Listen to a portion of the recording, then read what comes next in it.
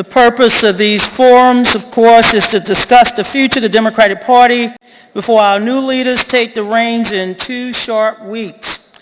And even though this is our last official forum, I know our candidates are going to continue to listen to Democrats all across the country and offer their vision for the future. Yesterday, I spent some time listening to millennials and other great young Democrats on the campus of Johns Hopkins.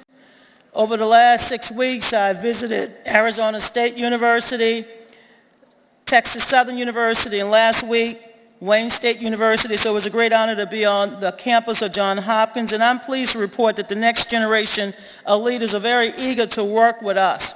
They want a seat at the table. So with that, let us get started. I am pleased to recognize Mr. Edward Howell, who will lead us in the Pledge of Allegiance. Edward is the founder and president of the Veteran Democratic Club of Charles County, Maryland, and is the director of Maryland's Democratic Party Veterans Council. He's a former Marine Corps platoon sergeant who served honorably in Iraq. He also serves as the chair of the Parish Council of St. Joseph Catholic Church, where he works with the pastor and parishioners and expanding their church. Edward has been a great public servant, so thank you, Mr. Holland, for your service. He will lead us now in the Pledge of Allegiance. Please stand.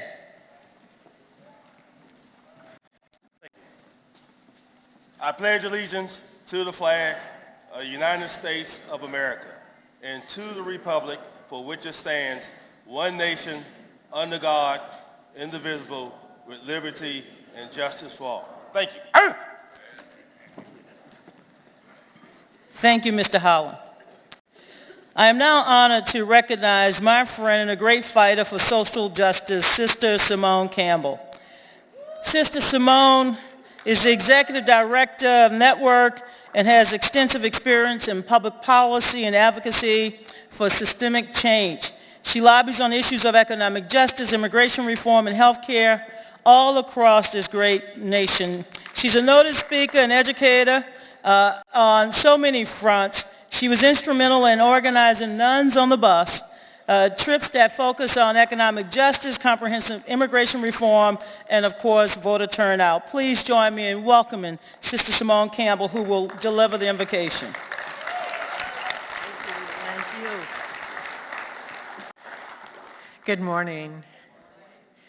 I'd like to begin with the very opening of the Hebrew Scriptures, in which it says, "In the beginning, God created the heavens and the earth. The earth was formless and empty, and darkness covered the waters. Darkness covered the chaos, and the Spirit of God was hovering over the surface."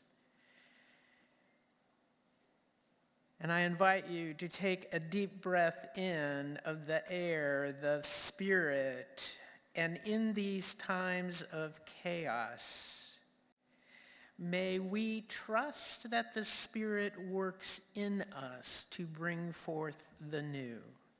May we listen to the nudges, the nourishment, the creativity, the hope for a new creation. And out of this moment of chaos, may we be willing to be made anew in a vision that includes all, anew in a vision that cares for our earth, anew in a vision where justice can be achieved for our globe. O Spirit of God, move in us this day and in the coming weeks, that we may be your faithful people, a new creation of hope in chaotic times. For this I pray, and let the people say, Amen. Thank you. Thank you, Sister Simone Campbell. And thank you for the leadership that you have provided to all of us over the years. So let me just say what a great honor it is to, again, be here in this beautiful city, this great state. And as many of you know, as Democrats, we have a lot of listening to do. We have a lot of work ahead of us. And I am so proud that we're going to be able in the next 2 weeks to deliver to not just our supporters, our voters, our grassroots activists, the kind of dynamic leadership that they've been yearning for. They want us to be out there each and every day aggressively, standing up for our values, fighting for them. And it is my honor to bring now on the stage someone who has already been fighting each and every day, not just on Capitol Hill, but all throughout the country and this great beloved community that he calls home. I'm excited to bring my friend, someone who I've known for a long time, to tell us a little bit about what's going on in the beautiful state of Maryland, the chairman of the Maryland Democratic Party, Mr. Bruce Poole. He's hosting us today, and I know he would like to say a few words, and then I'll also recognize our Eastern Region Chair from the great state of Connecticut, Vice Chair Nancy DiNardo, and thank her for her leadership as well. So please, Bruce, why don't you come on up, welcome us, and then we can get our program officially started. Good morning and welcome to Baltimore. I want to thank those of you who are here now and those who are coming, because I know it's going to be quite a crowd. I want to thank Nancy DiNardo. She made me feel very welcome from the start when I took over this position. I want to thank Donna Brazil, because in the campaign, no matter how crazy things got, you bet, no matter how crazy things got, she would take my phone call, she would get me coverage, and she would respond to emails, and that means a lot. So where are we now? I will tell you this. I was out of politics for 18 years after my seat in the legislature went from blue to red. This isn't any surprise. I promise you, I've been in all sorts of fights, all sorts of trials ever since. Everything, every problem that we have is imminently fixable. It is imminently fixable. And if you do the right thing and you talk about the right issues in the right way, at the right time, with the right people, we will come back and we will take this over again. Let's get it going. Thank you. Thank you, Bruce. And don't worry, I'll still call you. So before I bring up our next speaker, I would like to remind you that all our forums are being live streamed, democrats.org/livestream. We also ask that you go to our new website, future.democrat.org, which is our one-stop shop for all information about the election process for the new offices.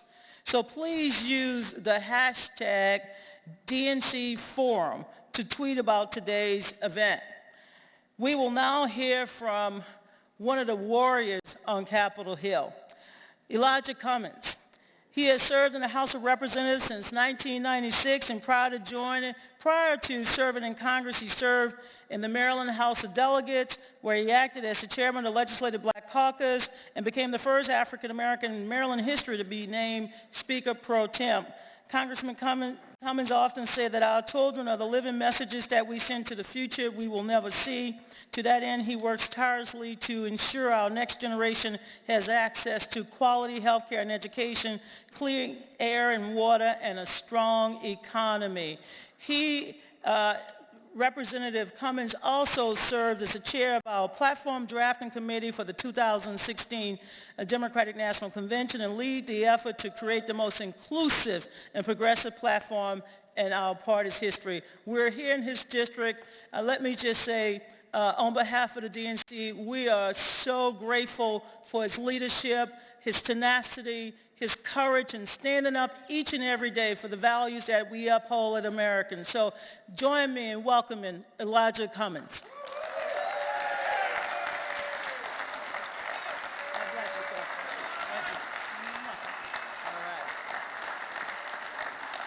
Thank you very much. Thank you. Good morning, everyone. Come on, we can do a little bit better than that. Good morning, everyone.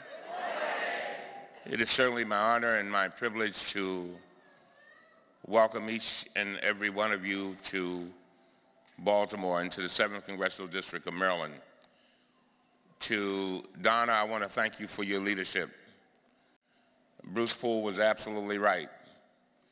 When things got shaky, when the boat seemed as if it was going to rock and tilt over, there you were, Donna, at the steering wheel, making sure that we got safely to shore. Ladies and gentlemen, give her another hand. Thank you.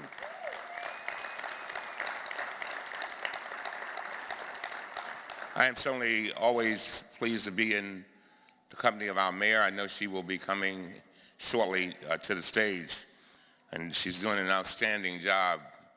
And so she and I welcome you to our city. Ladies and gentlemen, I just want you to understand that these are not normal times. These are not normal times. I told the DCCC a few weeks ago that we are in a fight for the soul of our democracy. And if you don't believe it, let me present the evidence. First of all, a democracy is underpinned by voting rights. Come on now, don't act like you don't know what I'm talking about. Voting rights, where people can vote, where they feel that their vote will be counted, where they're not worried about Russians hacking their voting efforts. There's something wrong with that picture. And then to have the Republicans not wanting to lift a finger or write a note to try to address that issue, there's something wrong with that. We are, and as further evidence, let's look at this. Every one of our institutions that underpin our democracy under attack. FBI under attack. Freedom of press under attack. Office of Government Ethics, attack. EPA, attack. CIA, attack. NSA, attack. Judicial system, attack. And that's just the ones I thought of while I was sitting here. We have gotten in our committee so many people coming to us, Bruce, who are telling us that they are frightened. People who work for the federal government. And we have gotten more whistleblower complaints probably in the last month or two than we've probably gotten over the last year. Ladies and gentlemen, there is good news, though. We got you.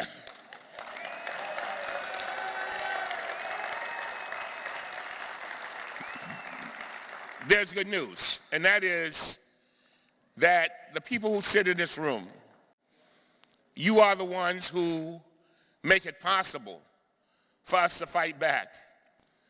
But if you don't get anything else from what I say, I hope you'll plant this in the DNA of every cell of your brain.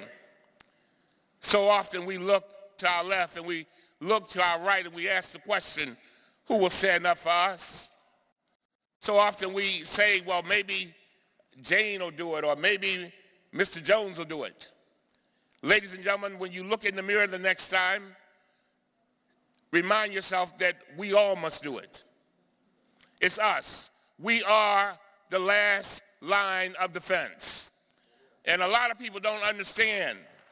A lot of people don't understand that what President Trump is doing is leading us to a new sense of normal. Come on now. Come on. Fake news. As the brothers would say in my neighborhood, what's up with that? Fake news. You don't know what to believe. But I remind you that we must be about the business, not so much just about looking at and examining and going against Donald Trump when our values clash, but we must always not just be concerned about the folk we are against, but we must always be concerned about what we're fighting for. What we're fighting for. And so I may not know what's fake news or not, but one thing I do know, is that after the Affordable Care Act passed, some ladies who had been examined for breast cancer came by my house and said, "Thank you, Congressman. We're now able to get treatment." I do know that there are little children who are worried and crying in their mother's arms because they don't know whether they're going to be taken away from their parents or their families are going to be divided because of the immigration policies of this administration. I do know that there are young children who need an education, who I want to have the same opportunities that I had, coming from parents who only had a 4th grade education, former sharecroppers, but in one generation to move to the Congress of the United States of America. Only in America. Only in America. But ladies and gentlemen, we must guard our progress. I think for too long, we took our democracy for granted. We took it for granted. We just assumed that it would always be there. Bulletin coming over the wire. Donald Trump hopefully has awakened us, and we're now prepared for battle. As I close, let me say this. One of the things that I will never forget after Donald Trump won, I couldn't believe it.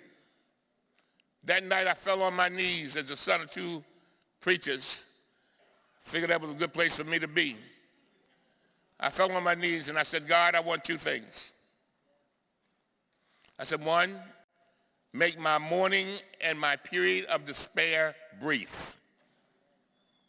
And I said, number 2, give me the wisdom and the courage to battle. Battle not for me. Battle not for me. Having lived to be 66, I've lived my life. But battle for the young kids in my neighborhood. Battle for the nurses who are trying to heal people right across the street from here. Battle for the public workers who the Republicans bash at every moment, every time they get a chance. Standing up for them. Standing up for those people who are paying $610 for 2 EpiPens, while the pharmaceutical industry is ripping them off. Come on now, don't leave me out here by myself. And so, we got to fight. We got to fight. And as I think about what we're fighting for, let us never forget that it was people like us, people, many of them were your mothers and fathers, uncles and aunts, mentors, that taught you to be who you are. In the words of Beyonce, you didn't just wake up like this. The fact is there were people who came before you and paved the way. And now we must pave the way for others. And so we welcome you to Baltimore. And by the way, when you are in your hotels, remember that a lot of the people who make up your beds, they live in my neighborhood. A lot of the bus boys, they live in my neighborhood.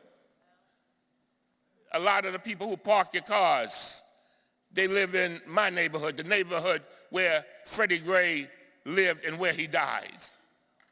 And so when you get ready to give a tip, understand that that tip perhaps will change or help to change the trajectory of somebody's destiny. And so for all of that, and for so much more, I thank you.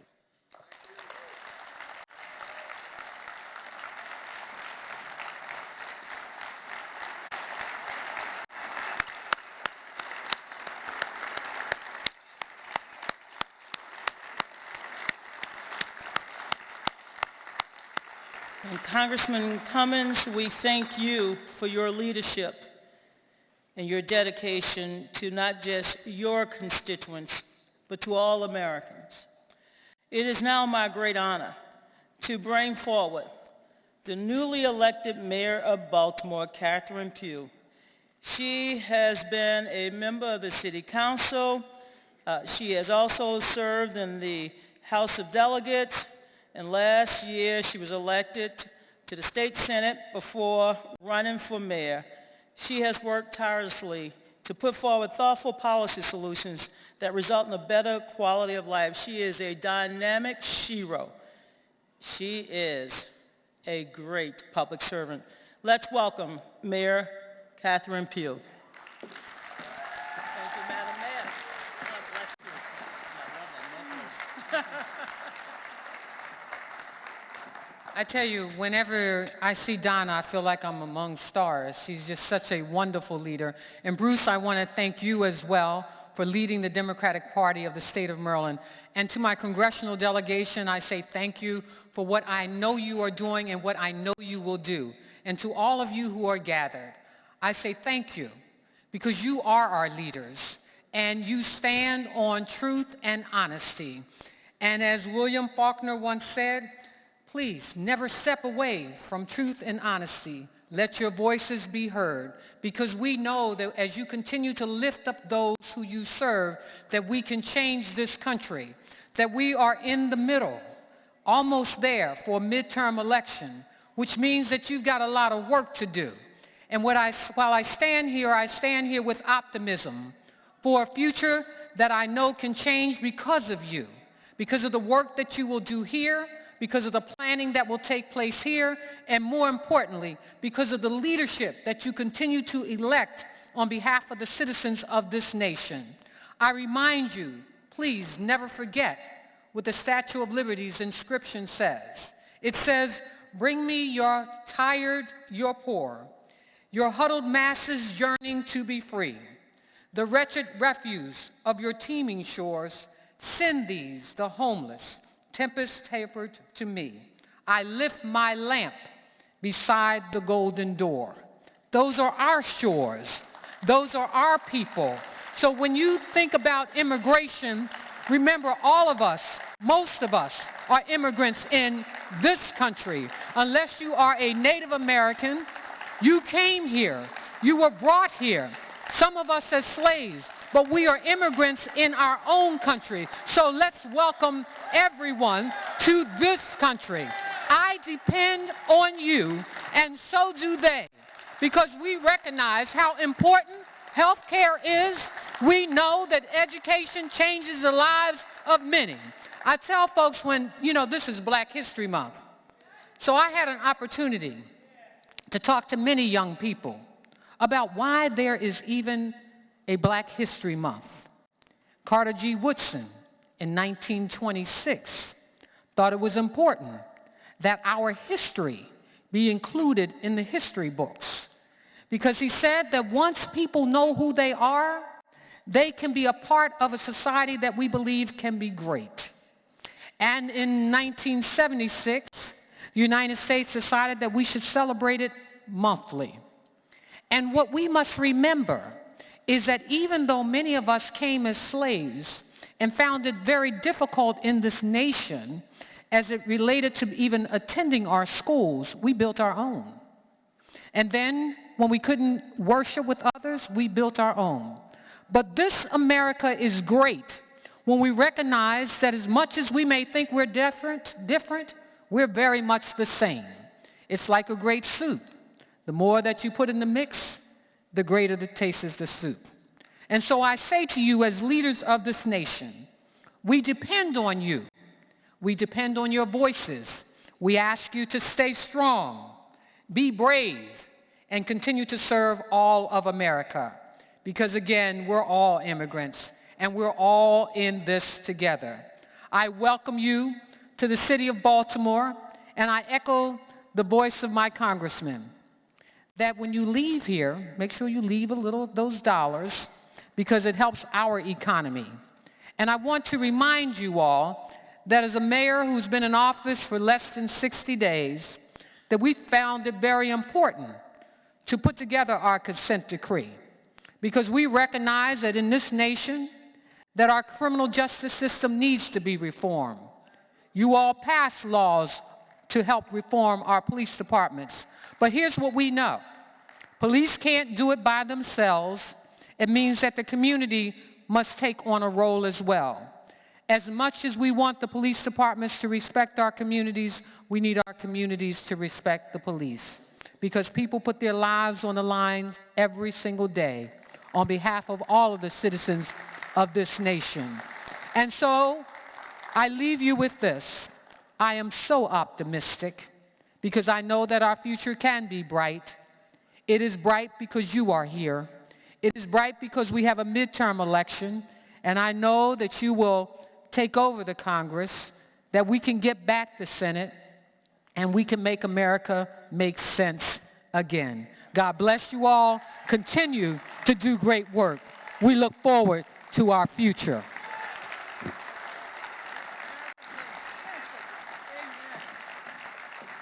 Thank you, Madam Mayor, for your great leadership and for hosting us here in Charm City.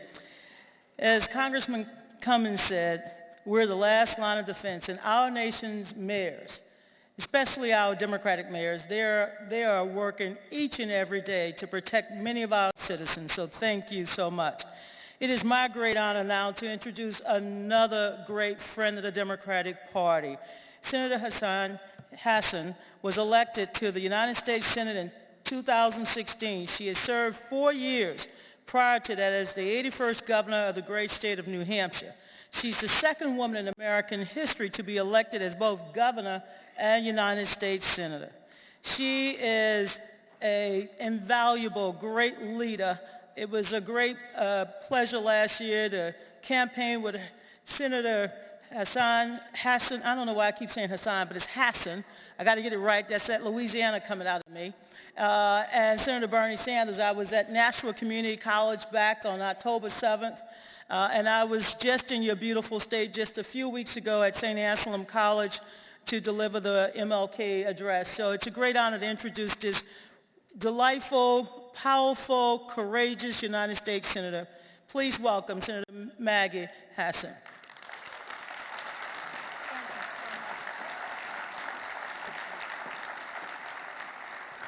Well, thank you, Donna Brazil, not only for the introduction, but for the friendship, the leadership, the incredibly courageous hard work. To Congressman Cummings and the mayor and to the Maryland Democratic Party and all of the local folks who are here welcoming us, thank you for hosting this event. A shout out to my own party chair, Ray Buckley, and to all of the grassroots activists who are committed to moving our party forward. It is really great to be here today. Just a month ago, I was honored to be sworn in as the United States Senator from New Hampshire, and I am truly grateful to the people of my state for the honor they have bestowed upon me. When I entered the race back in 2015, it was clear that this was going to be one of the most competitive races in the country. And when you win by roughly 1,000 votes, you know that every single effort made a difference. We ran a campaign focused on how to move our economy forward and include people in our shared economic success. We also understood the frustrations of voters who saw a system in Washington where too often corporate special interests stack the deck for themselves and against the middle class. And we made clear that I would fight back against the special interests in the United States Senate. People had seen me in New Hampshire working as governor with members of both parties to build a stronger, more innovative state where education and small businesses drive job creation. And our campaign focused on key economic priorities to help middle-class families make ends meet. Priorities like making college more affordable, lowering student debt, and expanding job training efforts, supporting innovative businesses that drive our economy, and expanding women's economic opportunity. We stayed focused on those priorities, and it worked. Now I am honored to be part of the first all-female, all-Democratic congressional delegation.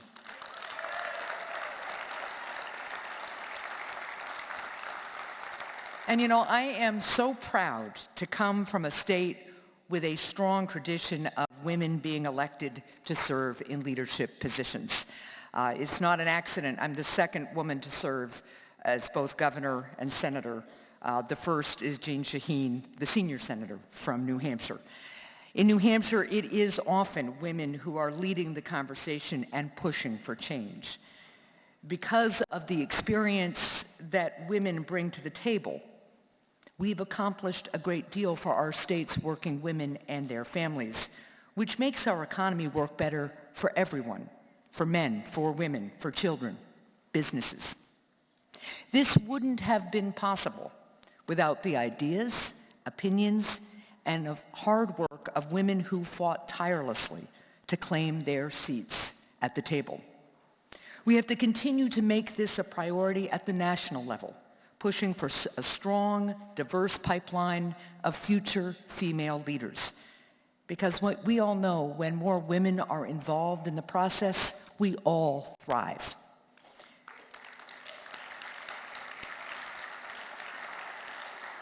As we look at our path forward, we have to expand our focus on what happens in local and state level races.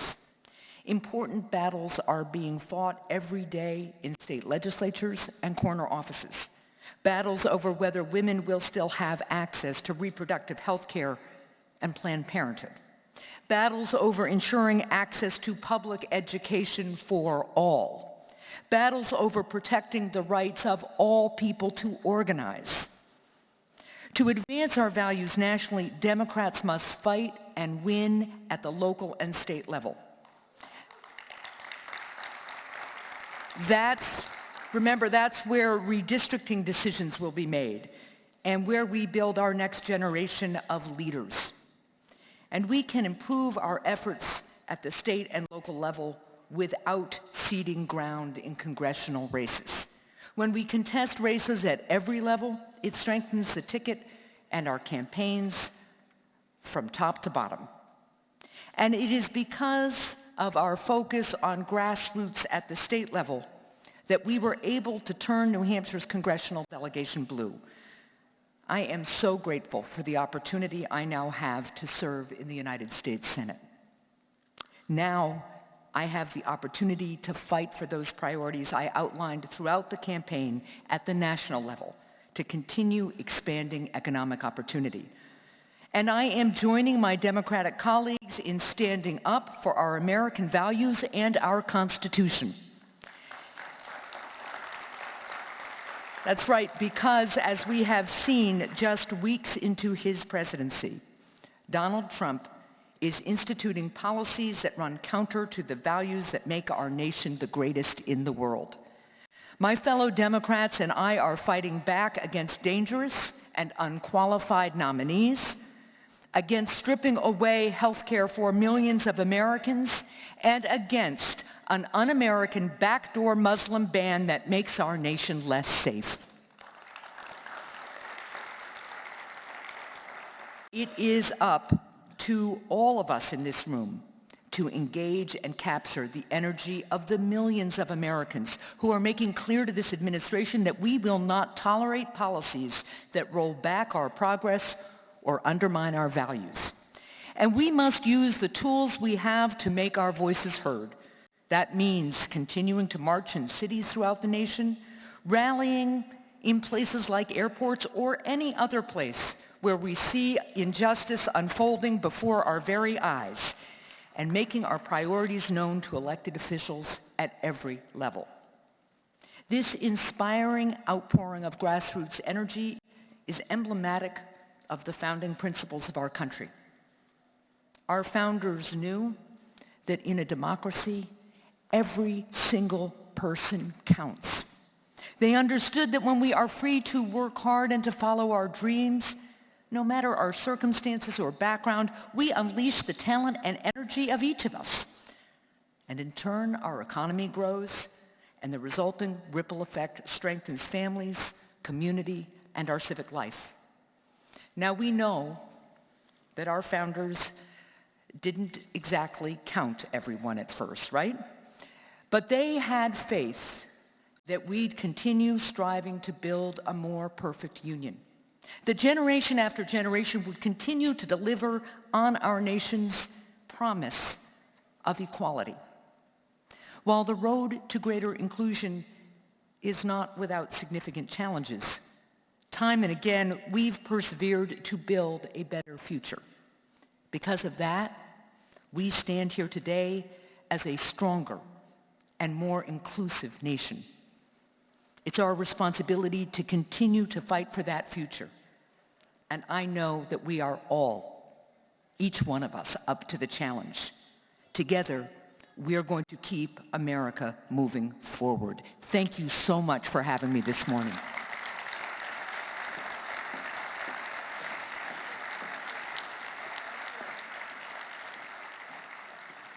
Senator, I have to tell you, someone has already given us a button, but you probably heard this last week. She was warned. She was given an explanation. Nevertheless, she persisted. So I want to thank you, Senator, for standing up for and supporting Senator Elizabeth Warren. Please let her know that we have her back, we have your back, and we thank all our Democratic senators for standing up for our values each and every day, for working hard each and every night. Thank you, Senator Hassan. We have some great leaders in the United States Senate, and we're going to help those red state Democrats in 2018. The last of the 2016 elections are now behind us. We were engaged in the recount in North Carolina and the runoff in Louisiana, but now we got to focus on the 2017 elections. I think everyone here knows that elections just don't happen every 4 years in November, but too many of the people who support us in presidential elections don't show up. We have got to get them activated, and we have to get them to the polls this year. We need them to show up in 2 weeks in Delaware. There's a special election. The control of the state Senate is on the line. And it is also the first election since Donald Trump took over the White House. So we're about to get a taste of just how motivating he is going to be to helping us get out our voters. We also know that we have gubernatorial elections in New Jersey and Virginia, and they are very, very important. Right now, there are 33 Republican governors to just 16 Democrats in the country. Terry McAuliffe, our former chair, is term limited, so we have to keep that seat in our hands. And yeah, that's Susan Sweckert, our state chair there. And of course, Chris Christie is about to end his tenure in New Jersey. Let's end it by putting a Democrat in that seat. So joining me now is my good friend Dan Malloy, who is the governor of Connecticut and chair of the Democratic Governors Association, to update us on some of the activities of the DGA. Since 2011, Dan Malloy has served as the governor of Connecticut, and during his first 4-year term as governor of Connecticut, that great state has experienced a phenomenal job growth in the private sector. Today, Governor Malloy continues to work hard to create jobs, expand opportunity, improve public education, invest in infrastructure, and protect the environment. He served in 2016 as the co-chair of our platform committee, along with Congressman Cummings, and many of you know that that was the most progressive platform in our party's history. So joining us this morning to update us on the governor's races, a great champion of just about every American in this country, but a great leader, Mr. Daniel Malloy.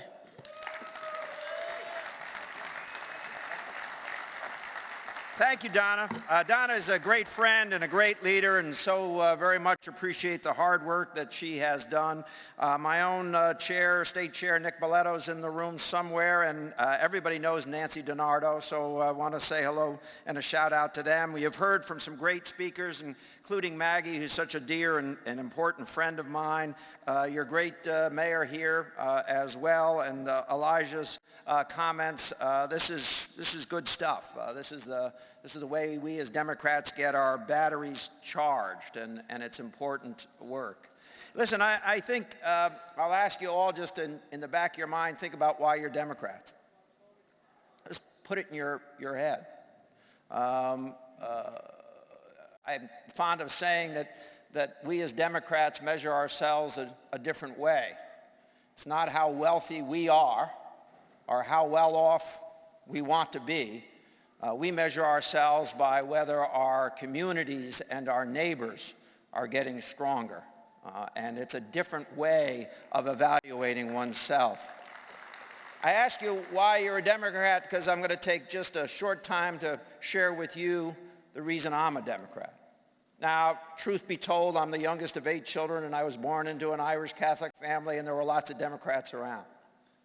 But there is this other part of who I am and what I am. I was born with severe learning disabilities and physical disabilities. I was spastic as a child, as a young child. I was thought to be mentally retarded as late as the 4th grade, as that term was then used. The reason I'm standing before you today, and the reason I'll make the arguments I'm making, is because of a great public educational system. People who never gave up on me. People who made sure I had the therapies necessary to maximize my potential.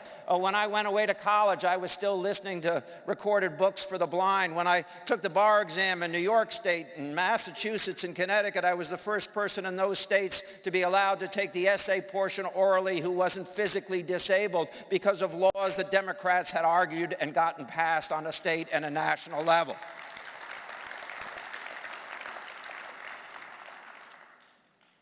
We have an obligation to give back and make our nation stronger, even when the things that we want to do are opposed, even when those things are so simply understood would move our nation in the right direction. We have to overcome, and right now we have to overcome what's going on at the White House as we speak.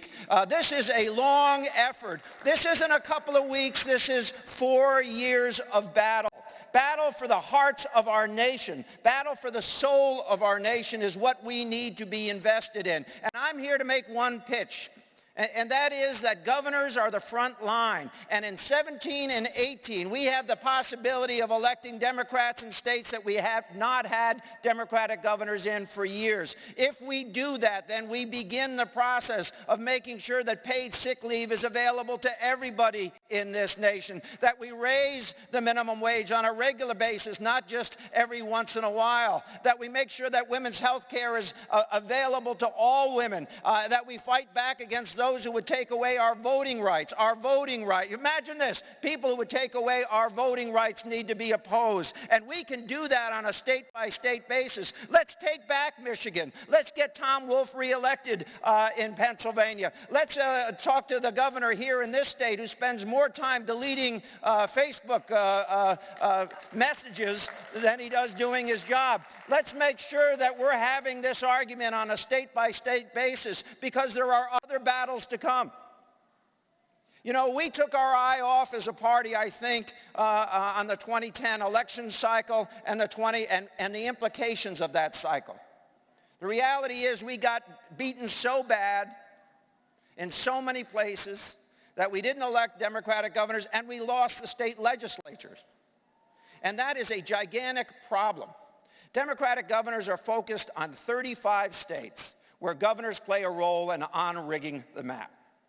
If we could take back a state like Florida, re-elect Tom Wolf in Pennsylvania, get back in Michigan or Ohio, Wisconsin, we don't have to go out and win elections to take back the Congress of the United States. All we have to do is make sure that there's a fair redistricting map. We could pick up 44 seats if that map had been drawn in a legal way. And we need governors prepared to lead that fight in those states. We need to resort to the courts. You know, what we didn't do in those days is go to the courts as quickly as we should have and could have. Because what we've learned is when we go to the courts, there is a meaning of the Constitution. There is a meaning of one person, one vote. And we need to be prepared to make that argument in state after state. And on-rigging the map is an important part of that. But electing Democratic governors is the front line of that discussion, the front line of that battle. If we do this, then we can have a House that the framers of the Constitution truly believe should reflect where the American people were at any given moment. Right now, it is so stacked in Republicans' favor that we don't have the chance of doing that. I'm going to remind you that there will be numerous currently held Republican governors' offices vacant. We have a tremendous number of governors who are term limited out. You know the states if you have one of those. They're on the map if you can see them. The reality is this is an unbelievable opportunity that presents itself not only to take state backs, not only to have governors play a role in making sure that we can protect our Constitution in our states and that we can roll forward as opposed to rolling backwards, but that we can also have a role to play in the Congress of the United States. I'm asking you, in this room, at this time, to take this more seriously than we've ever taken it. There is no doubt that a Democratic Party in a state with a Democratic governor is a stronger party. There is no doubt that the ability of a governor to lead in a state, to rebuild the party, to recharge the party, to raise money into the party, to organize the party, there's nothing quite like it. I know because I was the first Democrat elected in my state in 24 years. That's the reality. In a blue state, I was the first one. We can do this, folks. We can have this opportunity to lead this discussion on a national basis, but doing it by state, by state, by state. And by the way, the best opposition to the president right now, I understand our senators, including my very good friend Maggie, and our congresspeople have a fight on their hands in Washington. And they've got to stand up to this bully. And we got to stop. Somebody's got to take his phone away so he stops messaging that way, and somebody's got to stop him from. This is a guy who ran and said he was against executive orders. Well, this is a guy who's writing executive orders in crayon right now, and that crayon isn't designed to take away our rights. We've got to be engaged in this fight. So let me remind you that two of my friends, Jay Inslee and Governor Dayton, are the people who had the victory out on the West Coast, the people who brought this argument to the forefront. And that's why this is so very, very important. We've got to make sure that we're standing up for paid sick leave and for equal pay for equal work. We've got to make sure that we're protecting those voting rights. We've got to make sure that we're protecting organizational rights and working rights of American men and women. We've got to make sure women's health is protected. We have to make sure access to health is expanded for all, not shrunk for all. And that's an important discussion we need to be involved in. And we have to say to our brothers and sisters in the LGBTQ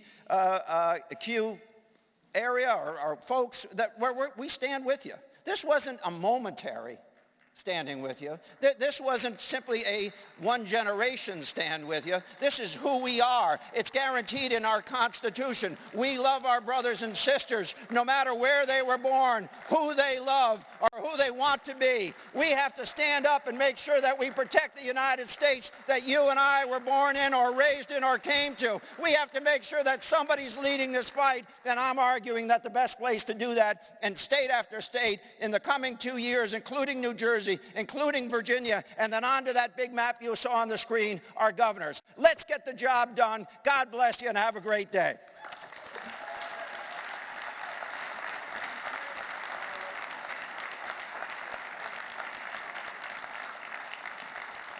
Thank you, Governor. Thank you for telling us your story, and thank you for leading the fight all across this country with our nation's governors.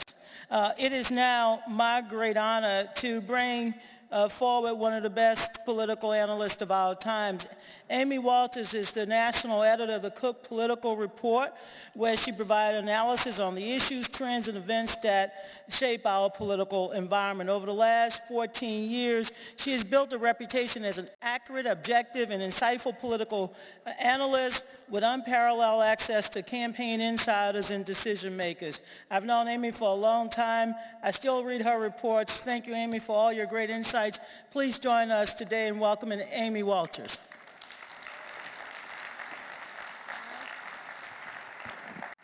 Well, good morning. I have the very awkward distinction of being the nonpartisan person in a very partisan crowd. I'm not here to cheer you up or take you down or tell you what to do. I'm just here to tell you about what I see happening in the political environment today and where I think it's going to go a couple of years from now. Part of my job in being a political analyst is to understand what is going to happen, is to really dig into what already happened. And mostly it's to challenge my assumptions, challenge the conventional wisdom as much as I possibly can. And I think 2016 gave us all a good reason to do that. Like many of my peers, I did not predict what the outcome of the presidential election was going to be. And so there's been a lot of soul searching, not just among folks in your party, but in my profession as well. And part of what I've been doing then is to look about what we learned about 2016 and what it means going forward for 2018 that I think everybody in this room can take with them as well. And the most important, there were two assumptions made about the 2016 election, maybe that, and it wasn't just an assumption, it was considered a fact that this was actually going to come true, that Democrats had a demographic advantage and an analytic advantage that was going to take them to the White House. And we learned that that really didn't work. The demographic advantage, right, there are more people in this expanding coalition. The Obama coalition is bigger than the Trump coalition. And a lot of Democrats pointing to the popular vote victory of Hillary Clinton. But what was missed underneath that were a couple of things. One, you only have a demographic advantage if those folks actually turn out and vote. And we learned that not all of them did, right? And where they turn out and vote. Did they vote in Wisconsin and Michigan and Pennsylvania? We know a lot of them turned out in some of the big dark blue states like California, but the geographic is as important as the demographic.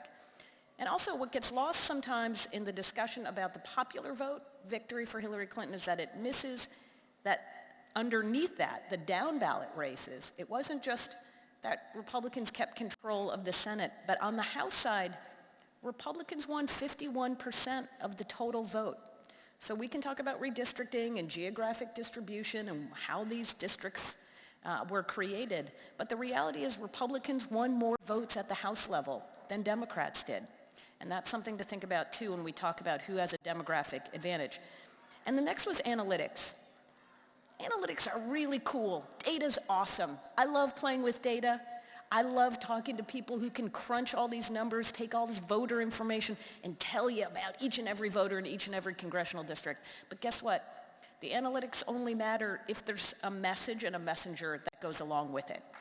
And I had a very wise person said to me one time, you know, you can't win on turnout if you're losing on message, okay? Turnout only gets you so far. And Donald Trump and Republicans had a stronger message. They may not have had the analytics. We know that they didn't have all the sophisticated tools, but they had a message and they had a messenger. So what do we think about, what does this mean going forward then as we look into 2017 and 2018? One of the challenges is then to not overcorrect for the mistakes that we made in 2016 and looking at what the conventional wisdom is, but to understand where we are and what's going to matter and what's not.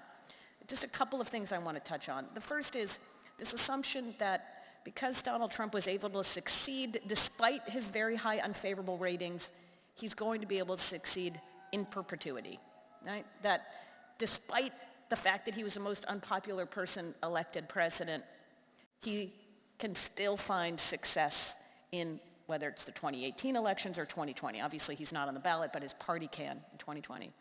Now, he was the most unpopular person elected president, but of course, he was also running against somebody who was very unpopular. In 2018, it's not a contest for who is the most or the least disliked of two disliked people. I'm sure many of you in your own families, your own communities, knew people who said to you, "Oh, I don't like either one of these candidates running for president, but I got to make a choice. So I'm going to choose somebody I don't really like over somebody else I don't really like." 2018 is not a referendum between two very disliked people for president. It's a referendum on the president. And this president right now does have historically low ratings for a first-term president at this time. What he does, though, have is the intensity of his base. They have not abandoned him. They are sticking with him. This isn't just about what's going on Capitol Hill. This is his base of voters. When you look at his approval ratings today, and we get caught up on the 40% or the 42% or 43% overall approval rating, but dig underneath the numbers, 92% of Republicans support him. That's still there. If they start to abandon him, that's an important thing to remember. But as I said, the focus in 2018, it's a referendum on him. And what we've seen is that his all base, all the time, keep my base, keep those 92% happy, is also energizing the 92% who give him an unfavorable rating, namely Democrats. And that's what's going to be fascinating for us to watch in a midterm election, because traditionally, midterm elections, at least in the last 8 years, have been difficult for Democrats because that coalition, that Obama coalition that put him into office in 2008, reelected him in 2012, they don't show up in midterm elections. They don't show up in off-year elections. But is this the year that they turn out? Not to support the Democrat, but they didn't come out to support Democrats, but are they going to come out because they're motivated by their frustration and dislike of a Republican? This is going to be a big, important test. The demographics versus geography, another really important challenge for Democrats. You saw the map that the governor put up about the governor's races. The House and Senate map looks very different.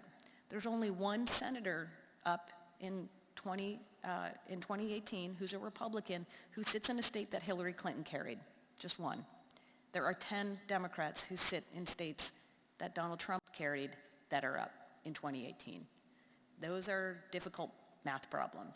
So turnout is important, demographics are important, but you got to make sure that the folks in North Dakota are turning out as well as the folks in Nevada.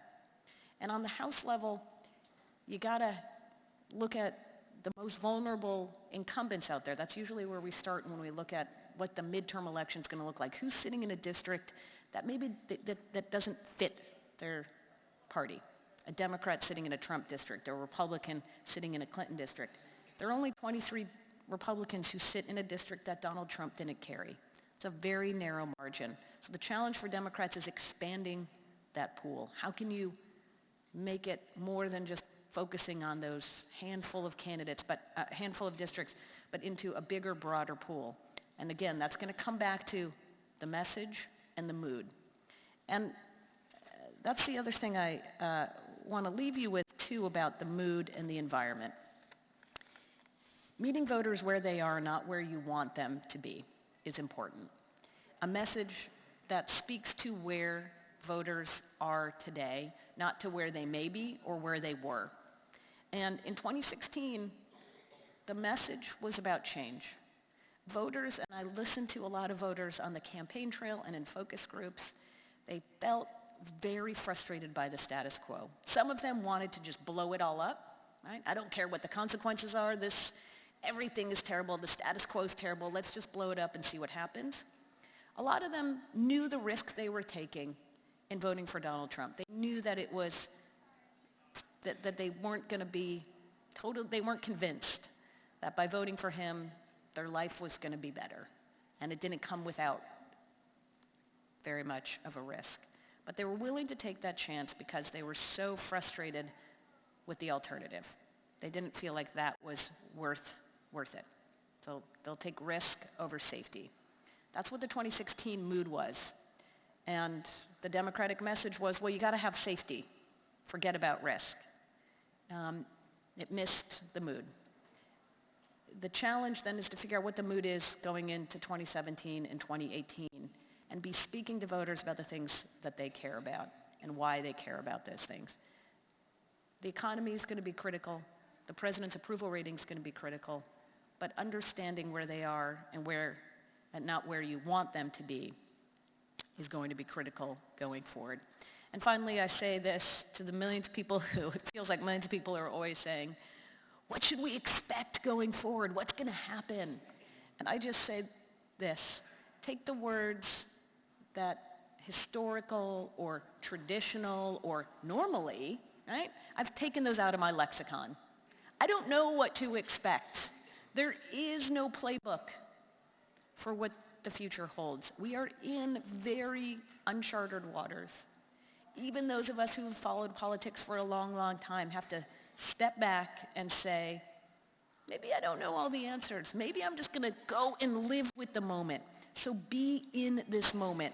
Understand this moment.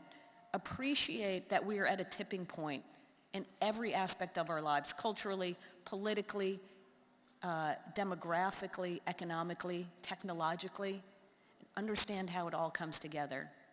And I think It will make us all better at our jobs and certainly give us a better sense of what's to come. So thank you very much for having me.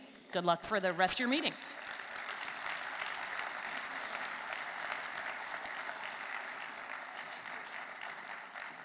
Thank you, Amy. In a few minutes, we will begin to hear from candidates who are running for national office with the Democratic National Committee.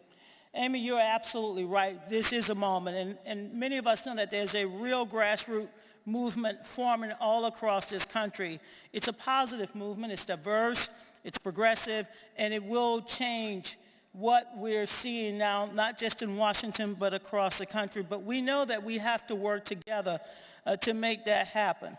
So before we hear from our candidates, it is my great honor to bring forward the leaders of the Unity Reform Commission. Jen O'Malley Dillon and Larry Cohen have agreed to serve as chair and co-chair respectively of the commission. Jen worked with the Hillary campaign, Larry with Senator Sanders' campaign. It is very important as Democrats that we stick together, that we work together, that we help to harness this movement that is out there. And our Unity Reform Commission was created through a resolution that was approved at the Democratic National Convention in Philadelphia to study key elements of our party structure and our nominating process so that we can make it better, we can improve what we did in 2016, and we can learn from our mistakes and continue to move forward. We know that our country needs us, and the real test of the future of the Democratic Party is going to be whether or not in the coming weeks, in the coming months, in the coming years, that we stick together and that we're able to unify this party and get ready for the fights ahead. So joining me before we start hearing from our candidates are the two great leaders of our Unity Reform Commission, Jen and Larry. Please come and give us an update.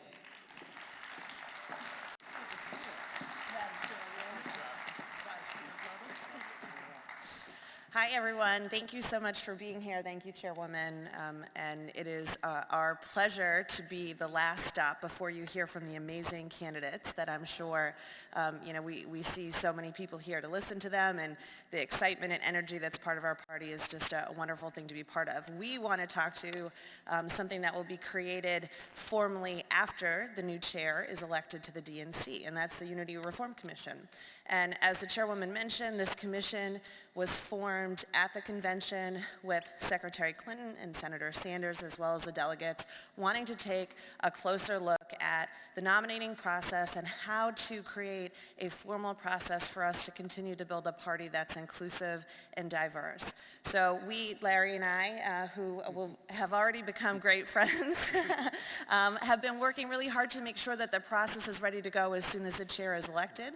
And we also, understand what a significant undertaking this is. This is a commission that's going to be making recommendations to the RBC and the National Committee, and it's going to be looking at a whole host of things, everything from how to be more inclusive in the nominating process, how to have more people participating, how to look at the manner of voting, looking at superdelegates and delegates, and looking at how we win elections and how we raise money. So it's really a big undertaking, and we're working together to make sure that the process will be ready, but that everyone that's participating here, everyone that's part of the DNC, many of the people that we're hearing chant outside of the walls here are able to participate in that process. So Larry's going to talk a little bit more about how to do that.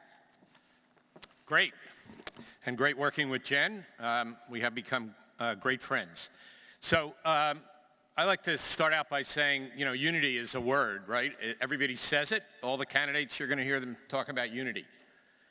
But it doesn't fall out of the sky like the rain or snow, especially for DNC members here, but also for those who are here with us. We have to work at this. And for all of us who believe that, well, we already know the answers to this, we've been on the DNC for years, that's not going to help at this moment. And so we need to do real work together to figure out how to build a much bigger Democratic Party and a much deeper party. That's our mission here. And the two of us are committed to that, but we need you to do that with us. And as My friend Christine Pelosi said to me this morning, unity is fine, but we need community. That's a Latin word, with unity. Build community. And there's lots of communities, and we've heard about them. The real question is, how do they feel in a deeper way that this is worth not only their voting, but their arms and legs? That this is a place where you fight for social change just as much as the millions of women that led us a few weeks ago, that we follow those women, and we follow our hearts, and we follow the many different groups that are saying to us, we want to build a people's party. And yes, populism can be a progressive force, not a regressive force, but only when we get engaged. So, we have a website. I'm not sure it's popping up there, but Democrats.org is the first part. That's the general website. And then /unity-commission. So we want you to send us stuff there. Specific things. You know, what's your view of the delegate structure, the superdelegates, how the parties in the states are, the caucuses, the primaries? We're going to be out at a table a lot of the day, if not all day, Unity Reform Commission table. There's forms there. You can put down what you want there. We'll be in Atlanta, where hopefully we'll be in like a listening place, and you can come and talk to us one by one or out at the table. And then for 8 months, and it's not a lot of time, so it's a late start, given that this came from last July. For 8 months, we will be listening, and there's 21 of us, and we come from the 2 campaigns and from the new chair. But we really want to have, hopefully, thousands get engaged in this. So at the end of the time, after we spend all this time together and bring that back to the DNC no later than the end of the year, this is not going to go on forever.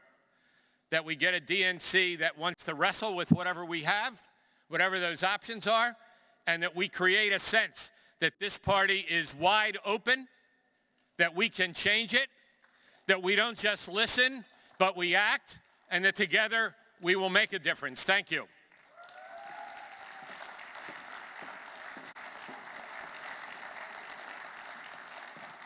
Thank you, Jen. Thank you, Larry. And before we take a real short break, I want to recognize all of my fellow Democrats who are here today, members of the DNC. Over the last 6 weeks, we've had more than half of our members attend these regional forums to hear from you, to listen to you, and also to listen to the candidates and to have a dialogue with them. So, members of the Democratic National Party, please stand up, be recognized.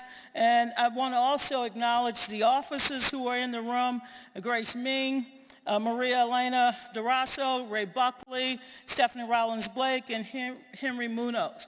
And also, my great honor to introduce the former chair of the Democratic National Committee, Mr. Don Fowler, who is also here with us today. I'll be remiss if I did not acknowledge someone who mentored me and someone who has always stood in my corner, who pushed me forward, who even once told me that I had to accept payment as campaign manager and a raise. My good friend, the chair of the Gore campaign, Mr. Tony Coelho, former House Majority Whip. So thank you, Tony. Thanks for having my back. And thank you for supporting women and minorities in public office. I am grateful for your leadership. Let me also give a shout out to our wonderful caucus and council chairs, Belle Long Hung, is she here? Belle is here. The amazing Lottie Shackelford, who's also a great mentor, the former mayor of Little Rock and the former vice chair of our party, Virgin Rollins, Iris Martinez, Earl Folks, Ryan Ramirez, Betty Ritchie from Texas, Jason Ray, and Andrew Lackman. As you all know, I am stepping down as your interim chair. This is the second time in my long history with the Democratic Party that I've served as your interim chair. I've also been an intern twice. I am also stepping down as vice chair for civic engagement and voter participation. And after 40 years as a Democratic Party activist, as an organizer, as a campaign manager and leader of this party, I've decided it's time for me to go fishing. I have worked on 7 presidential campaigns, 56th congressional campaign, 19 state and local campaigns, 49 states. One more state, I'm going to become Miss USA without the bikini, and I'm looking forward to that too. But you are my friends, my colleagues. I love you dearly, and I will continue to help this party. I will be a major supporter. I will always stand up for the values that we believe in. We're Democrats. We're strong. We're not dead. We're going to come back stronger. So we're going to take a short break, and when we come back, we're going to introduce April Ryan, our moderator for this afternoon, and we're going to get this party started. So God bless you. Come on back in about 5 minutes.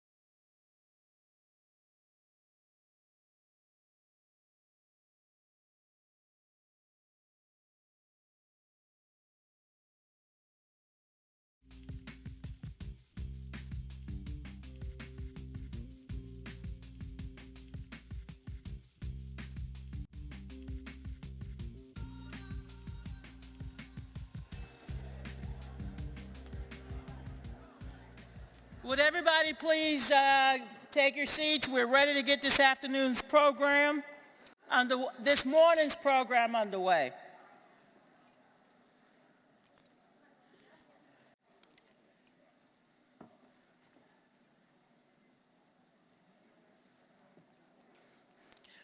Before I bring up our moderator, let me remind you that all of our forums are being live streamed on democrats.org/livestream. We also ask that you go to our new website, future.democrat.org, which is our one-stop shop for all of the information about the election process.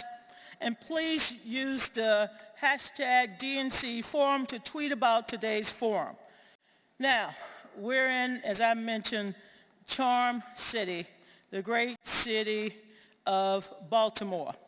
And this morning, we've heard from many of our great leaders in the Democratic Party who provided their thoughts on how we move this party forward. Now it's time to begin hearing from the candidates who are running for a DNC officer positions. For many in this room, the next part of the program is the main event, and we have all been eager to hear from each of these candidates. This will be an opportunity for our candidates to share with us their vision of the future of the Democratic Party, and this is an opportunity for DNC members to ask their questions of these candidates. We also have forms out there for many of you in the audience who are special guests to also present your questions and views. Please fill out those forms and we will give them to our great moderator. We will first hear from the candidates who is running for finance chair of the DNC, then we will hear from the candidates for treasurer and secretary in that order. We will hear from the chair and vice chair candidates during the afternoon session. So it's my great honor and pleasure to introduce a remarkable journalist, April Ryan, who will moderate today's candidates forum. Since 1997, April has worked as the White House correspondent for American Urban Radio Network. She hosts the daily feature, The White House Report, which is broadcasted to over 400 affiliated stations nationwide. Prior to working for the American Urban Radio Network, April served here in Baltimore. She worked on various radio stations where she was the news director. She's an author. Her book is available outside. She didn't tell me to plug her book, but I'm plugging your book, April. And over the last 15 years, she has conducted one-on-one interviews with President Barack Obama, President Bill Clinton, Secretary Hillary Clinton, Vice President Al Gore, and many, many others.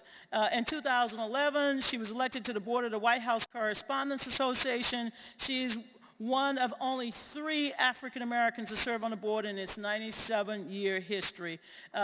Whenever you're watching the daily briefing with Sean Spicer, there's always a really tough question from this dedicated journalist and reporter. That's April Ryan. Ladies and gentlemen, it is just a great honor to be here with April. April, please come forward and prepare us for this afternoon session. Thank you. I put water here and water there. God bless. Good luck. Good morning, everyone. And I want to thank Donna Brazil. When I first came to Washington, she was one of those sisters, this is how you have to do it, and I did it. Thank you, Donna. She's amazing, and I don't want you to go fishing. Either way, I'm April Ryan, White House correspondent for the American Urban Radio Network. Been serving in that capacity for the last 20 years. And I am a native of Baltimore, Charm City, and very honored to be here today. And I want to start off now with the momentum of today, the DNC Future Forum, the Candidates Forum, with our first Candidates Forum, the Finance Chair. We want to bring forward Henry Munoz, and he will present for 5 minutes, and then after that, there will be 5 minutes worth of questions. Mr. Munoz.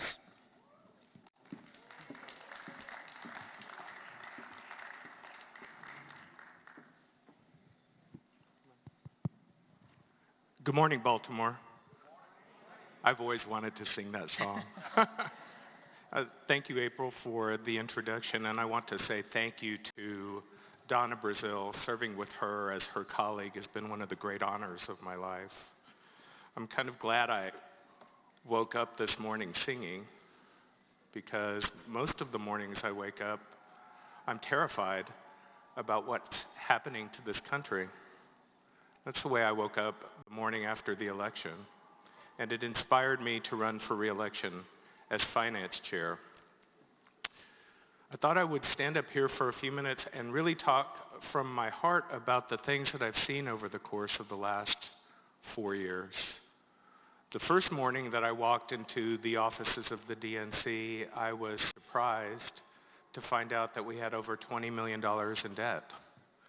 I'm very proud to stand here today and say that that doesn't exist any longer.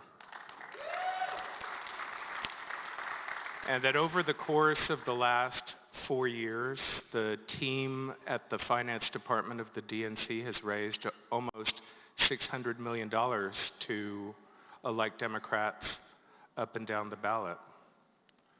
But over the course of the last few months, as I've spoken to so many of you and to people across this country, I realize that that's not enough, that it isn't just the money. Now, I will say this, the other side, you need only look at the amounts of money that flowed into that inaugural fund to realize that this party is up against an unprecedented, unlimited amount of money that will be spent to defeat us and to defeat our principles. They have decided that their finance chairman should be a casino owner. I'm not involved in a business where we print money. But I will tell you this, over the course of the last few years, over the course of the last few months, I have listened, and I realize that we need to change the way, the culture of the way that we raise and spend money at the DNC. It is a time for innovation, to bring major donor finance together with digital finance, to connect to people, to bring people to a seat at the table. Our first joint fundraising agreements need to be with the state parties. The people who are investors in our party need to be treated like investors. And what they are saying is that there needs to be programs that they are willing to invest in. We need to change the cyclical nature of our fundraising and invest in our future so that state party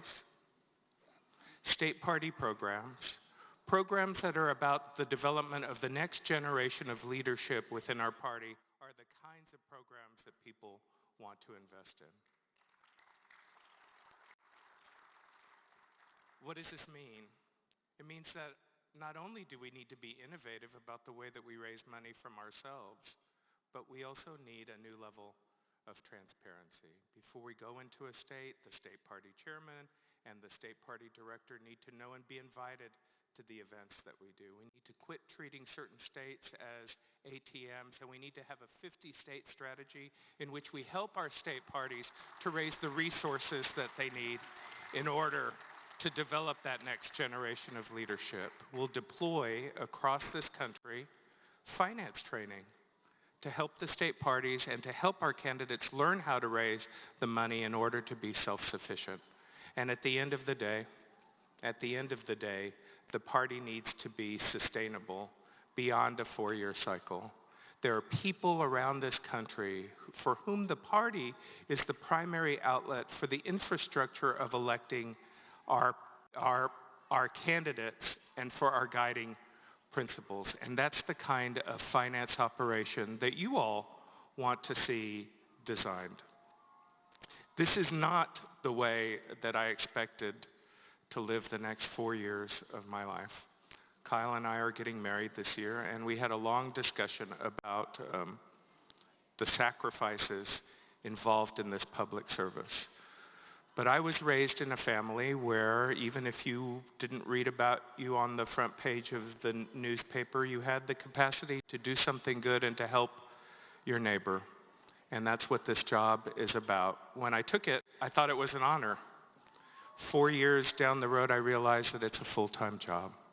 So if you give me the opportunity to continue to serve in this role, I promise you that I will do my hardest to raise the resources necessary to make sure that we are a winning party. When I was a little boy, I was raised by two labor leaders. And on Friday nights, probably after a few drinks, my father would come home and make me watch labor leader training films.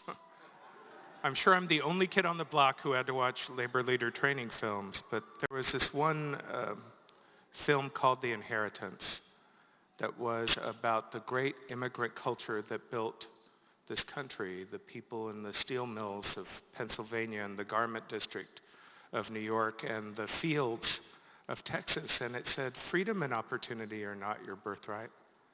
They weren't handed to your people on a silver platter. You have to work for them, and you die for them, and you day and night for them. And every single day, you earn them all over again. Every morning when I wake up in this job, I think about that film, because that's the moment in our country's history that we are living in once again. And I'm very proud to serve as your National Finance Chairman, and I would love the honor of continuing that service. Thank you all. And at this time, we would like to open the floor up for questions from members, if there are any questions. Ask me questions. This is your time. So, Mr. Munoz, I want to ask you a question. The 50-state strategy you're talking about, how would you view funding the 50-state strategy? Well, the very first thing I would do is that I would communicate differently than we've ever communicated before. We've not, in my experience in the finance department at the DNC, we've never organized the simple action of a call with the state party chairs and the state party directors. I think the start of that needs to be to ask each of the state leadership what the type of resources and the amount of resources that they need in their state parties in order to be successful. It is a shame that some of our state parties don't have enough resources to even last 90 days. A party that can raise $1 billion in a presidential cycle has the abilities to fully fund its state parties, and that needs to begin with a listening tour. In 2017, resources are imperative for each party. But what is the disparity, the discrepancy in funding? What's the ratio from the Democrats versus the Republicans? You talked about that in your opening speech. Well, we can raise money. And the way that we raise money is actually the right way to raise money, because we don't just raise money from major donors, but we've proven time and again over the course of the last 8 years that we have the ability to raise small dollars from investors who see themselves as an integral part of the party, particularly young people. And I think the key at this point is to continue that idea of fundraising, but to transfer it from one specific candidate to the party itself. So I think we have an amazing foundation upon which to build. And it is a foundation that doesn't need to be, when it's compared to the Republican Party, is comparable. I will say this, and it does make me nervous, is that they do not play fair. This is about money on the other side.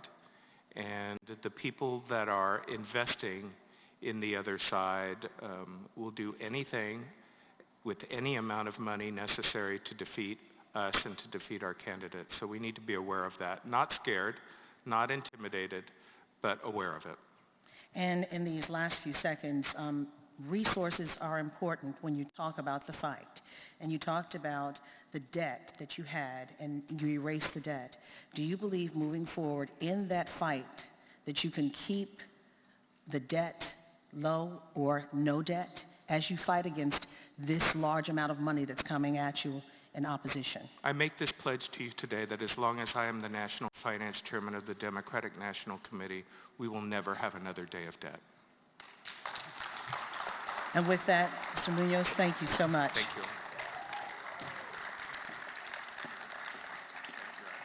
Thank you. Mr. Munoz, Henry Munoz, Finance Chair candidate.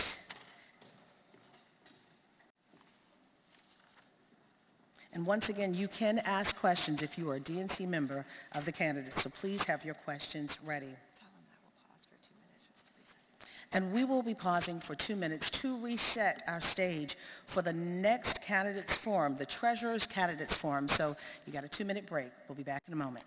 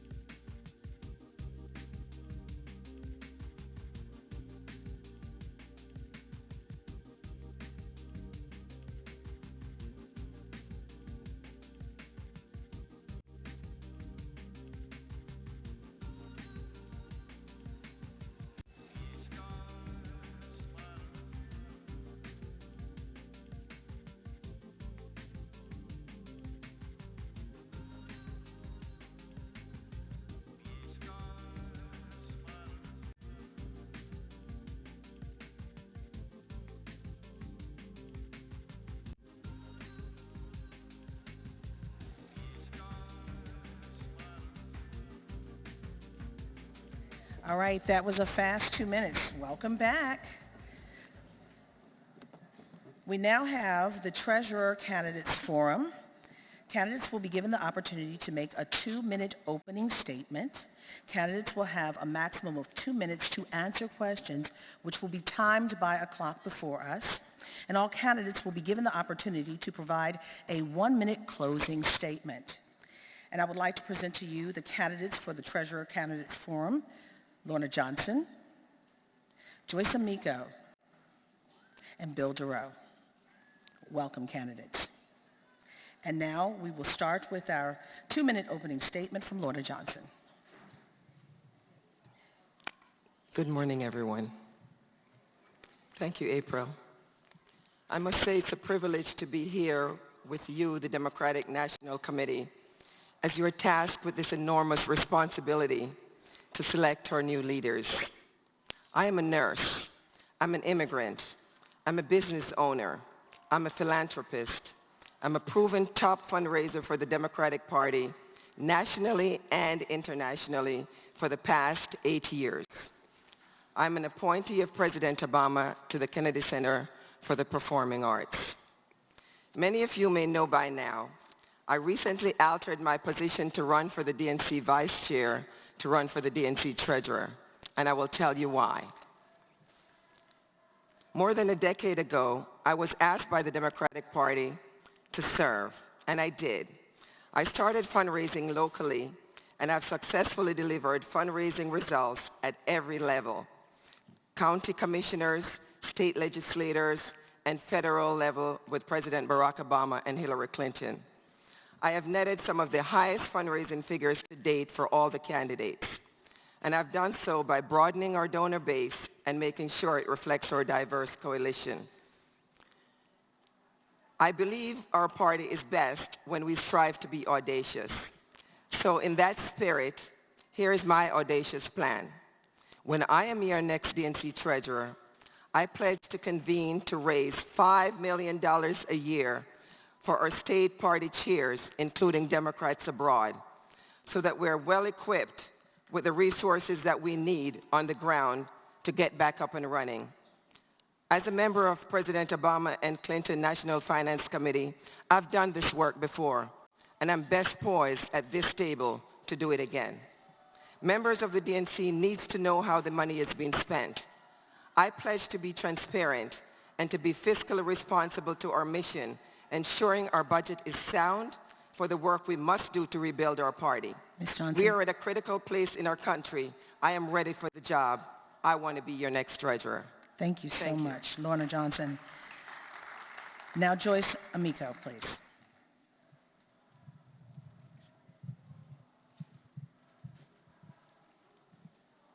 Good morning.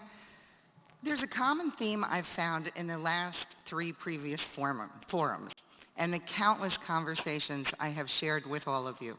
Members are seeking real transparency in our finances and a greater inclusion in the budgeting and planning process. There seems to be an ongoing disconnect between DC and the states about what is actually needed in our finances, raising and spending. Helping to change that culture will be my priority. State leaders feel excluded in the organizational plans, the operational forecasting, and the fundraising exposure for their state parties.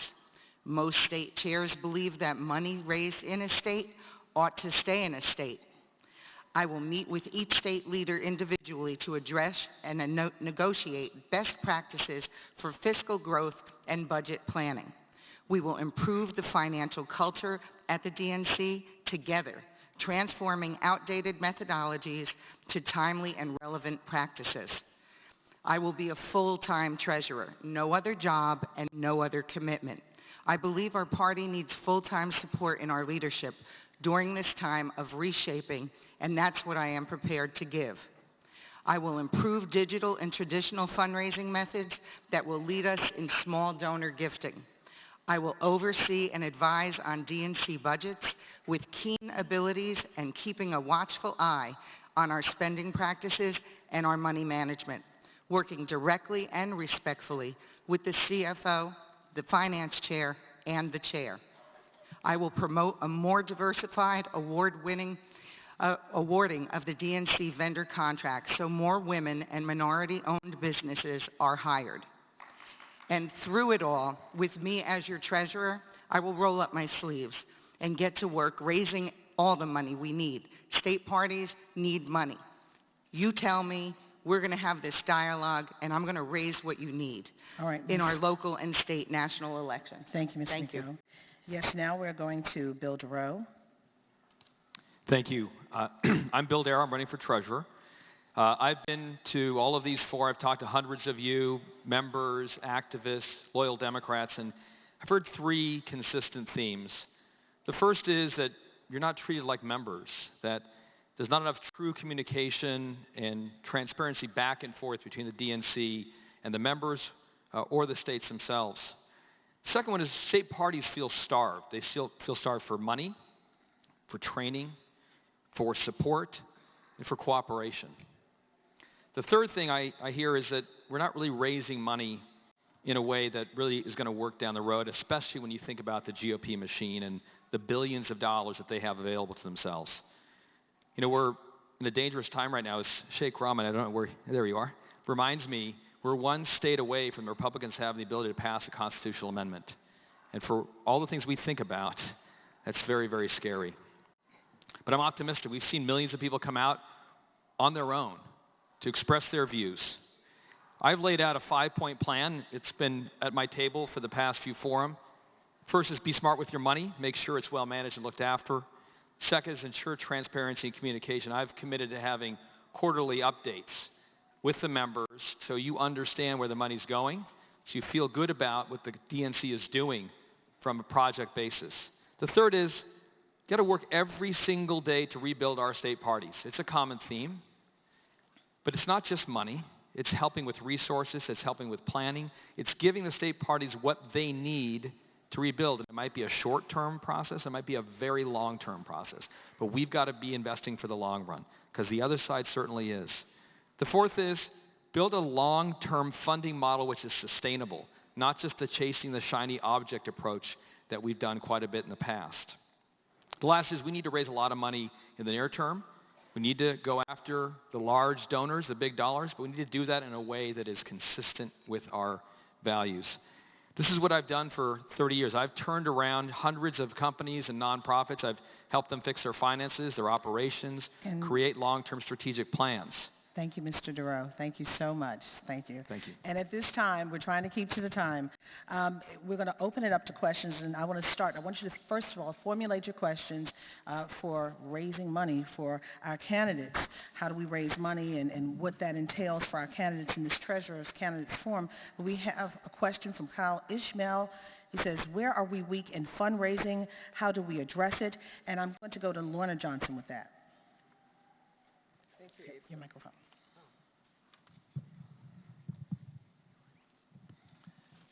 In terms of fundraising, Of course, that is one of my expertise, and that's why I decided to run for the treasurer, because it has been a fundraising arm of the Democratic Party and alongside with the Finance Committee. I have raised over $2 million overseas. That has never happened before in the history of our party, and no one has duplicated that. So I have the experience to do that. I raise money locally as well as internationally, as I said before. And my plan is to raise to convene a team to raise $5 million strictly for the state party fund. This is necessary for us to rebuild our party. I also plan to include all members, all DNC officers, to be included in the fundraising activities so that it will be a community work, not just left to one department versus the other. I will also share the Rolodex that I have with the state party leaders, teach them how to raise money, collaborate with the DNC because we have the platform to do that. So we want to be able to share that information with them. It is important that we have a message. Our message must be inspirational. Take a book from Bernie. Talk about economic inequities. We need to make sure our message is good so that we can inspire people to donate and give, and make sure that all our donor dollars are equal. There is no dollar, $30,000 is not necessarily better than that $1, and get everyone involved. Thank you. Joyce Amico. I'll be an advocate for youth engagement in fundraising and planning. You are the future of this party, and your ideas and voice matter. The small dollar donor is an approach that we will improve upon by the Bernie Sanders profile and by the Barack Obama profile. We are ready to improve. We're ready to hit the ground running on that right now. As a lifelong political and nonprofit fundraiser, no ask is too small. Joining forces with the leadership, members, and staff at the DNC, the state of our finances will be strong and lasting. I was a $1.5 million fundraiser for Colorado in this last election cycle. I've raised over $30 million in nonprofit organizations that I've been on their leadership boards through over the years. I live in Aspen, Colorado. I have connections, and I also live in Boston, Massachusetts. I grew up in New Jersey. I am all over the place on being able to raise money. So what we need is a good fundraiser, we need a good plan, we need a good approach, and we need to embrace our party in whole to be able to do this. And I am invigorated to do that with you. Thank you, Mr. Durrell. Sure, I've talked about this at all the other fora. My plan would be to try to create a model where we can get 1 million small donors. 65 million people voted for Hillary Clinton. If we got 1.5% of those people to commit on a regular basis $5 a month, we could have $60 million a year of recurring revenue to the DNC that we can then turn and send back out to the states. We don't do a good job of that right now. We don't use modern, up-to-date technology to mine Facebook and all social media to understand what people are looking to. But in the meantime, because that's going to take a while, we do have to raise large dollars. I believe there's at least 1,000 large donors out there who have not given to the DNC. I've had 5 people come to me already, said, I will max to the DNC if you're treasurer if you show me a plan. What are you going to do with the money? How are you going to spend it? People don't want to invest into an amorphous, box where they don't know where it's going. So I believe we can get 1,000 people to max out. You have $34 million a year and get them to commit on a multi-year basis. But we have to have a message and a plan.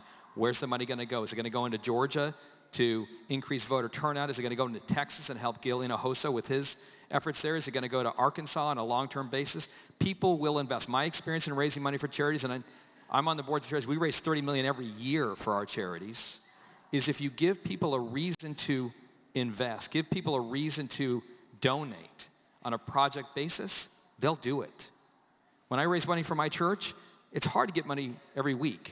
If I tell them we need $3,000 for the boiler, I get half of that at the end of Mass that day.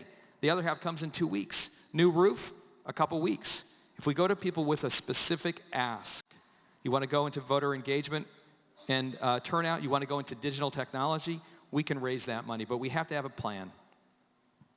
All right, thank you. Any questions? Yes, sir. Thank you. It's great for the DNC to raise money and send that directly to the states. But if you were the treasurer, thank you. If you were treasurer, how would you help state parties build their own sustainable fundraising operations? Thank you. Ms. Johnson, yes. Thank you for this question. I think I addressed it earlier. What I would do is to make sure each state party has a finance chair. But what they don't have is the access to, with the collaboration of the DNC. The DNC has a platform. So we need to integrate our platform with all our state and local party to collaborate with them, share a Rolodex with them, guide them, set up calls with them, go with them to their different state. Each state has different needs. So you want to listen to them, hear what their needs are, and make sure that they're properly funded to do the deal, to make sure that they're properly funded in that regards. So again, I would make sure that we all are there to support them, share a Rolodex with them, and make sure that they have all the necessary tools that they need. And also to involve all officers to be involved in terms of the fundraising activities. Joyce Miko. Thank you. Thank you for the question. I've already started talking to state chairs about just this, opening that dialogue and committing to be there in this little tour that Henry Munoz has also referenced, that we need to listen, of course, to the state party chairs and their vice chairs about their needs and include them in the table of the planning at the DNC.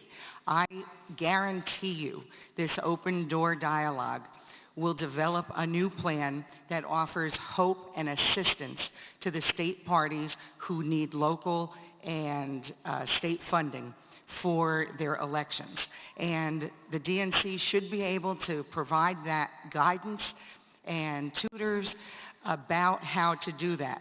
And also the state party needs to educate the DNC on how we approach that. Because you've pretty much been doing this on your own, absent of the DNC's guidance.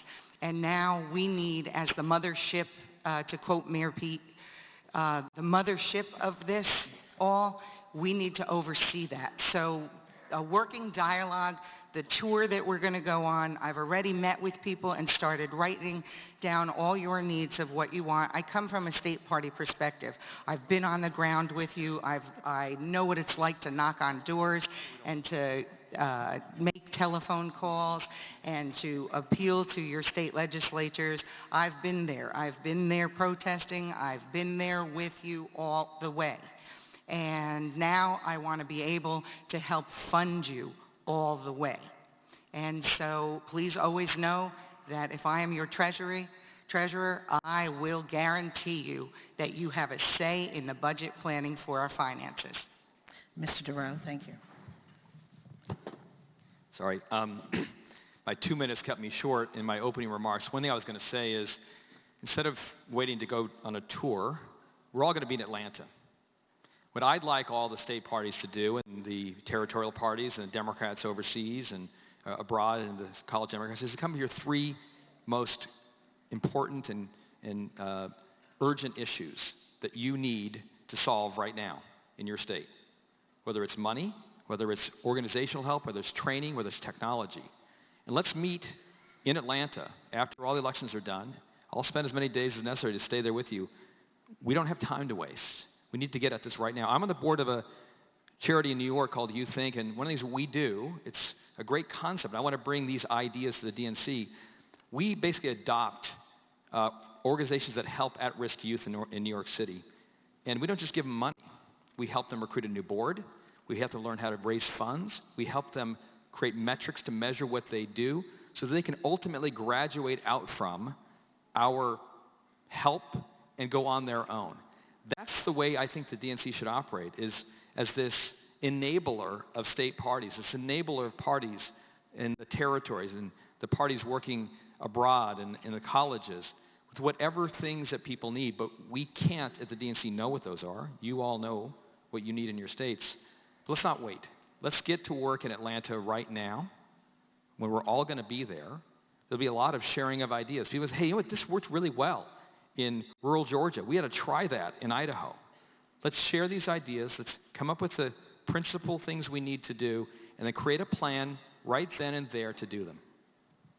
Thank you very much. And at this time, we're going to ask for the closing statements, 1 minute each, from each of the Treasury candidates.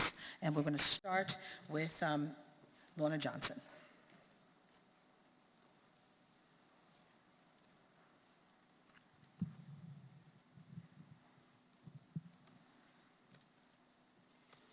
Thanks to the DNC for hosting another wonderful forum.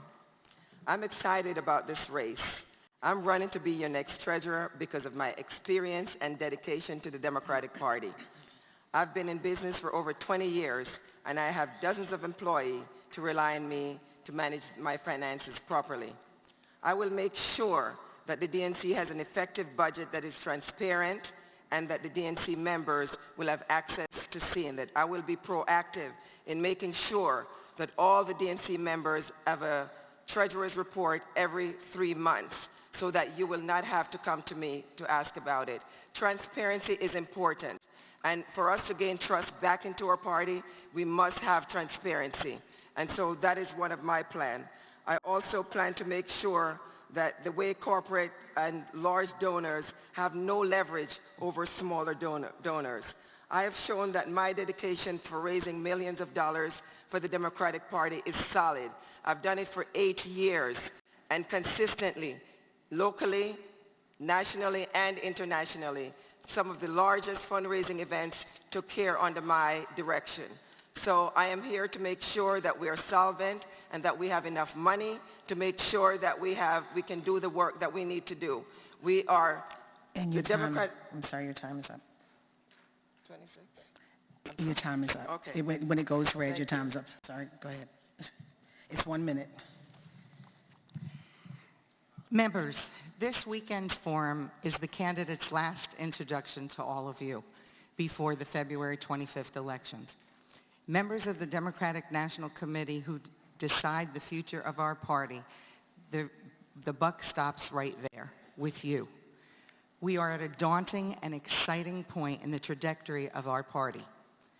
I am both thrilled and humbled to take on a greater leadership role at the DNC.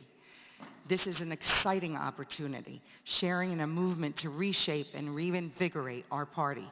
It will take strategy, knowledge, heart, experience, along with full-time energy moving forward, and I believe I am your treasurer. I've got the heart, I've got the soul, I've got the contacts. I'm ready to roll. Let's do it. Thank you.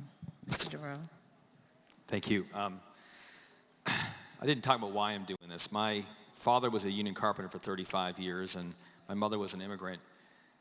I know personally, from the time I can remember, the great things this party has done for America, for people, working people across the country, people in need. And I believe that this party can do great things in the future, but we are in a critical moment. You need someone as your treasurer who has turned around organizations. I've done this hundreds of times. You need someone as your treasurer who is a finance expert, because someone's got to look after the money. You need someone as your treasurer who can be in the building every week, and I live a train ride away from D.C., to help change the organization and help create a plan that will reinvigorate this party across the country. I've raised money since I was in college for Democrats. I've maxed the DNC since probably 2000 or 2001. I've given money to state parties, 32 state parties in this last election, before I even thought about running for treasurer. I've been committed to this party since I was a little kid. My dad told me the Democratic Party is for working women and men, and that's what we need to be about, and I will commit every single day to work to rebuild this party, to fund it, to give you the tools you need to succeed. Thank you, Mr. Giroux. Thank you. And these were your candidates for Treasury Secretary. Thank you. Thank you. And we're going to take a 2-minute break for our next forum, which will be the Secretary Candidates Forum.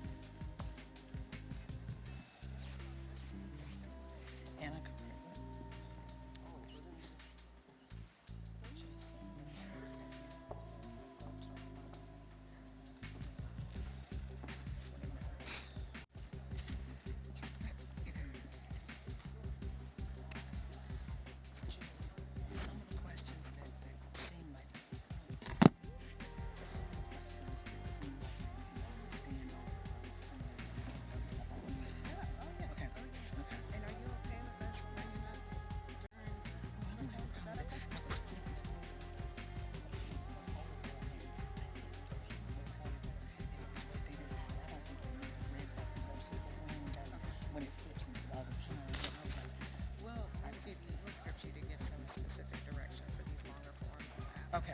Okay, great. Thank you.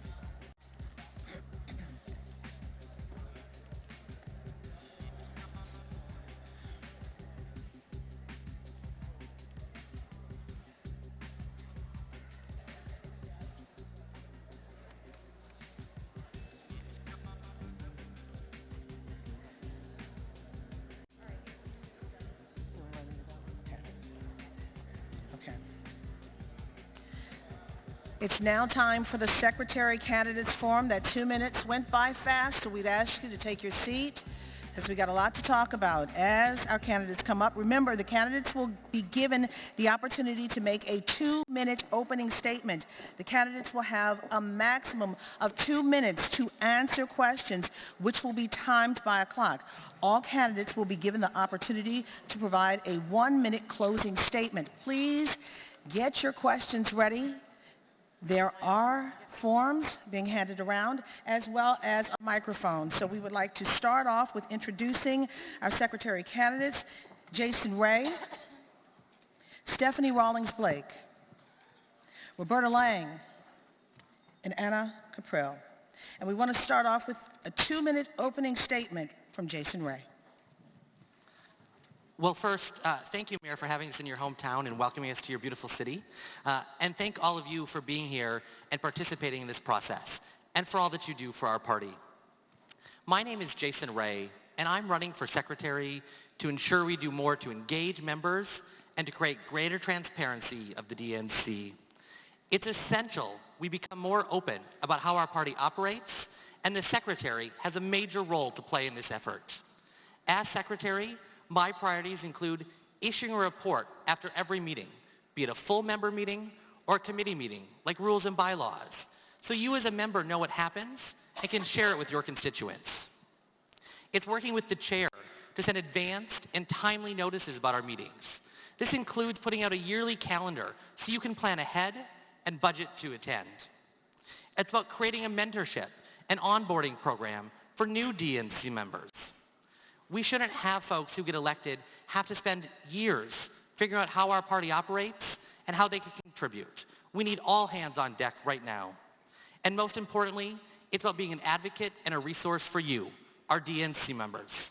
You will always be able to call, text, or email me, and I will personally get back to you. Many of you know my story. I got my start in politics in rural Wisconsin, where I'd ride my bike to county party meetings before I could even vote. For more than a decade, I've been a member of the DNC. I've served our party on the Credentials Committee, the Executive Committee, and the Chair of the Youth Council. I understand how the party operates, and I know the important role that the Secretary has in building and strengthening our party. I'm proud to have the support of DNC members from across the country, labor leaders, grassroots activists, but this isn't something I can do alone. I need your support, and I'd be honored to have your vote to be our next Secretary. Thank you, Mr. Ray. Stephanie Rawlings-Blake. Thank you very much, and welcome to Baltimore, everyone. It is my pleasure to have you here, and it has been my honor to serve not just as secretary of our party, but also mayor of Baltimore. My term as mayor ended 2 months ago, and I am fully committed to doing everything I can in my power to reinvigorate this party. You know, I think it was Alexander Graham Bell that said that, you know, once a door, for every door that closes, a new opportunity opens, but when that door closes, sometimes we look with such regret at the closed door that we don't see the opportunity ahead of us. We have a big opportunity. We have a lot of regret. The election didn't go the way that we wanted it to, but we have a big opportunity right now to seize the day, to reinvigorate our party, to use people that have the resources and the expertise to be on the front line to take our country back. Yes, I'm using those words because we have to. We won the popular vote, and now we have to win the population back. We have to get active, and we have to be aggressive. I'm in Baltimore. I'm right down the road from D.C., and I'm looking forward to spending more time in the office. The role of the secretary is essential to this party, and it's more than just about sending out the emails and the notices. Yes, you know, we've done that, and we've improved the way that we've done that, but you have to be present. And I want to be that person for you if you were to support me, if I can earn your support to continue to serve as secretary, to be in the office, to be with the staff, to take the concerns that you have, to make sure that your views are being heard in the office with the officers so we can grow this party. We have to get active. We have to do more, and I believe that I'm the one that can do it. Thank you very much.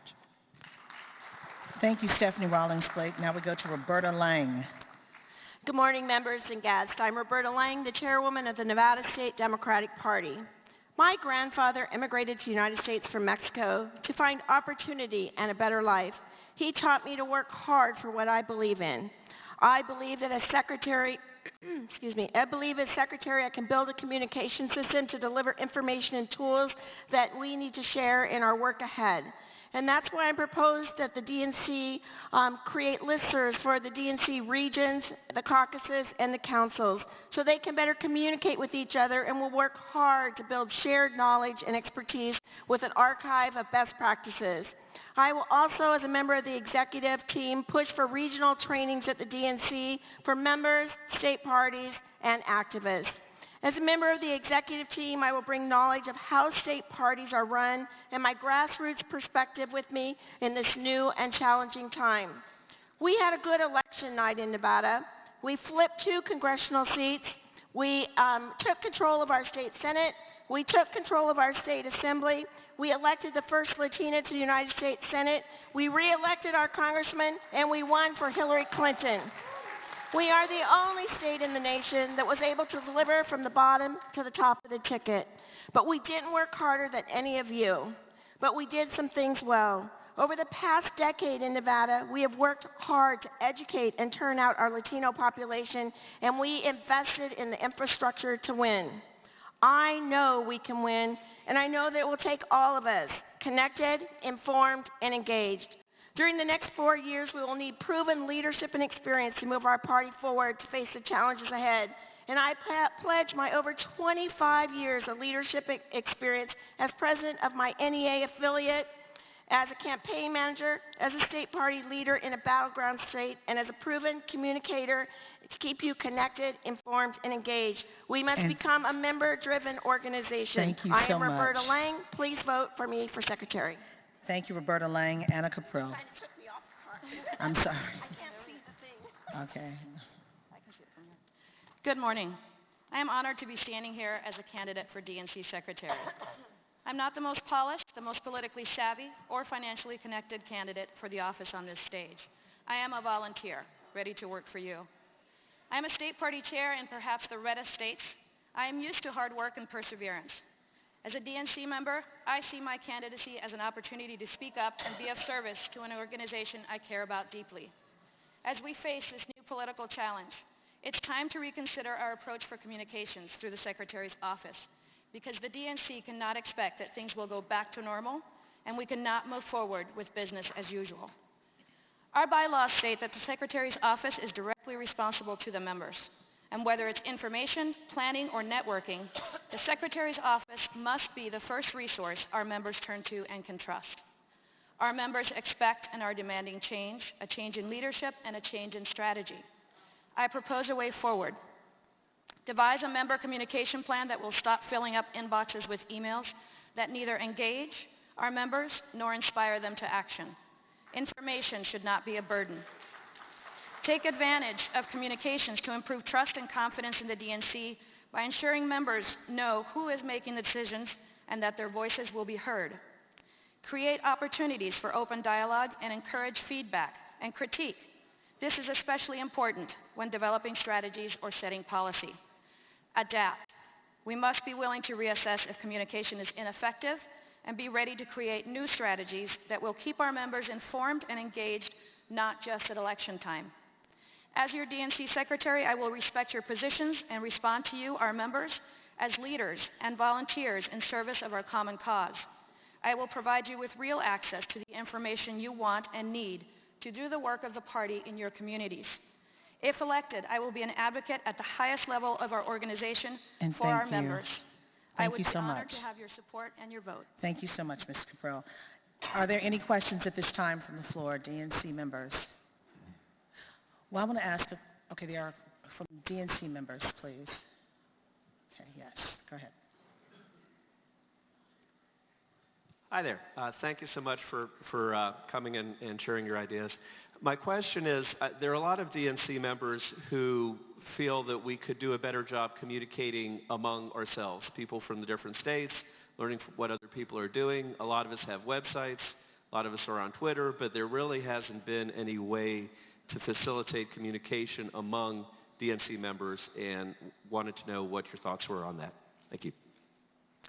I would like to start with Jason Ray, please. Well, thanks, Frank, for your question. I think it's a good one, and I think it's one that we really need to address, and I think it is beyond just communicating via email, which I think we can all agree we get far too many emails that aren't really relevant. I think things like the Daily Amplifier are great, but we don't need them. We can all go to Google and read the articles we want to read. It's about actually sending members things that they need to take action, to be voices on the ground. That's something that I've done in Wisconsin as a committee member for my 12 years. After every meeting I've gone to, I put a report together about what it is the DNC is doing and what's happening. And then I send it out to several thousand Wisconsin Democrats to make sure that they know. And that's gone a long way to really build trust with folks in the process and folks to really understand what's happening. And as secretary, I want to make sure we're sending reports out like that after every meeting so that you can communicate on the ground. I know, and I've talked to many of you about this, folks turn to you and say, oh, you're on the DNC, tell me what's happening. Well, if we're not sharing that information, how are you supposed to be that person who can answer that question? We need to empower our DNC members to be our leaders on the ground. In addition, I think it goes about how we communicate at meetings as well. You know, I look at the agenda for Atlanta, for example, and I know we have a lot to cover, and we've got great caucuses and councils and things that need to get done. But my schedule is packed from 7 a.m. with a meeting all the way until the end of the day. We need to build time in there for members to get together, to meet one another, to share best practices. You know, I heard about the ASDC having regional roundtable lunches where they can just get together as members and talk. And we as an officer and as our next secretary, I want to work with all of you to facilitate those opportunities so that we can communicate outside of the meetings, but that we can also communicate inside of the meetings and build relationships and learn from one another. Stephanie Rawlings-Blake. Thank you very much, and thanks for the question. I think it's important for us not to substitute our judgment for the judgment of the members. And I say that because some people say, well, you know, emails aren't, we don't like emails. They clog your email box and are not useful. Well, some people think they are useful. Some people prefer to do telephone conferences, video conferences. What I found as mayor is that you have to ask the people you serve and adapt to bring the information in the way that best suits them. And that's not a one-size-fits-all. If I could have your support as secretary, my goal would be to do just that. Talk to the membership about the best ways to communicate. Facilitate those different ways so we can engage in a more meaningful level, so we can have the information that we need, because it's coming out there, but if it's not coming to you in a way that you receive it, it's useless. So I want to make sure that I'm communicating as secretary in the best way for you to get the information that you need and for you to use it. And if that means that we're doing telephone conferences, I enjoy those. I would love to do more with the membership, and I know that I've heard from other candidates for leadership, they want to do more of that engagement as well. Maybe it is the emails, or we have another social media platform that can get the job done. But it's about talking to the people that you serve with the understanding that, yes, this is about making sure that we arm our members with the information that they need to be warriors on the ground for this fight that we're in for this next 4 years. But it's also about finding new ways to connect with people outside of the 447 members so we can win the ground game. We have a lot of ground to make up after this last election, and I think if we are more intentional about the way that we communicate and engage, we can get there. Thank you, Stephanie Rawlings Blake. Now Roberta Lang. Thanks for asking that question. One of the proposals I have, and as a state party chair, I think sometimes we have a different perspective because we have to communicate with our members in our state all the time. And so what I've done in our state is create a weekly chair's newsletter where I report on information from the DNC, information from county parties, information any kind of information that I think would be helpful to make my county chairs and my central committee members more educated, so when they're out, they can answer the questions, and I don't always have to be the person answering all the questions, that they get the information they need to perform the job that they need to perform. And that is why one of my proposals as secretary is that I would create listservs in the region. In the Western region, we have created a Google group where we can all communicate and talk. I would like to make that much easier, but I'd also like to make it so every region has that same opportunity.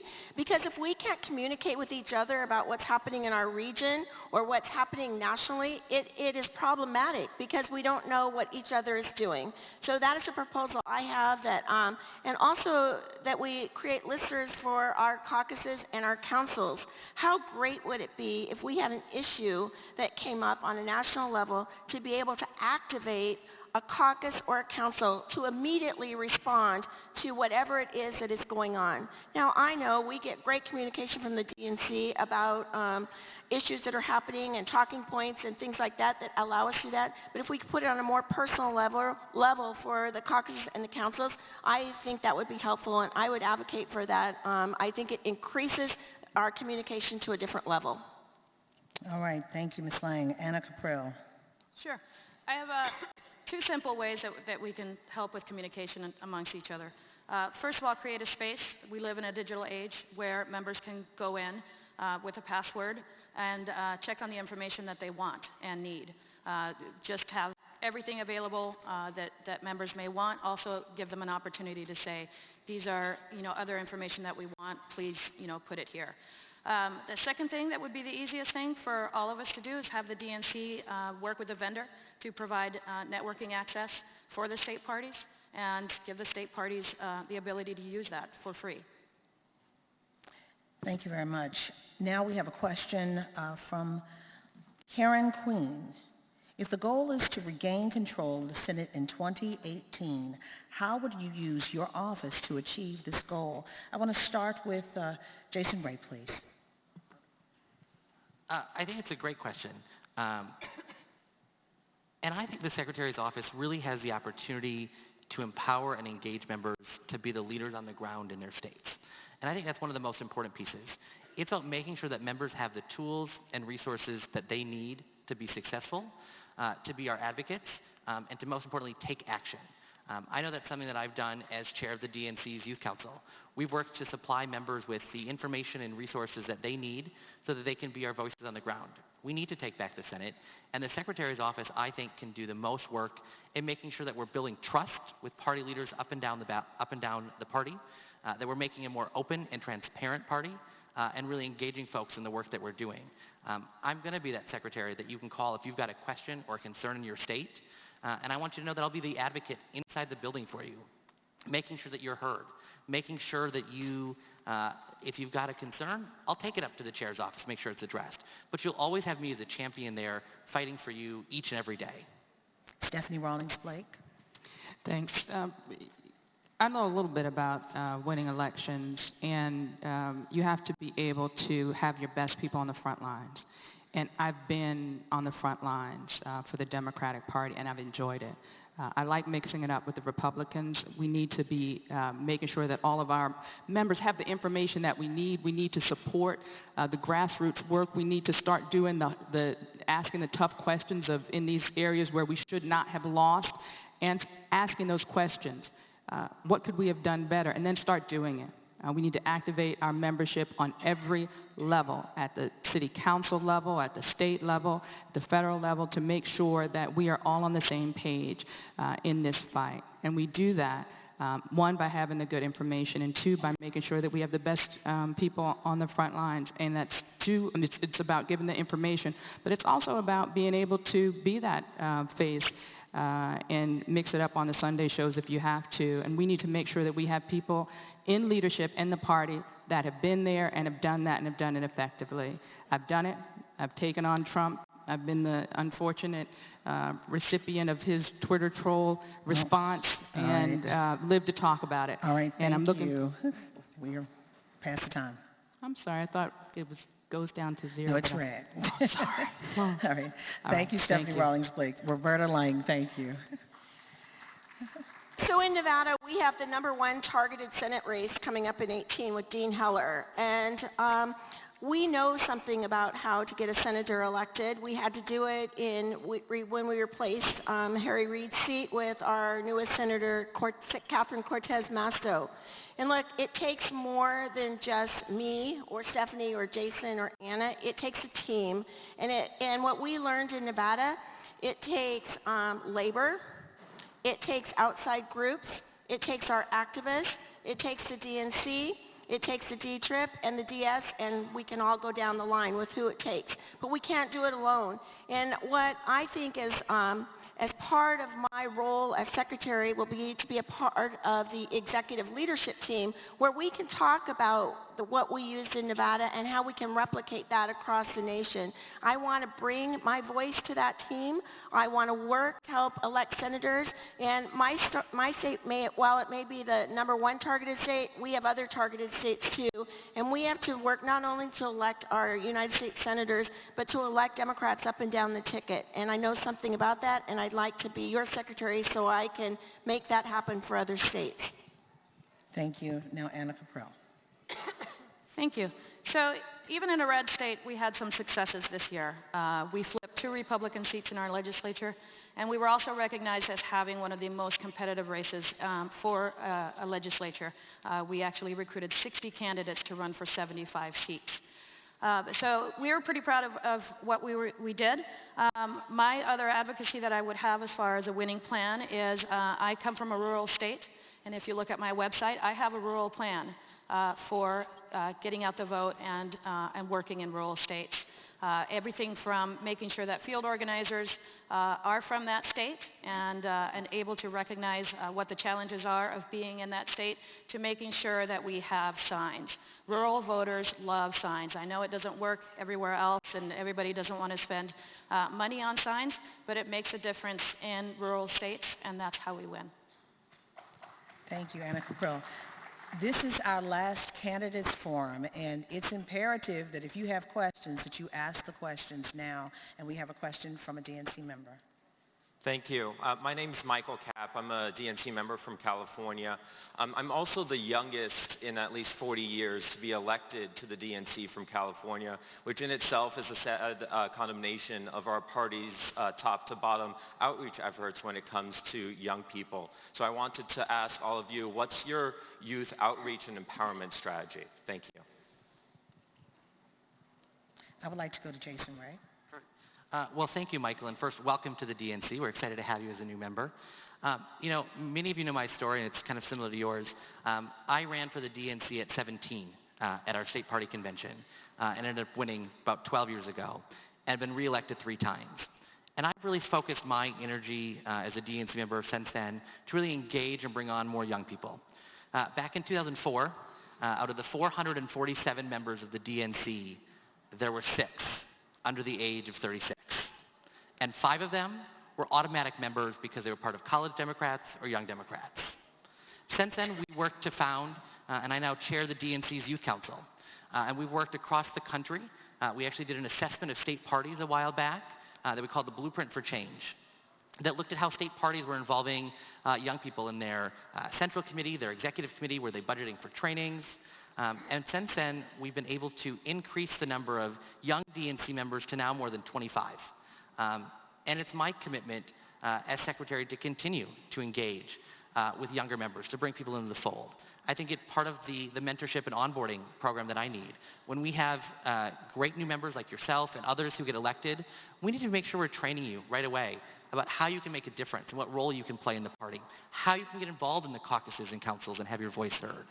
I think it also includes making sure that as secretary that we're engaging with caucus and council leadership on a regular basis, that we're communicating. I want you to know that the notes you're going to get from me aren't just going to be meeting notes, but if I know you're a part of the Youth Council or the LGBT caucus or the AAPI caucus, if I see something that's an article that's interesting, I might send it to you personally and reach out or ask you, hey, how can the DNC support you in this effort? But for me, it all comes back to how I got my start. And I want to make sure that we're bringing more people along with us and that we can continue to build a pipeline of leadership at the DNC. Stephanie Rawlings-Blake. Thank you. There you go. So I started in Democratic politics as a child. My dad was in politics. I started campaigning when I was about 7 or 8 years old, and I haven't stopped. What I learned from him is you have to make the way for the next generation. I believe in that strongly, and that's why all through my career in politics, I first started in the State Central Committee when I was 20, ran for City Council when I was 25, becoming the youngest person ever elected to the Baltimore City Council, became Vice President, City Council President, and then Mayor. I was also President of the U.S. Conference of Mayors, and all the while paved the way for that next generation of leadership. I'm proud to say that I can look on the City Council and see members there that are there because of the pathway that I created. And I think we need to do the same thing on the DNC. And it's not just about the leadership within the DNC. We need a very strong and aggressive leadership program to train people to win elections. We need people in your generation in positions like I was when I was 25, and that doesn't happen by accident. We have the wealth of expertise to make that happen within the DNC, and we have to engage that expertise in every region to tap into the talent and not be afraid to identify people that we think are rising stars and then start supporting them, getting them into positions on the county councils, on the city councils, on the school boards. So we are doing that work to lay the foundation for success for the party for years to come. Thank you, Stephanie Rawlings-Blake. Roberta Lang, please. As State Party Chair, I really appreciate your question because obviously I'm not a millennial. But I have 3 children that are millennials, and it's great to listen to them talk to me about what is important to them. As chair of the Nevada Democratic Party, I had the opportunity to add people to my executive board. I added millennials. Because when you have a state central committee, and we can all look at our state central committees and the average age of our state central committee, and we don't have a lot of millennials that are represented. So it's really important to me to have that voice, and you can talk about it or you can do something about it, and I did something about it. I added them on. Not only that, millennials and our college Dems and our YDs, and they're all going to college. College is expensive enough. They don't have the funds to do activities in their clubs and things. I was able to raise the YDs quite a bit of money to help them as seed money to get started to do the things they need to do in the years. I bought out of my pocket banners for the UNLV Young Dems. I mean, those are the kinds of things we can do. I am committed to engaging in the youth, and we have to not only say that we're going to help you, but we have to financially help the YDs. We have to provide opportunities for them to be engaged at the same level as everyone else and not feel like because they don't have the resources and they are younger that they don't have a voice, because every voice matters, and they are the future of our party, our YDs. And so I make those opportunities available, and I would continue to do that on the DNC.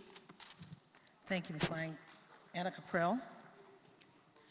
So my plan would be education, and that's a lot of what I've done with our young people in our state. Making sure that they know, especially nowadays with the DemEnter progress that's going on, making sure that they know what the rules are for how to be a part of your party, how to be leadership, what opportunities they have in the party to volunteer, other than holding signs up outside and singing chants. We should be having young people do more than that. Hiring young people from our state to be in our state and work for candidates. All of those opportunities are a great way to get people there. That's how I got here.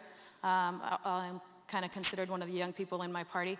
But, you know, there are a lot of folks who have been working a long time, and they're ready to hand over the reins to the right people if they know the rules, if they know, how to participate, and they're willing to come in and do the work.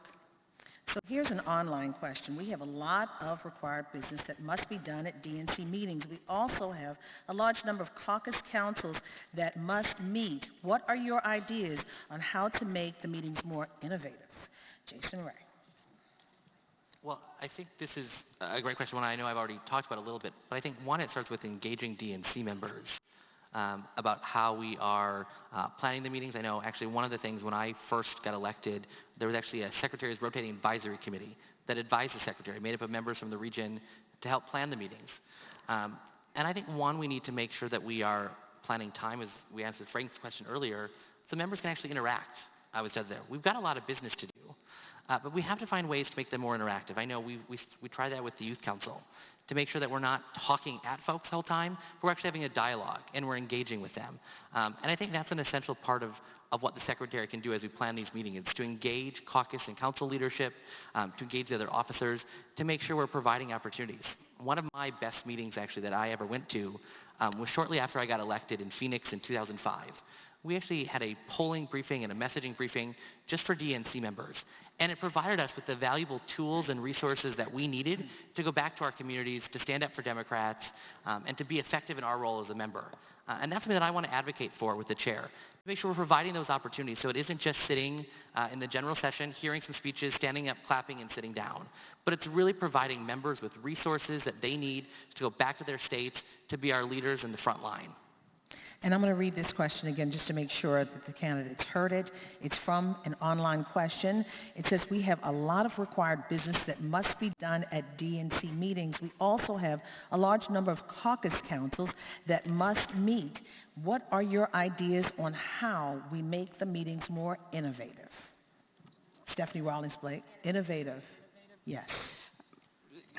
So I guess the best way for me to answer that is I think the DNC should be focused on winning elections, and I don't think whether or not we have innovative caucus meetings is going to win elections. I think we should be focused on doing a deep dive into what happened in this last election, looking at states that by everyone's estimation we should have won, figuring out what went wrong, and hit the ground running so we can fix things 2 years from now and 4 years from now.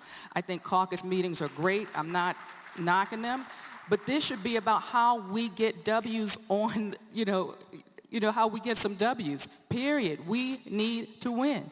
We need to be, just like I said, making sure that we're giving the information out. I love that part of the job as secretary, making sure that we are being relevant and nimble in our communication to the members, getting feedback from you. But we need, as a group, to figure out what kind of party we want to be.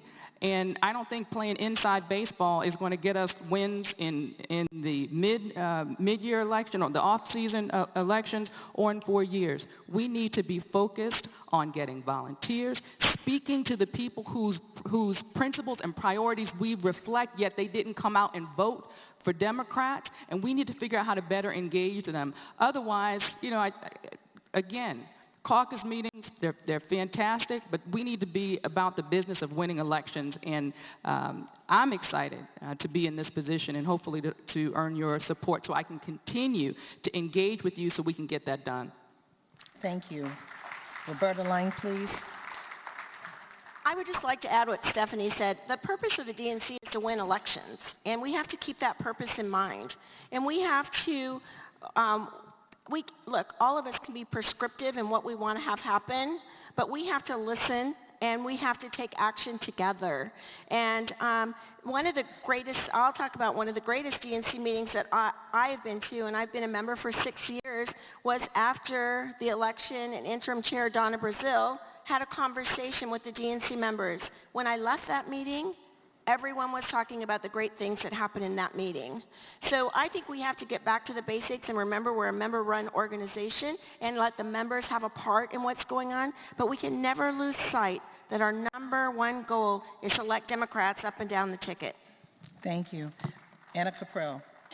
Thank you. I'm going to actually answer the question and just say stream and record. We know we can't all make it to these meetings. When we're coming up to the meeting in Atlanta, we have a new members meeting that's going on at the same time as Rural Council, which is obviously very important to me and to other folks. Native Council, I think, is up at the same time. So stream it for the folks that are not able to attend, record it so we can go back to our hotel rooms in the evening and watch the ones that we've missed.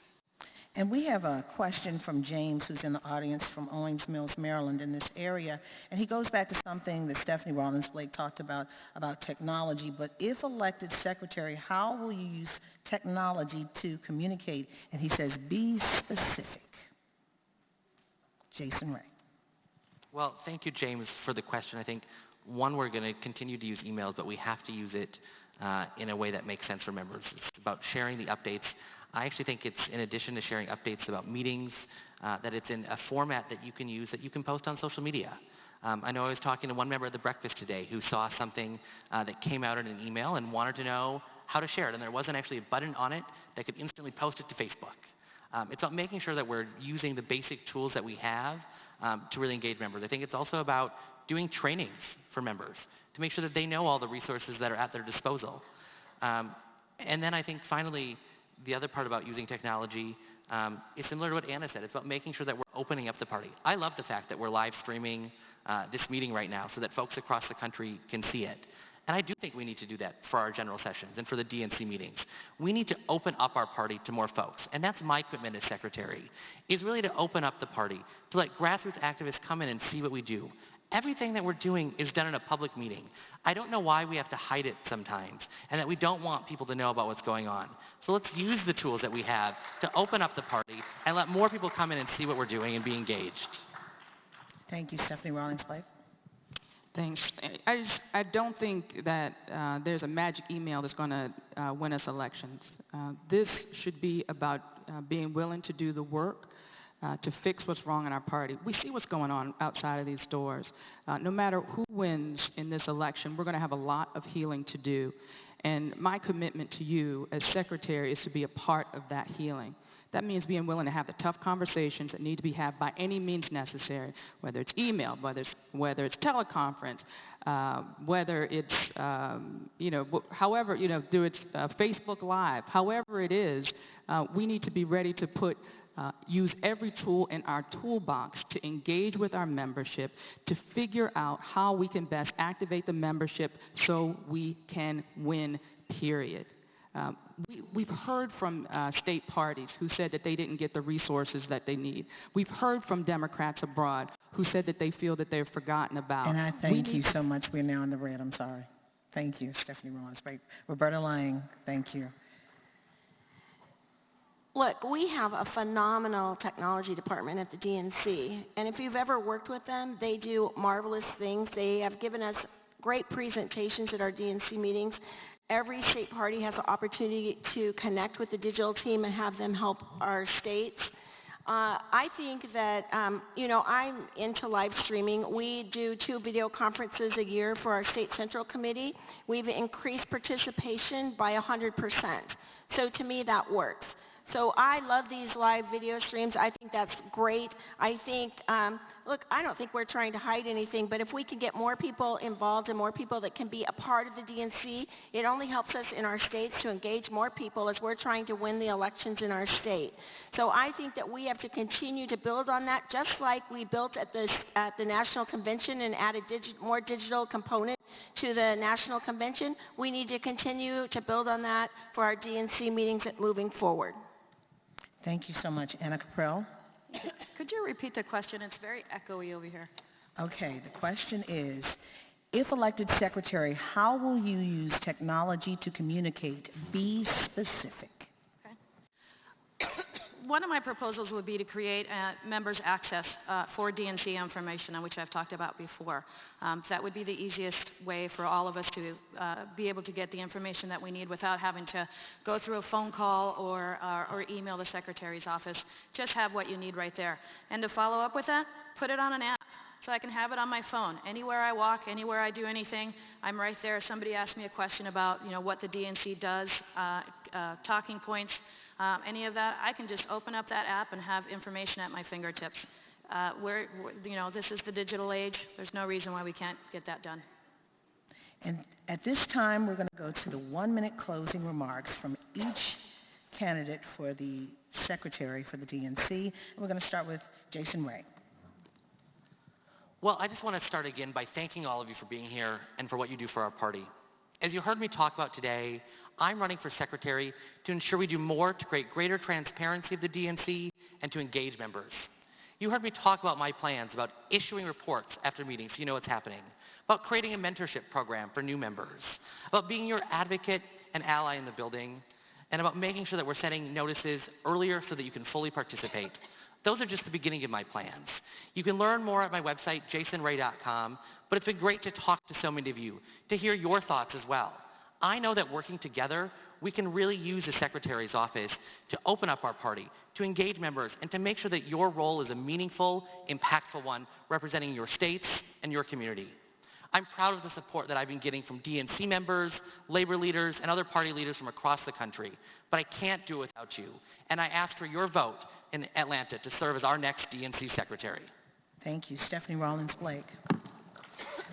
Thank you very much, April. And I just want to again say thank you for being in Baltimore. I hope you're enjoying your time. I've loved the opportunity to serve as Secretary, and I want to continue to serve because I want to win and I want to fight for the principles and the ideals that we represent as Democrats. I'm sick and tired of looking at great candidates that I know should be in the win column and not being successful. I'm sick of looking at precincts that we know and states that we know that we should have won and not being able to count that as a success. I want to be on the front lines so we have those successes, so we have those wins. You've seen my track record as Secretary. We've improved communication. We're constantly making sure that we're talking to the members and we're communicating, we're getting feedback. I want to engage with you so we can continue that. We've improved technology in the office, created more efficiencies when it's come to the convention, and I think that we can do more. Together, I know that we can win, and I want to be on the front lines for you. Thank you. Thank you. Roberta Lang. Connected, informed, and engaged. Those are the three things I can commit to you as your next Secretary. This week, I was fortunate enough to receive the endorsement from U.S. Senator Harry Reid. I was also fortunate enough to receive the endorsement from every member of my congressional delegation in Nevada.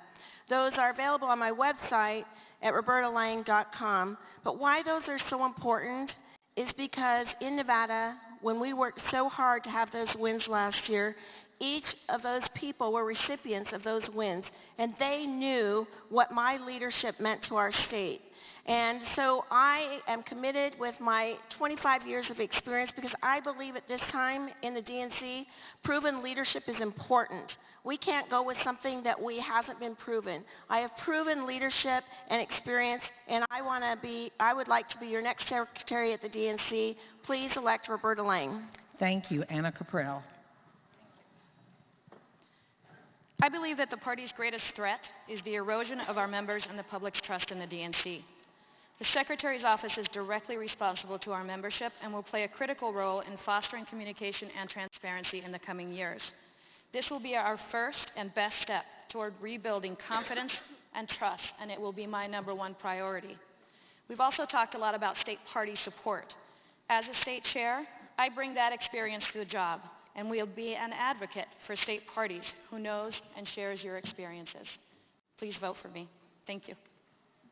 And thank you. Let's give a big round of applause to the Secretary candidates and the Secretary Candidates Forum. At this time, we will have a lunch break. See you back soon. Thank you. The Maryland Democratic Party is sponsoring lunch for DNC.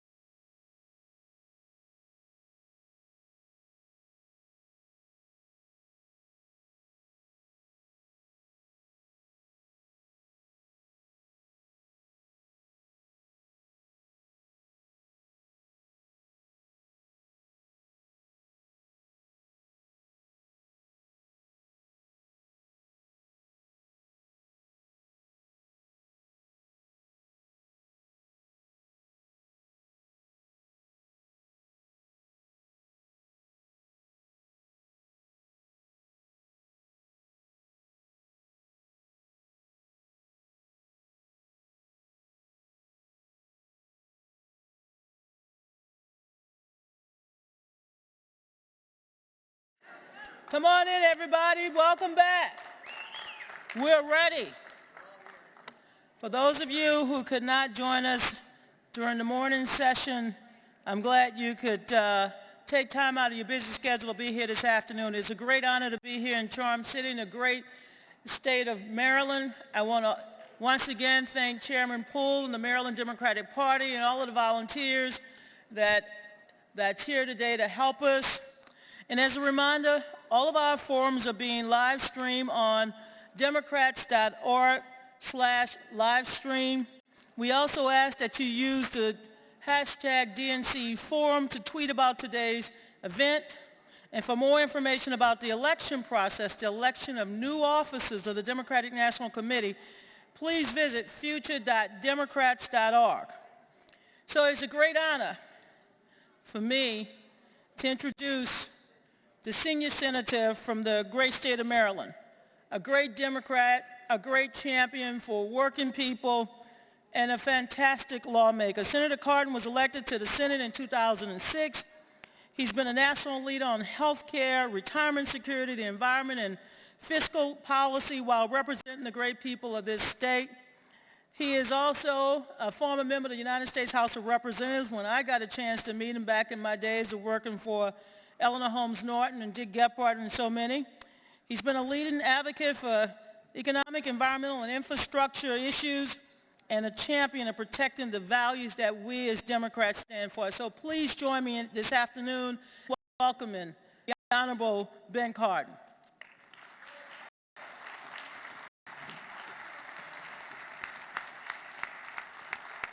Good afternoon, and welcome to Baltimore. First, let me thank Donna Brazil for her incredible leadership on behalf of the Democratic Party in our country. She's done a great job, and we thank you so much for all of your help. It's great to have you here in Baltimore. I bring you greetings from our entire congressional delegation. I was with Chris Van Hollen just a few moments ago, and he asked that I extend his greetings.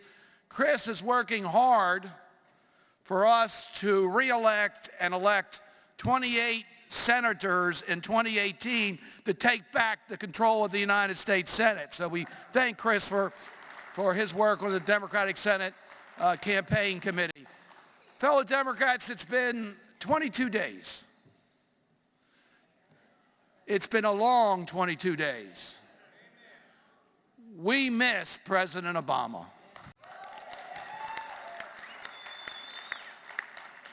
We are fighting for the soul of our nation. We're fighting for the values of what our country stands for. Americans don't want our nation to impose any type of a religious test as to who can come to America. This Muslim ban is against the key values of our nation. Americans don't want to turn our back on those who have been persecuted. There are refugees who've already gone through extreme vetting. That's not what America stands for. Americans are proud of the progress that we've made in providing health care to millions of Americans, 400,000 in my own state of Maryland. They recognize that health care is a right, not a privilege. I'm proud to have been in the United States Senate when we passed the Affordable Care Act. They don't want us to go back on those commitments. Americans want education to truly be the top priority of our nation. They don't want someone who's Secretary of Education who can't even answer basic questions. Betty DeVos should never have been Secretary of Education. They know that, and we know that. And we know that. Fellow Democrats, I have the distinction of being the ranking Democrat on the Senate Foreign Relations Committee. I must tell you, you can't conduct foreign policy through a tweet. And we're going to stand up for the values that have made our nation the great nation it is. There is no moral equivalency, Mr. President, between the murderous conduct of Mr. Putin in Russia and the United States of America. And we're going to speak out We're going to speak out to those issues. So I just wanted to be here to bring greetings. There's a lot of energy in this country. We've seen it. I was proud to march with 3 generations of women in my family on the March of Washington around the nation and around the country, and saw the energy that we expressed in that march. When the president came out with this ill-conceived executive order, we saw people all over this country stand up and say, "That's wrong, Mr. President." And we want to get involved and assist them to make sure that doesn't happen under our watch. People are coming up to me all over saying, "How can we get involved?" There is this energy. People understand it's we the people. We were proud of the court decision holding the president's executive order to be unconstitutional. We don't have the final judgment yet, but we know that they stayed it because there is a good chance, and they understood that we're violating the Constitution. We need a strong judiciary, and we need a strong legislative branch of government. And we're proud of people who stand up and speak out. And we're not going to let them silence any of our voices, from Elizabeth Warren to every member of the United States Senate. We're going to speak out when these issues occur. But we, the Democratic Party, needs to channel this energy that's out there. It's our party that represents these values. So this meeting in Baltimore gives us a chance as to how our party can reach out to the energy that we see in America that wants change. Martin Luther King Jr. said each one of us is here for a purpose, and collectively we can bring about change. That change is going to happen through the Democratic Party. We're the party that's going to protect the basic values that made this nation the great nation it is. I'm proud to be a Democrat, and I'm proud to represent the people of Maryland in the United States Senate. God bless.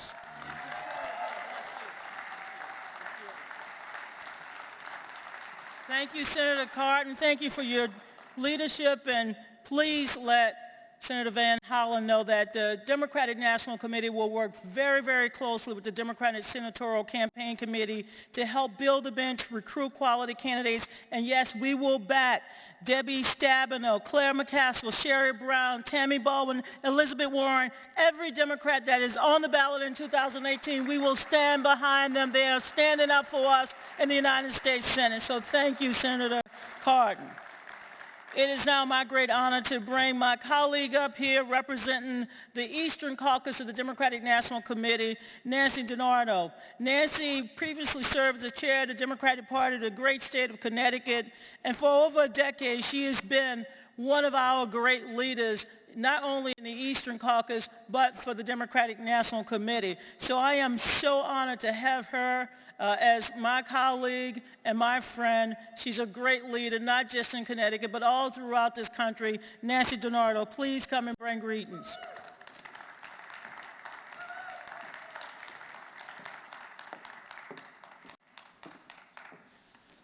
Thank you, Donna.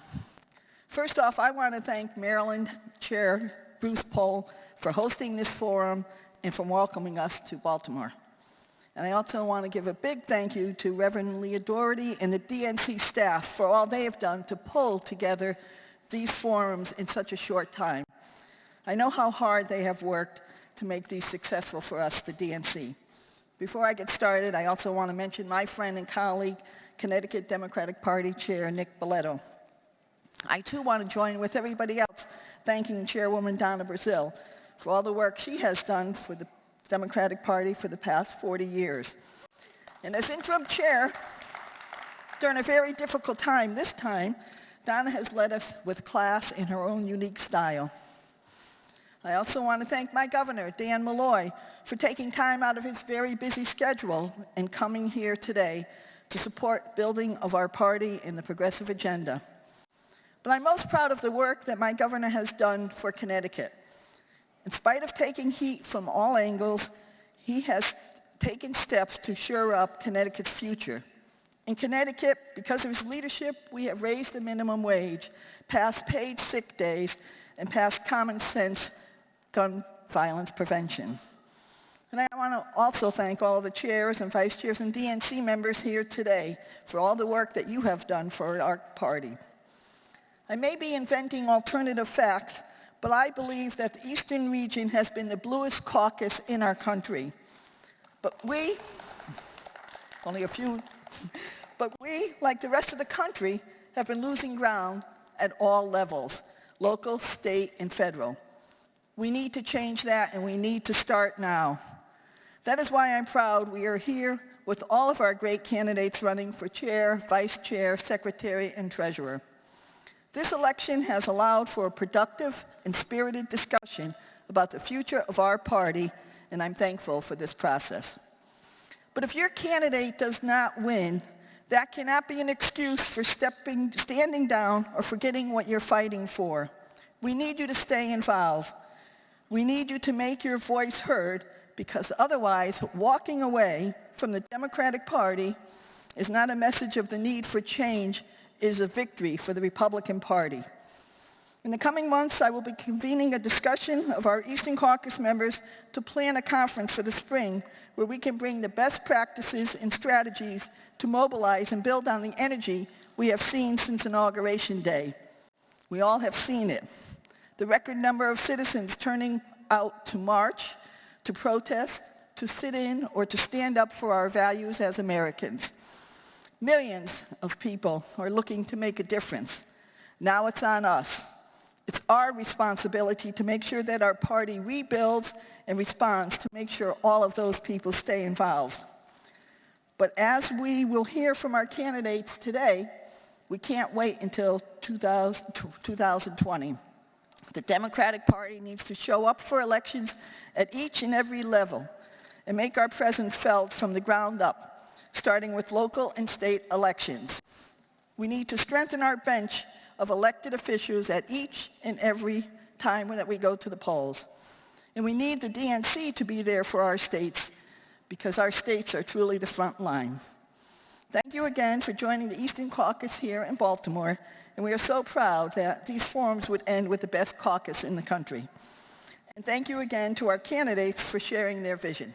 Thank you. Thank you, Donna. Thank you so much, Madam Chair of this region. Thank you for your leadership, not only in the great state of Connecticut, but all throughout this country. As you all know, the last 22 days, we as Democrats, we as Americans have witnessed probably one of the most chaotic periods in our lifetime. Many of us know that President Donald Trump is someone who is not reaching across the aisle, looking for friends, looking for compromise. He has already signaled that he has no intention to work with anyone unless they agree to his agenda. This afternoon, I want you all to hear from someone who is not part of our quote-unquote political circles, but her voice goes beyond the political world.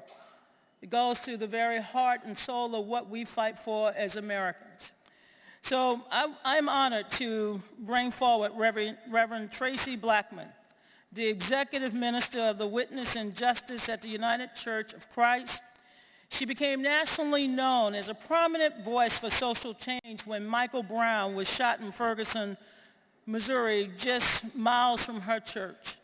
She was appointed to the Ferguson Commission by Missouri Governor Jay Nixon and co-chaired the Municipal Governance and Court Reform Work Group, along with Reverend William Barber, who you heard from just a few weeks ago in Houston, and other nationally prominent faith leaders. Reverend Blackman is also active with the Repairers of the Breach, a nonpartisan and ecumenical organization that seeks to build a progressive agenda rooted in a moral framework to counter, and this is very important, to counter the ultra-conservative constructs that dominate the public square. She is a voice of change. She is a voice of reason. And today, let us hear from her, Reverend Tracy Blackman.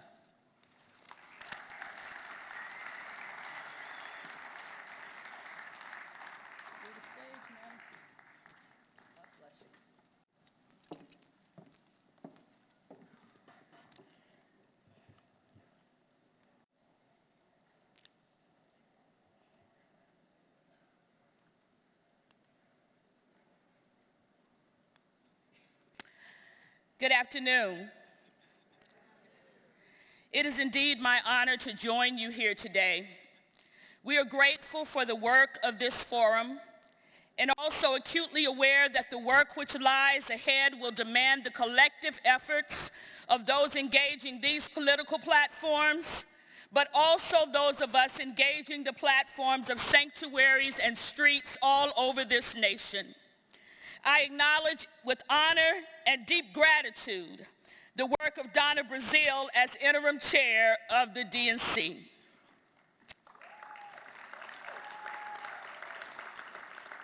She has brought us over a rocky road, and now it is time for us to continue to push forward. And we are ready. The work has already begun. The massive protests erupting in response to some of the most repressive legislation of this time is an indication of our collective resolve to move forward together and not one step back. I come to you this afternoon from Raleigh, North Carolina, where I was privileged to join Dr. William Barber, the NAACP, and NK-ON-J, a coalition of thousands of ordinary citizens engaging in the fight for justice in North Carolina. The day before that, I was in Memphis, Tennessee, speaking to a room filled with clergy, scholars, and community leaders, all committed to resist any efforts to turn back the hands of time on the hard-fought gains we have made in the pursuit of liberty and justice for all. During that Memphis gathering, I was mesmerized by the reading of a letter by Dr. Amela Starks Umoja, the daughter of Reverend Dr. Henry Logan Starks. Reverend Starks was a prominent Memphis pastor and community organizer who worked closely with Dr. Martin Luther King during the Memphis sanitation workers' strike. Years after his death, his daughter has discovered a letter written by her father on onion skin paper, I know I'm dating myself now, that outlined the strategy for that pending strike. No detail was left unaddressed, and the coordination and determination felt even through the reading of Reverend Stark's words written 49 years ago remind me of what is not only possible, but what is unstoppable when we work together. I was also reminded in that moment of the words of Republican Senator Steve Daines, aided by Republican Senator Mitch McConnell, as he attempted to silence Senator Elizabeth Warren on the Senate floor last Tuesday. As one committed to the pursuit of justice, our current administration has not yet provided me with much to celebrate. Our loss in this political season has been devastating. Yet, in that brief exchange between Senators Warren and Dane on the Senate floor, I was reminded why I still have hope. As a preacher and not a politician, I struggled with this invitation today because I wanted to remain mindful that we are a diverse body of varying beliefs and faiths. I was not asked to come here to preach to you, and I did not want to locate my remarks solely in the convictions of my Christian faith, but rather in words that resonate through all of our sacred texts. And unbelievably, Senator Daines gifted me with a text for this moment. It is probably the only gift he will ever give me, so I accept it graciously. And I leave you with these words: the senator will take her seat. I realize those words were directed at Senator Warren in that moment, and yet when one attempts to silence truth about the oppressive acts that have been used to marginalize any part of humanity, that action is never just about those who are targeted. It is never just about us, but rather it is about justice. And though Senator Daines' instructions were spoken to Senator Warren, they were in fact directed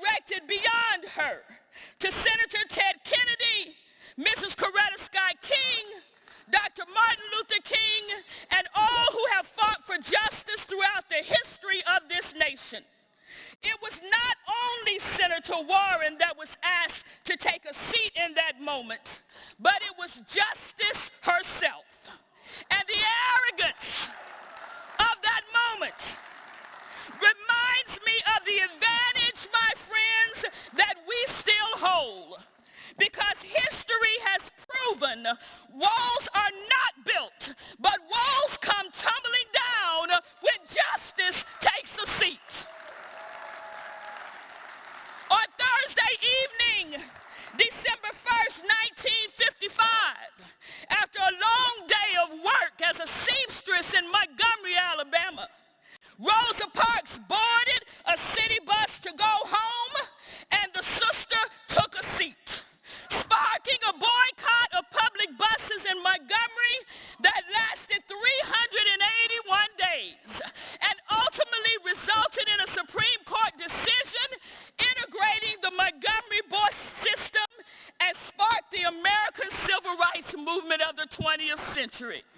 In February 1st, 1960, 4 black students walked into a whites-only lunch counter at a local Woolworth in Greensboro, North Carolina, and they took a seat to demand U.S. civil rights, sparking large counter sit-ins all through the South. On May 4th, 1961, a group of 13 black and white civil rights activists, which included Congressman John Lewis, took their seats and launched the Freedom Rides with a series of bus trips through the South to protest segregation in interstate bus terminals. The original group left Washington, D.C. on a Greyhound bus, headed to New Orleans to commemorate the 7th anniversary of the Brown versus Board of Education decision. And on that journey, Congressman Lewis, Navy veteran Albert Bigelow, and one other black rider was viciously attacked during the trip, yet they refused to stop. Diane Nash, a Nashville college student who was a leader in the Nashville student movement and SNCC, believed that if Southern violence were allowed to halt the Freedom Rides, the movement would be set back years. So on May 17th, a new set of riders took their seats on a bus to Birmingham, Alabama, where they were arrested by Bull Connor and jailed. The students kept their spirits up by singing freedom songs. Out of their frustration, Connor drove them back to Tennessee and dropped them off saying, "I just couldn't take all of that singing." The group immediately boarded another bus and again took a seat and headed right back into the battle in Birmingham. On April 16th, 1963, Reverend Dr. Martin Luther King Jr. took a seat and penned a letter from a Birmingham jail, calling to task the tacit complicity of white Southern preachers in the violence against black lives. In April 1965, 150 gender non-conforming folk took their seats at Dewey Coffee Shop in Philadelphia to protest LGBTQ discrimination, eventually leading to the end of discriminatory policies in that coffee shop. And 15 years later, at the 1980 Democratic National Convention held at New York City's Madison Square Garden, Democrats took a stance supporting gay rights, adding the following to our plank: all groups must be protected from discrimination based on race, color, religion, national origin, language, age, sex, and sexual orientation. In March of 1970, a group of feminists took their seats and held an 11-hour sit-in at the Ladies' Home Journal's office. That same year, activist Bernice Sandler joined Representative Edith Green's subcommittee on higher education and sat in on the congressional hearings where women's rights were discussed. It was in those congressional hearings that Green and Sandler first proposed Title IX. And in June 1972, Title IX of the Education Amendments banning sex discrimination in schools was passed. On September 17th, 2011, hundreds of protesters took a seat in Zuccotti Park, located in New York City's Wall Street financial district, reminding the nation and the world that we are the 99%. On August 9th, 2014, first hundreds and then thousands of millennials took a seat in the streets of Ferguson, Missouri, chanting, "We are sitting down for Mike Brown," sparking a national movement towards police reform that resulted in Attorney General Eric Holder initiating an investigation into police practices in Ferguson that culminated in massive mandates for reform. Simultaneously, President Barack Obama was moved to form a presidential task force on police reform.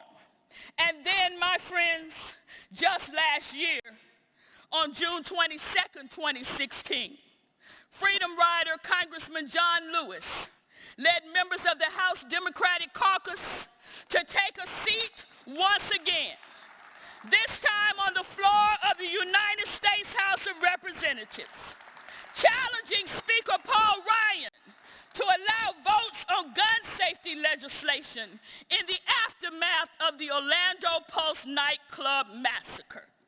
From Montgomery to Wall Street to Ferguson to Standing Rock to the Women's March on Washington to massive demonstrations at major airports all over this country, from the Capitol to street corners, we, the people, are taking our seats.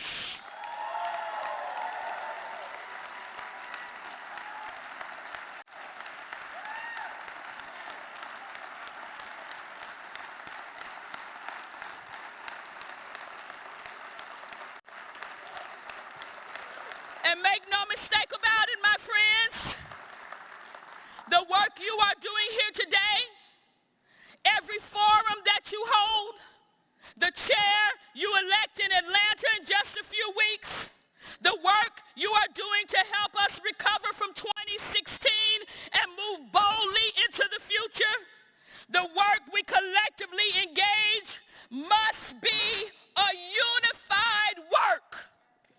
We must not put our personal preferences and hurts in front of the cause. We must not allow our hurt feelings to get in the way of the movement. We must lay aside every weight, the weight of what should have been, the weight of what could have been, and press to position our party to take a seat in 2018.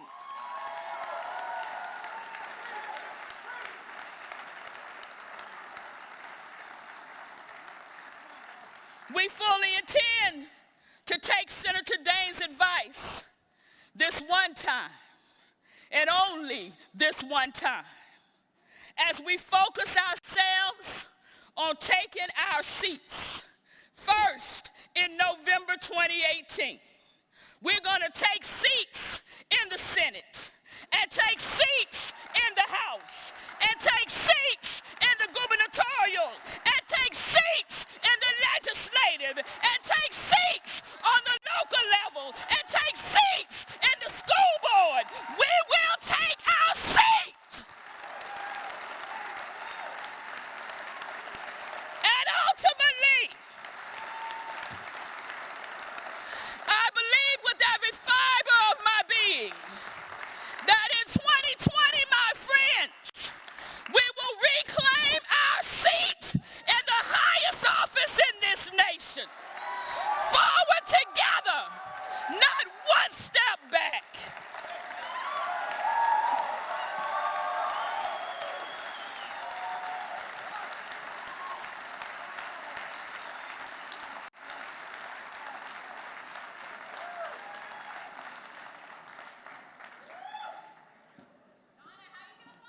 Hey, we're going to take our seats.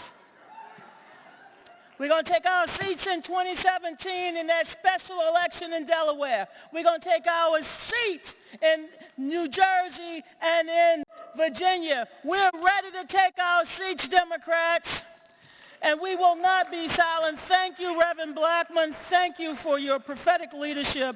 Thank you for firing us up this afternoon. Now, ladies and gentlemen, we're ready to hear from the rest of the candidates.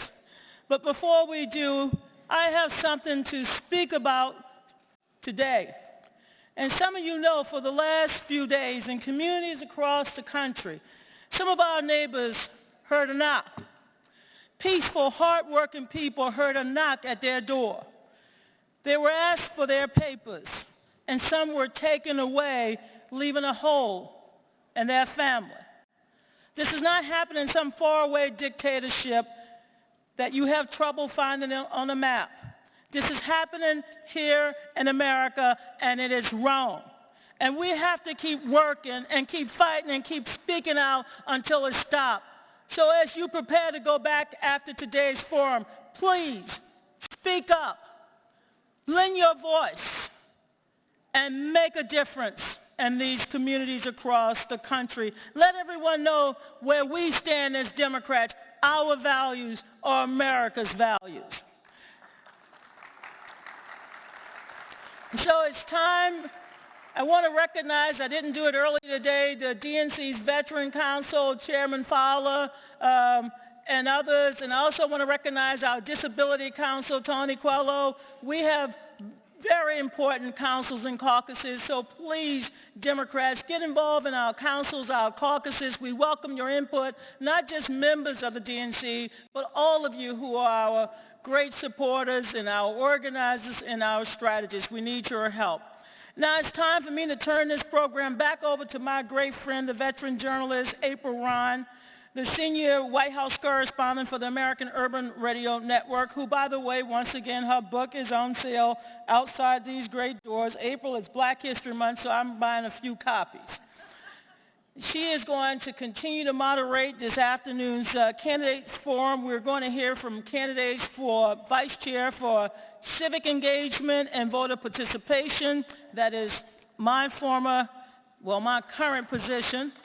And then we will hear from candidates for vice chair at large, and our final group will be the candidates for DNC chair. So once again, we want to thank April for her wonderful session this morning. April, you have a long day ahead of you, but we know that you're up to the task. So come on back up, Ms. Ryan. Thank you, Boo. Thank you, Donna. All right. Thank you, Donna Brazil, and I appreciate Black History Month and you buying a couple of copies of my book. Good afternoon, everyone. Good afternoon. We just had church, and we learned about our seats. Woo! That was amazing. I know a couple of you wanted to jump over a pew, right? But at this time, we're going to continue with this amazing day of candidates forums. Right now, we're going to have the Vice Chair for Civic Engagement and Voter Participation Forum. I want to call to the stage Karen Carter-Peterson,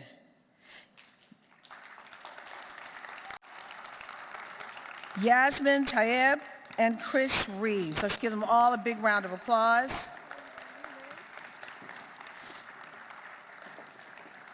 And I want to make you aware that the candidates will be given the opportunity to make a 2-minute opening statement. We have a timer in front of us.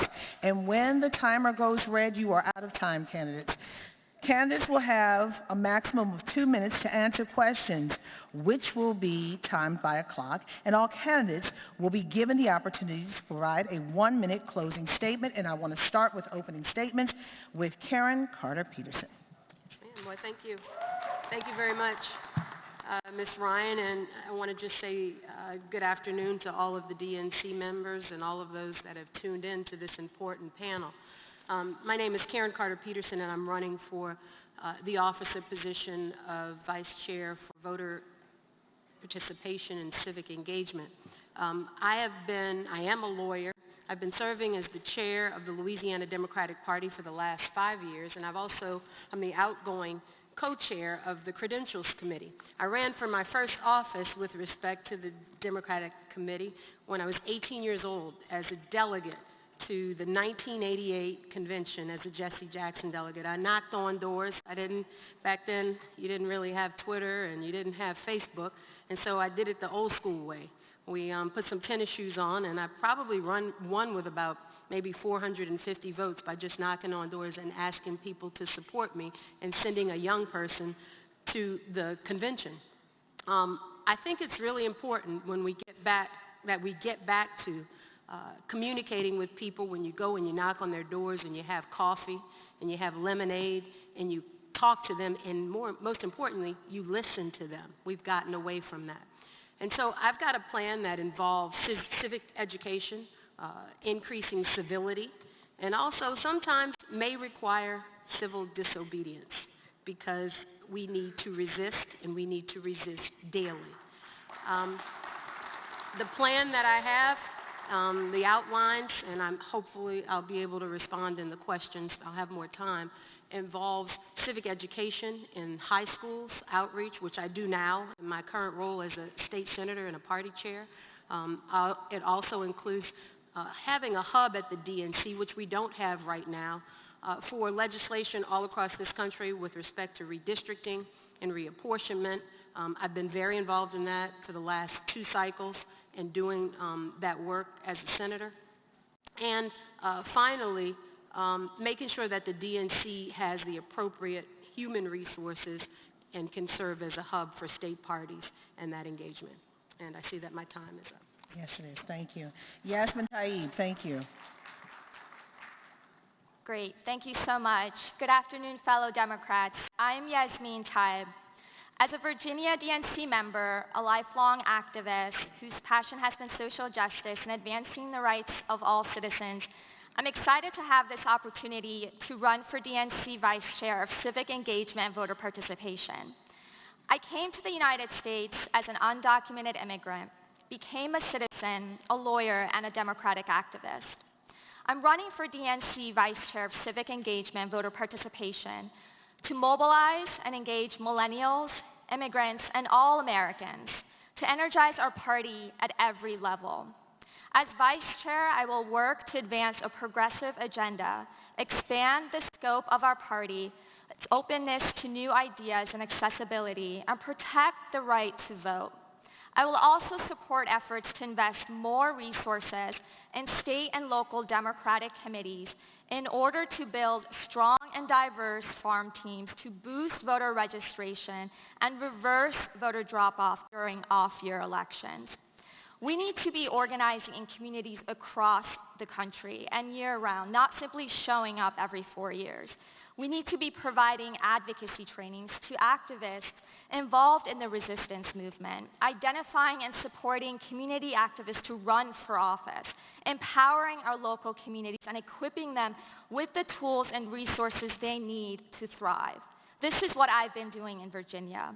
And as we're seeing immigrant, indigenous, and communities of color under attack, we need to be there for these families to say enough is enough. That we're not going to put up with raids happening in our own communities, that we're not going to allow families to be torn apart, and that we'll stand with our faith partners to provide sanctuary to undocumented immigrants. The DNC needs to be amplifying the voices of local activists, grassroots leaders, and community organizers to provide them with the resources to get their message out to a broader audience. As Vice Chair for Civic Engagement and Voter Participation, I will resist, fight, and will continue to organize in my community and look forward to working with all of you. Thank you. And Chris Reeves. My name is Chris Reeves. I'm a DNC member from Kansas. Hello, fellow Democrats. I'm also a front page writer for Daily Coast, where I run our Nuts and Bolts series, which helps candidates who run for city, state, and on to make sure that they can get to office. I could talk to you about what I feel the role of civic engagement is, but it really boils down to 2 words, and those 2 words are show up. The reason why I want to make this a point is because one of the things that's been lacking as I've traveled around the country to try and help candidates in support is that many of our red state candidates, candidates who feel like they are running in races that they can't win, are underappreciated and not given incentive to get out and turn out Democratic votes. One individual who ran for Congress 3 times called me and said, "I'm waiting for the day where I receive a letter that says, 'Thank you for being a good Democrat.'" He had never heard from anyone to tell him that. Showing up is sometimes easy and it's sometimes hard. 5 days before the election in Kansas, an election where Democrats picked up 13 seats, a record in 20 years, I could have been with any of those we knew were going to win. But instead, the FBI raided individuals who were white supremacists and threatened to keep persons of color out of voting in southwest Kansas. When UFCW called, I went. I stood with them, took them to the polls, and when we had to meet that evening in a bar that we couldn't disclose for fear of violence, we met together and watched the election together. Right now, we need to be the party that shows up. And that's going to take a lot of work and a lot of effort. I ask you to read my plan, which calls for exactly that, and I look forward to discussing civic engagement today. Thank you. Thank you so much. A question from Stephanie Larson. As President Obama used to say, "I'm fired up and ready to go." How are you going to engage me, an ordinary citizen who's not a DNC member, in upcoming battles beyond sending me fundraising emails? I feel left out. And I want to go to, good question, yes. I want to go to Karen Carter-Peterson, yes. Thanks for the question, Stephanie. I think the best way to determine what someone will do, because I can respond to you and give you a platform and rhetoric that you probably have heard and you're going to continue to hear from every candidate, is to look at what someone has done. I'm very proud of my record as the state party chair for the last 5 years. We've been able to engage people and Democrats from all across the state of Louisiana that have not been engaged in the past. Not just millennials, but seasoned members of our party as well, and non-traditional participants. I think that the leadership matters, but also experience matters. And so I'm offering myself for this particular position as an officer, having served and worked in multiple positions within the Democratic National Committee structure. And this ascension to this position, if I'm so privileged to have it, will give me the ability to continue the work that I have already done. We have in Louisiana parishes and not counties, and we've been able to re-engage parishes and counties by targeting and recruiting members from the labor community, from college campuses, and folks that never thought about offering themselves as members of county, and we have parishes, as I mentioned, organizing committees. And so we've been able to restart those committees that have been dormant for some time. I think that it takes, what I know that it takes is a lot of hard work and personal commitment and personal contact, as I mentioned before. You've got to communicate with people, and you can't just ask them for money. So Stephanie, I completely agree with you that we need messaging, better messaging, but we need a better infrastructure at the party. It's not enough to have one individual in a silo in an office and call it an office of civic engagement and voter participation. The next chair and the officers need to commit the resources to really build the office that matters most in the next 4 years. Yasmin Taib. Thank you so much for the question. So this actually goes to really the heart of this position, right? This is a position that the individual would be in charge of civic engagement and voter participation. So what does that mean? So if we actually are serious about increasing voter turnout, if we want to make sure that we do continue to win elections, we need to first be engaging voters. They need to have a reason to go to the polls, right? So giving them a reason to do so is that first step. Letting them know that the Democratic Party serves the interests of the American people, that the Democratic Party is is there to fight for them, for their families, for their neighbors, for their coworkers. So for me, when someone asks me, how can an ordinary citizen get more involved with the work of the DNC, to me, I think the number one priority for the person in this role is to really open up the DNC to the American people. So that means having regular webinars with we have at least a dozen councils and caucuses, holding regular webinars with the leadership of those councils and caucuses, whether that be from the LGBT community, disability, AAPI, labor, and then also coordinating with the local grassroots leaders working on those similar issues. And if you're live streaming this, it's an easy way to make sure that community members are engaged in the process, that they feel as though they have a voice and they're part of something. So for me, really, this goes to the heart of the position, and if we're serious about engaging voters, increasing voter turnout, I hope that we do a better job of civic engagement and voter participation. Thank you, Chris Reeves.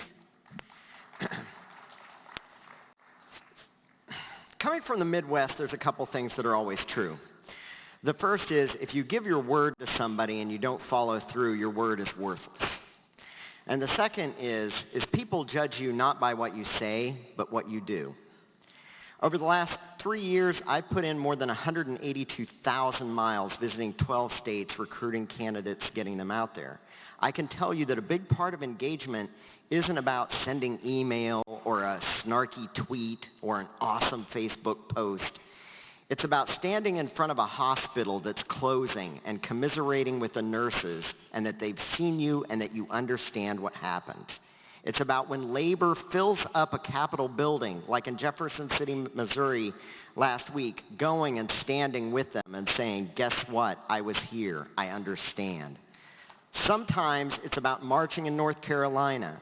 Sometimes it's about being in a courtroom. Last week I had to testify on voter rights. But most importantly, it's about walking the walk. I can't tell you how often I hear when I go to places where our Democratic allies and people who are hurting will say to me, why is no one talking about us? A few years ago, someone challenged me and they said, get off of campaigns, tell us what the heck is going on in your state. And if you've heard a lot about Kansas through MSNBC or any other news source, a big part of that is because I've spent every day for 3 years calling every news media contact I had to tell them this is what's going on in Kansas. This is how bad it is. This is how bad it is in Missouri. So I'm sorry if you heard a lot about what was going in our state house, but that's what it took. That's what it took for us to win, and it's what it took for people to believe that we were willing to fight for them. And we have to bring that attitude. Young voters don't want to hear an email. They want to hear someone who they can say, I've seen this person, I've seen people representing them, and they walk the walk. All right, Mr. Reeves, thank you. And as you talked about young people are the lifeblood of any organization. And Anthony White asked this question, how can the Democratic Party ignite young people to get involved on the local level? I'm going to start with you, Mr. Reeves. There's a lot of echo. Okay, I will read it again. As you said, you talked about young people, and young people are the lifeblood of any organization. And I got a question from Anthony White. He says, how can the Democratic Party ignite young people to get involved on a local level? I'm going to start with you, Mr. Reeves. This is the third forum I've been to, and I've heard a lot of discussion about millennials, and I will admit openly I'm not a millennial. But I point out to them that Bernie Sanders sure wasn't a millennial either. And it doesn't take being young to get young people to buy your issues. What it takes is being earnest and respectable and the kind of person that young people are attracted to because they say this is authentic. So how do you get those people involved? And I'm going to tell you, I'm one of the people who doesn't like the term millennial pretty much. Because one of the things about it is it says that they're different than I am. And I say part of it is reminding them that they are my equal. They're my equal when they go vote. They have one vote. I have one vote. And it's respecting their voice in the process. This year in multiple states, we took a lot of districts where we ran candidates who, yes, many we knew wouldn't win, and we told millennials and younger people that we talk about, and we said, you know what, we're going to support you. We're going to get you out there to sell your message to people. We're going to back you up. We're going to let you have your voice, not just in our party, but beyond that. We're going to give you a platform to speak from. So how do we bring them in? Well, a big part of it is to stop talking like we need to talk down to them, like there's some way to preach them a message they're going to gobble up and come in. A big part of it is sell what they believe in because it's what we believe in. And a big part of it is having them come in by having them be our equals in the process and treating them that way. If we continue to look at this problem as though we're going to attract millennials by coming up with a plan that is oriented at millennials, I'm going to tell you from having experience, we're going to fail. But if we treat them as our peers, we have a real chance to bring them in. Yasmin Taib. Sure. Another great question, and I would have to echo my colleague Chris here in terms of, the importance of the millennial vote. Millennials make up, they're the largest generational demographic in our country now. As a millennial, I think it's incredibly important for us to be at the table, to be part of the decision-making process in our party. And I think that if we're interested in getting young people more involved in the party, I think the first thing we need to do is listen to their concerns. As Chris mentioned, make sure that they are at the table, part of the decision-making process, and also provide them with the resources that they need. So if we want to see more diverse, young, progressive leaders run for public office, help them along the way. Help them in terms of trainings and providing them with the resources to help with funding. And then in terms of the issues that millennials care about, it's the issues that American people, all of our communities care about. Right now, we see immigrants being under attack. We see millennials at the forefront in defending the rights of indigenous communities at Standing Rock. These are issues that should be at the core of the Democratic Party. These are issues that we should be supporting and standing alongside our young leaders and supporting them. And this means when they're organizing marches and rallies, being there with them. I organized one of the largest protests recently in Washington, D.C. in opposition to the Muslim ban with... Yasmin, I'm sorry, we're out of time. Okay, so yeah, I would just say, just also joining them in their fight. Thank you. And Karen Carter-Peterson, your thoughts. Thank you. Thank you for the question. And so I'll respond again by referring back to having run for office at the age of 18, my first office, having served as chair of the Young Democrats. I'm a product of this organization. I'm only here today as a result of the nurturing from so many of you that sit in the audience. Folks like Lottie Shackelford, folks like Donna Brazil led the way and mentored me so that I could sit here and now offer myself. I feel like I'm prepared and best poised to serve in this position. The reason is because I'm not ready to make that grand admission, Chris, that I'm no longer a millennial. I don't think today's the day. I'm going to try to hold on as long as I can.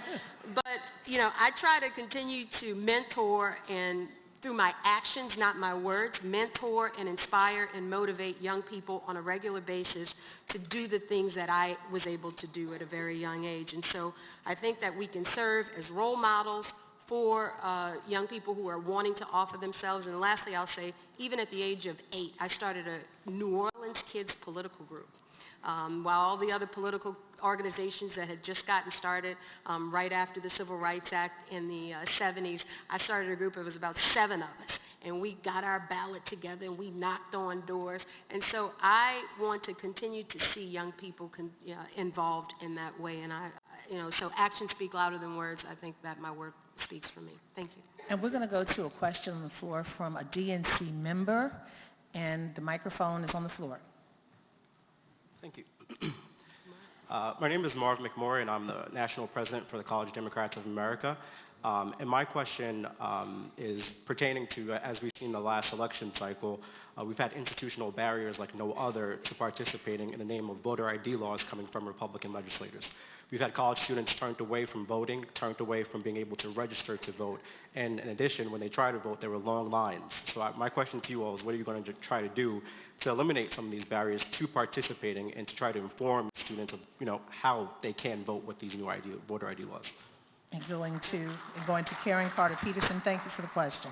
Yeah, and so Marv, as you know, I also serve as a state senator. In that role, I offered legislation along with some of my colleagues in Louisiana to make sure that we had additional voting polls on college campuses to encourage access to the ballot. And I think that we could do more of that all throughout this country. And so there are a lot of answers. The DNC can serve as a hub, not for just the issue that you're bringing up today, but for more coordination with state parties with respect to protecting the rights of individuals, but also state parties. I hear this a lot from other state party chairs, that the DNC could probably do a better job of disseminating information and helping with the challenges that are being brought in different states with respect to voter ID laws and access to the ballot box. We have to be on the front line. We have to be coordinated in our efforts and be more efficient with the limited resources that we have, because the current president is going to keep us trying to on multiple fronts. We're going to have to multitask hourly, not daily, hourly. And this role will require the DNC to be much more structured and deliberate in its actions and efficient. And so I think you know my commitment to College Democrats, and I look forward to working with you if I'm so privileged to serve in the position. Yasmin Taib. Sure. Thank you so much, Marvin, for that question. Voting rights is an issue that should be absolutely at the forefront of the DNC's agenda, specifically for the position of civic engagement and voter participation. In terms of what the DNC can do to lead in that effort would be, again, working alongside groups such as the College Democrats or Young Democrats, making sure, first of all, that you have funding you need from the DNC, actually a line item in the budget, for you to be able to lead in these efforts, for you to be able to organize trainings on campus to make sure that students are well educated about the challenges facing them in their areas. And in terms of additional resources that the DNC can provide, I think that it's important for the DNC to also just coordinate more with some of our affinity groups. I mean, the Leadership Conference, the Lawyers Committee for Civil Rights, these are organizations that are doing phenomenal work in this area, and if we can simply coordinate with them better and make sure that we're leading in these efforts, I think it will be really tremendous. And Chris Reeves. Okay, so I want to talk specifically about some of the issues that impact college voters. Many people may not realize that in several states we have movements that tell college voters who register their address at their college may be subject to losing scholarships, student loans. They may face higher tuition rates depending. This is a way to scare them off from voting. One of the other things that impacts them is that because the information isn't always disseminated very well, they don't even know where to go to vote. Now, a lot of that is on your state and county, but how do we help them with those process? Well, last week in Kansas, I was testifying in our state house in opposition to probably our chief anti-vote person in the country, Chris Kobach. Chris Kobach is busy advancing a bill in our state that he's forwarded on to other states called dual-track voting. It means if you register by the federal voter form, you can only vote in federal races. You have to register with another form in order to vote with state races. It's a great way to confuse students. It's a great way to limit them out. But it also follows up with what counts as an ID. Many college students don't know that their college ID doesn't count as an ID in several states to go and vote. And these issues are things that often don't get raised because we don't have people on the ground. And sometimes having those people on the ground that can give us that message makes all the difference. Last year, I stumbled onto somebody in a rural Hispanic community who pointed out that voter guides that were written in Spanish were different than the voter guides that were written in English. And through some work, we managed to get NPR, Washington Post, and several others to pick that up. And we forced a state, and we forced Chris Kobach to take it back, recycle all of the wrong voter guides, and correct them. And I would love to say that's the kind of thing that I did, and I had a part in it. But what it really was listening to the people on the ground who were able to flag it and say, hey, guess what? We need to raise attention. So when you talk about college voter issues, we need to listen to you so we can flag those issues and bring attention to them. Thank you very much, Chris. At this time, because of time constraints, we thank our candidates, and we're going to go to the 1-minute closing statement for each candidate. I'm going to start off with Karen Carter-Peterson. So thank you, April, for moderating the panel today, and thank you for all the Democrats that tuned in, and for all of our citizens that tuned in that care about the future of our party. I am certainly honored to have the opportunity to offer myself for the officer position. I think that experience matters in this race. And I look forward to working with my colleagues up here, as you can see. And there's one other person that's running for the race. You're not always supposed to talk about your opponents, but this is within the Democratic Party, and everybody has good ideas. So at the end of the day, no matter who's running for what position, we need to work collectively. And I believe that you're going to continue to hear about good ideas, and I look forward to working with whomever and wherever and however across this country to get the job done. I once again have been serving in multiple positions and believe that I am the most experienced to offer myself for this position, and I look forward to serving. Thank you, Karen. Yasmin? Thank you so much, April. Thank you to all of you for being here today. As a lifelong Democrat, I would be honored to have your support for my candidacy for Vice Chair of Civic Engagement Voter Participation. It's because of my commitment and service to the Democratic Party that has earned me more than 30 endorsements from elected officials from across Virginia, Maryland, Georgia, and Illinois, from school board to member of Congress, which is really a testament to my commitment to helping elect Democrats up and down the ballot in my community, state, and across the country. Over the last several years, I've worked with and listened to the ideas of constituencies across the Commonwealth of Virginia to help get Democrats elected and to expand the scope of our party. As an organizer, activist, and human rights attorney, I work to defend the rights of immigrants, refugees, and communities of color on a daily basis, communities that are under attack right now by this administration.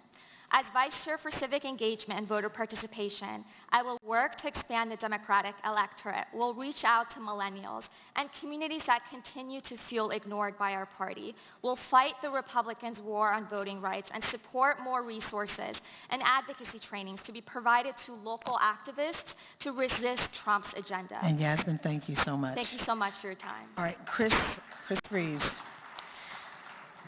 Thank you, everyone, for being here today. I'm going to tell a short story.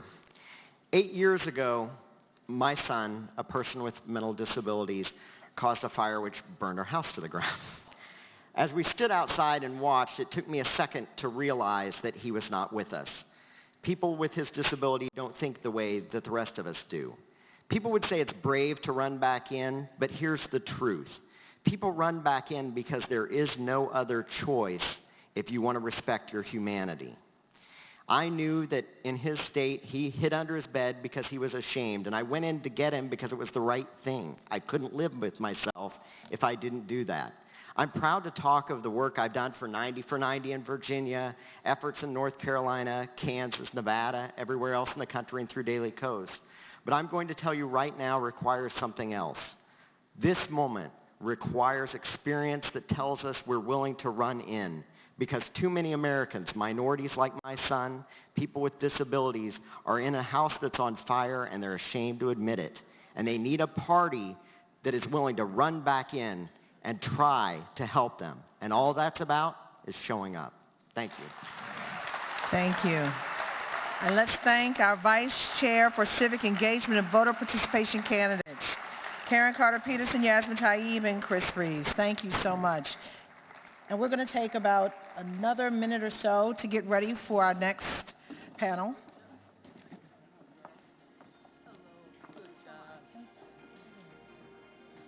While we set up for our next Vice Chair candidates at large, it is my great honor to introduce, I don't see him in the room, but I know he's here, the Honorable Steny Hoyer from the 5th Congressional District of Maryland.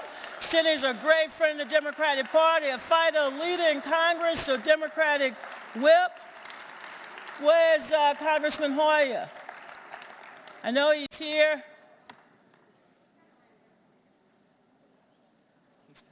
I feel like I worked for Steny during those years I worked for Eleanor Holmes Norton on Capitol Hill. Steny puts all of us to work.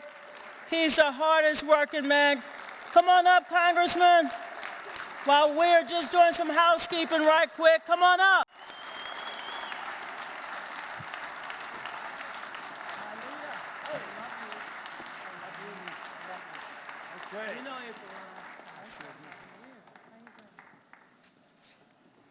Good afternoon and welcome to Baltimore. I don't represent Baltimore, but I represent our state, and we're so proud to have you here, and we're so proud of our party. Hillary Clinton got 3 million more votes. 3 million more Americans voted for the policies that we support than voted for backing up in America. We don't want to go back, and we're not going to go back. We just had a conference of the House Democratic Caucus at the Hotel Hyatt, and every member of that caucus is energized, empowered by the majority that we won. We don't have a majority in the House, we don't have a majority in the Senate, but we don't have a lack of a majority of the American people who believe the policies that we put in place in the last 2 years of George Bush, but more importantly, in the 8 years of the extraordinary presidency of Barack Obama. A member of the press just asked me, did I think the party was going to be in disarray or not united after this election? I said, absolutely not. Every one of the candidates is committed to the policies that we Democrats have supported. We are the party of working people. We're the party of consumer protection. We're the party of protecting our environment. We're the party of building up, not tearing down. And we're the party of having a positive relationship with our allies around the world so we can keep America safe. But we're not the party of saying, no, you can't come in. We're the party that believes that torch needs to be held high. And I want to tell you, Nancy Pelosi and I are absolutely energized and ready to make sure that we fight every day, every hour, the negative policies of this president, and make sure that we protect the people of America, not only the people who voted with us, but all the people of America, because that's the party we are. God bless you. Keep on keeping on. Get fired up one more time. God bless you.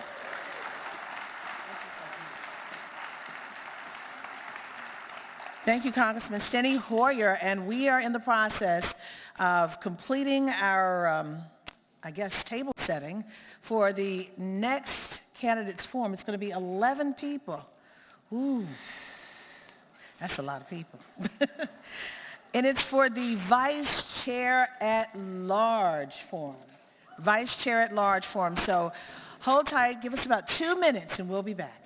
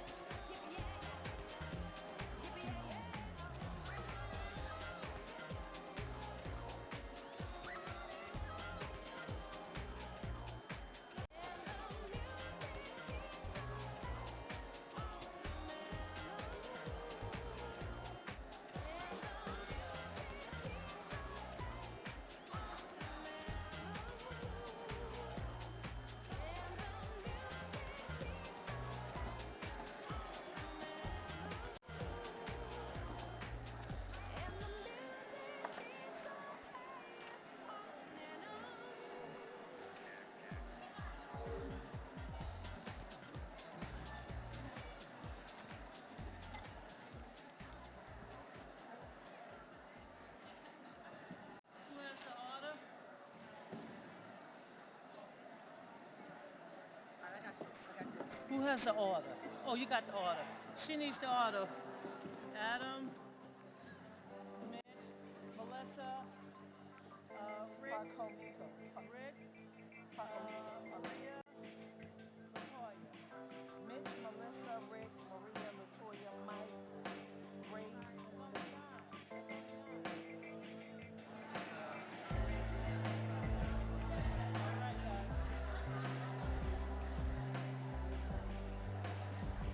I put some napkins underneath your thing in case. Thank you. Thank you. Pull it up. Thank you. I can try to shift it a little. I don't know how far it won't let me go. It ain't gonna let me go.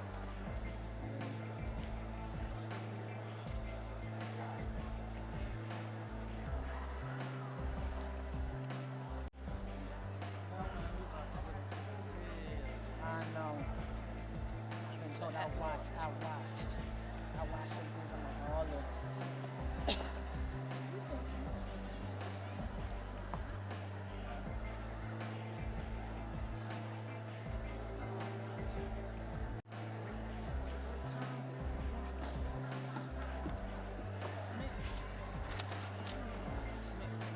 We work so hard to be a nation. Every time we meet, To be speaking out.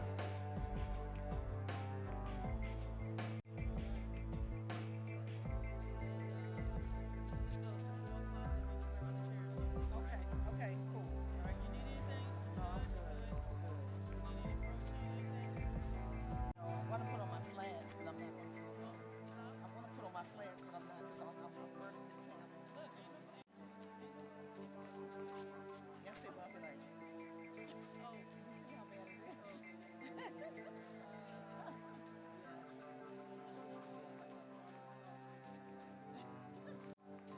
They had like a, if they did have a store, I can sit on the floor. But that's a long time. You have a stool back there. Yeah. All right, thanks. Yes, that would be great. A hot chair, a hot chair. Hot chair.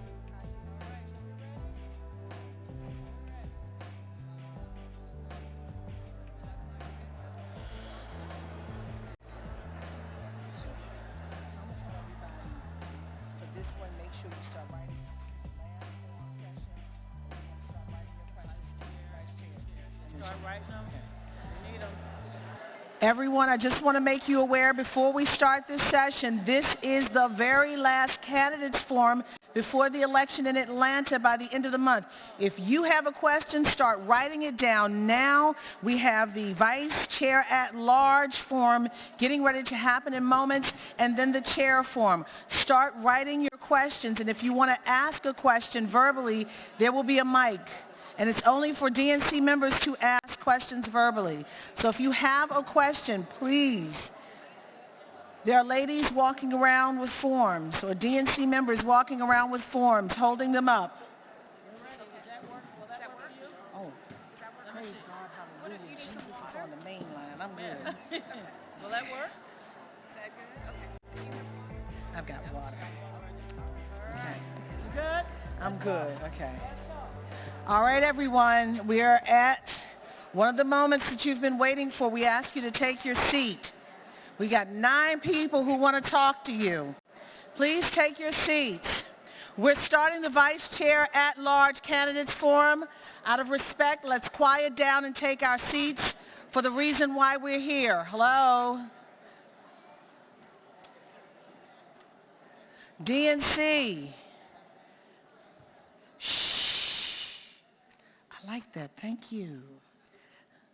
That was a Baltimore shh. Good quiet. Okay. Vice Chair at Large Candidates Forums. There will be no opening statements. Candidates will have a maximum of 2 minutes to answer questions, which will be timed by a clock. And when they're out of time, the red button will flash. So it will not be my fault. All candidates will be given the opportunity to provide a 1-minute closing statement. And with that, I want to present to you the 9 candidates. Adam Parkminko.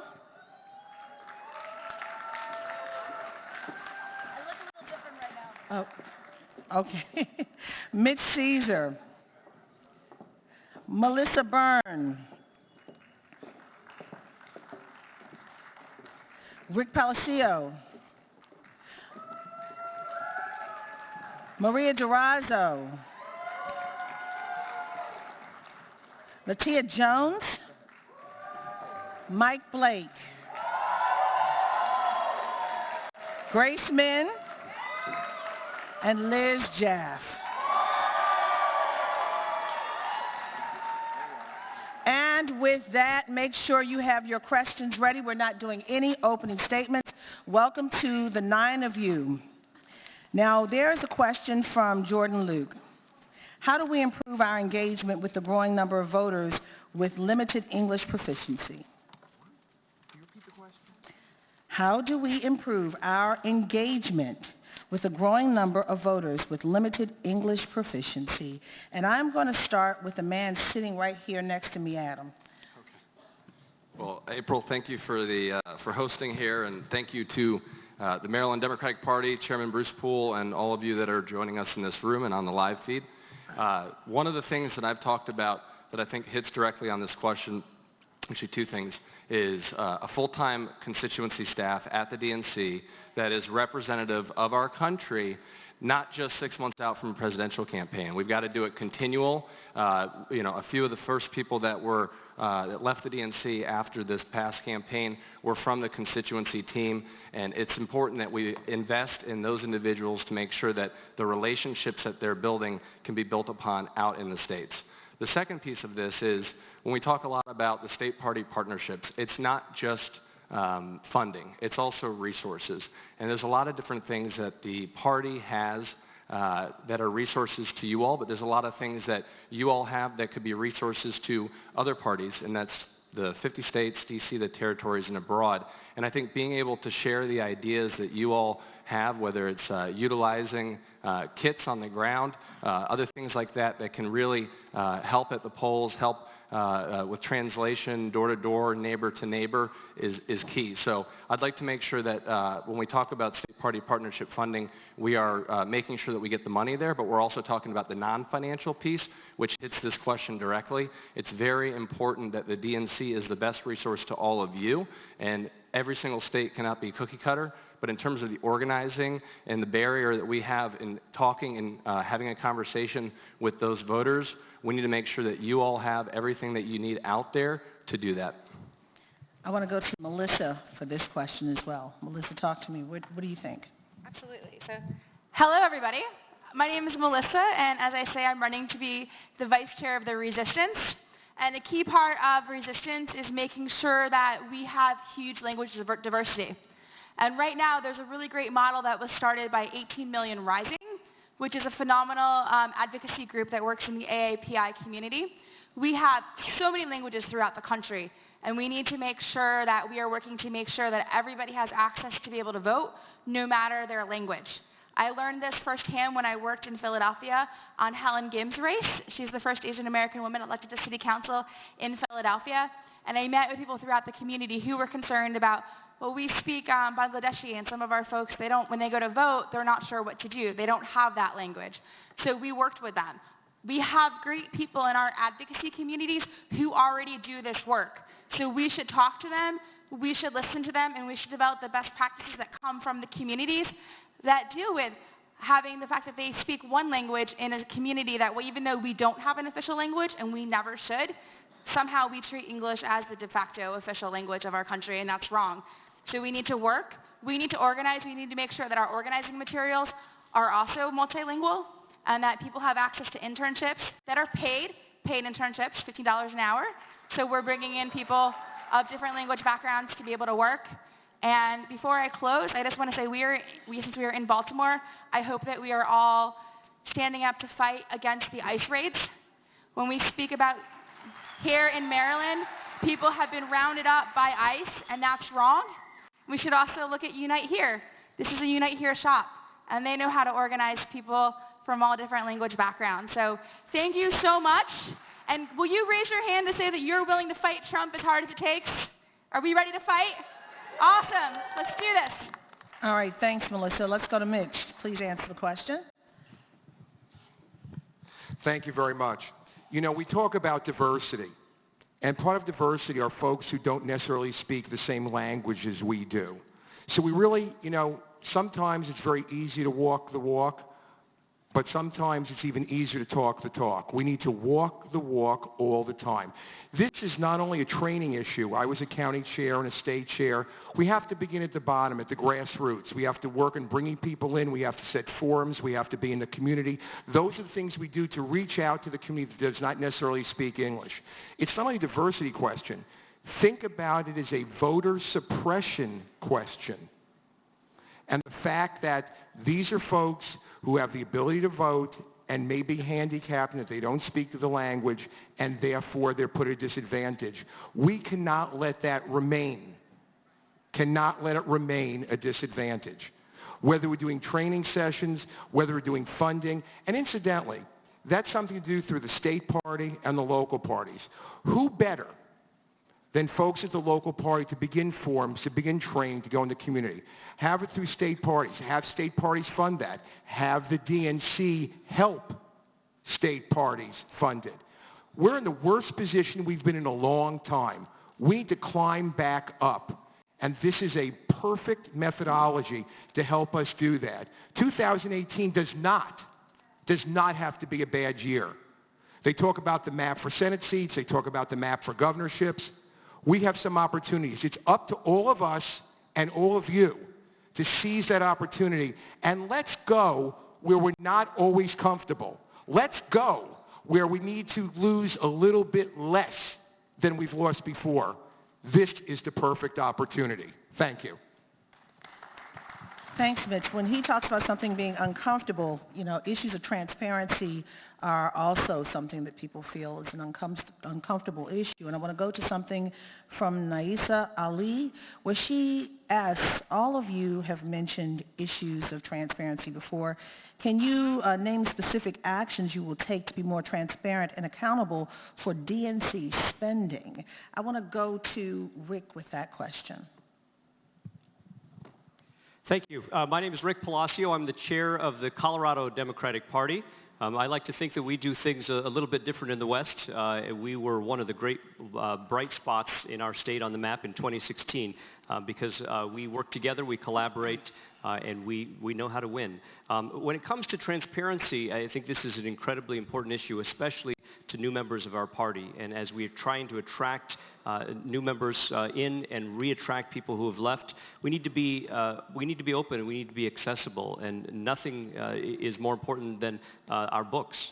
We need to make sure that our new treasurer, whomever it is that we elect, and our new chair, whomever it is that we elect, are in agreement that we could put our books and our spending all online. We have to make sure that as we are undertaking contracting opportunities, that we have fair RFPs, that we're doing our outreach to make sure that it's not just the regular vendors that we're doing outreach to, but it's also folks from the minority communities. It's also, we're giving everyone an opportunity to be a vendor of our Democratic Party. And I think the most important piece about budget transparency is just simply making sure that we're online, and two, that as members of the DNC, especially executive committee members, we have an opportunity to approve a budget every year, not just rubber stamp something that has been presented to us the way that we have been asked to do in the past.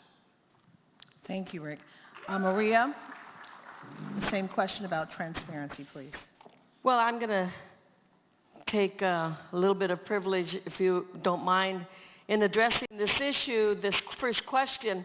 You see, the limited English proficiency, folks, that someone talked about is what turned California deep blue. Okay? They are the ones who stood up for Democrats. They are the ones who walked door to door to door and turned them out to vote. They're the ones, when Pete Wilson said, we don't want you here, said, you know what? We're here. We're going to make sure that our families get out to vote. And they did. And now California is a deep blue state. So in California, and I think we'll find in state after state after state, Language is not a proficiency. It's not a handicap. Sisters and brothers, it's the way to the future of the Democratic Party. And when we listen to those folks in whatever language, they are telling us, they're saying, we're willing to fight for the values of the Democratic Party. We are willing to get out there and we have the courage to take Trump on.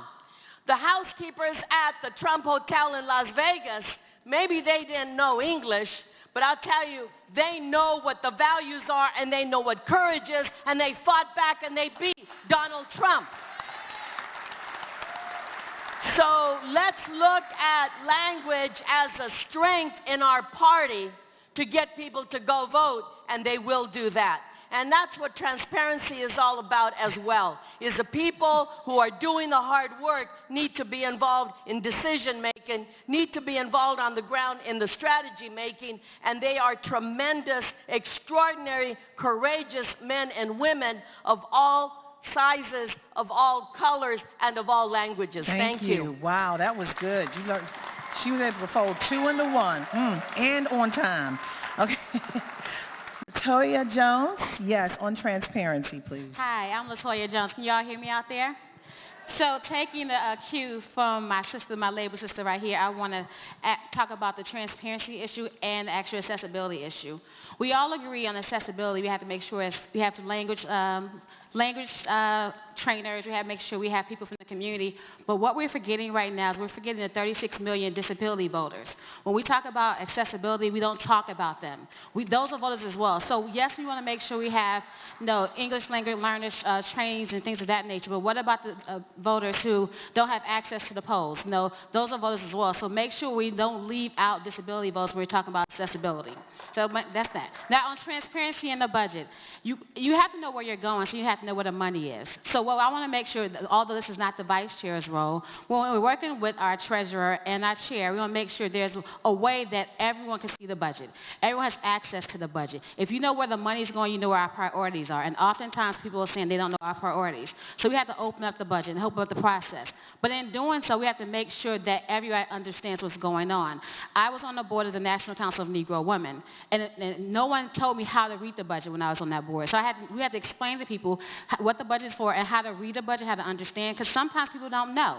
So open up the budget process. But that's not just on the national party, but also on the state parties and the local parties. We have to figure out where the money is going on all levels. Because right now we're only talking about national Democratic politics, and we're only talking about Donald Trump. What about the state houses? What about the state races? What about the governor's races? If we don't know on all levels where the money is going, we're going to lose. So while we're focusing on Donald, he's giving us a gift. He's giving us a gift that we can organize on all levels. So that means making sure our county parties are engaged and making sure they have an open budget process, making sure our state parties have an open budget process. And that goes for Dems abroad and College Democrats of America as well. And our allies, we have to know where the money is going across the board. Thank you very much, Latoya. So I get a question from Joanne Good, and she's asking about the issue of messaging, and that's a big piece right now. She says messaging is urgent. Lots of people are uninformed and misinformed and need civic classes.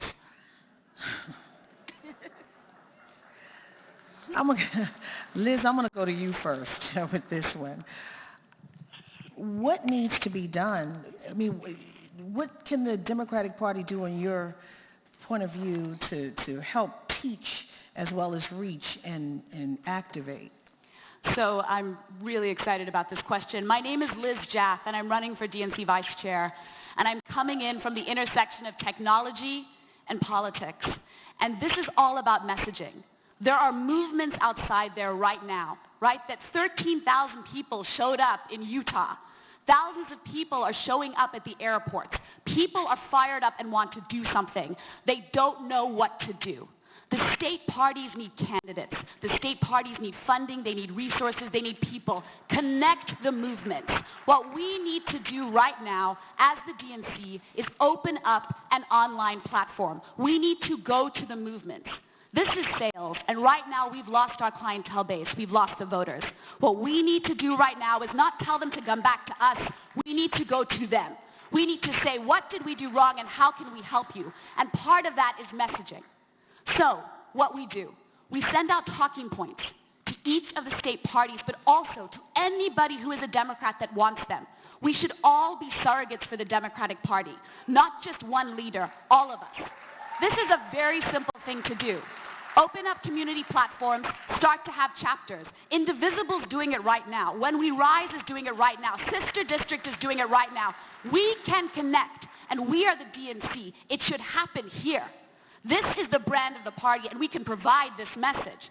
So what I'm asking, very simply, is to build this, to bring in these engineers to make this happen, to connect you with the movements, because we have the messaging points, and there are more Democrats than Republicans, and we are much stronger. But together, we are much better messages than one person. There is no shepherd. We all have to do it.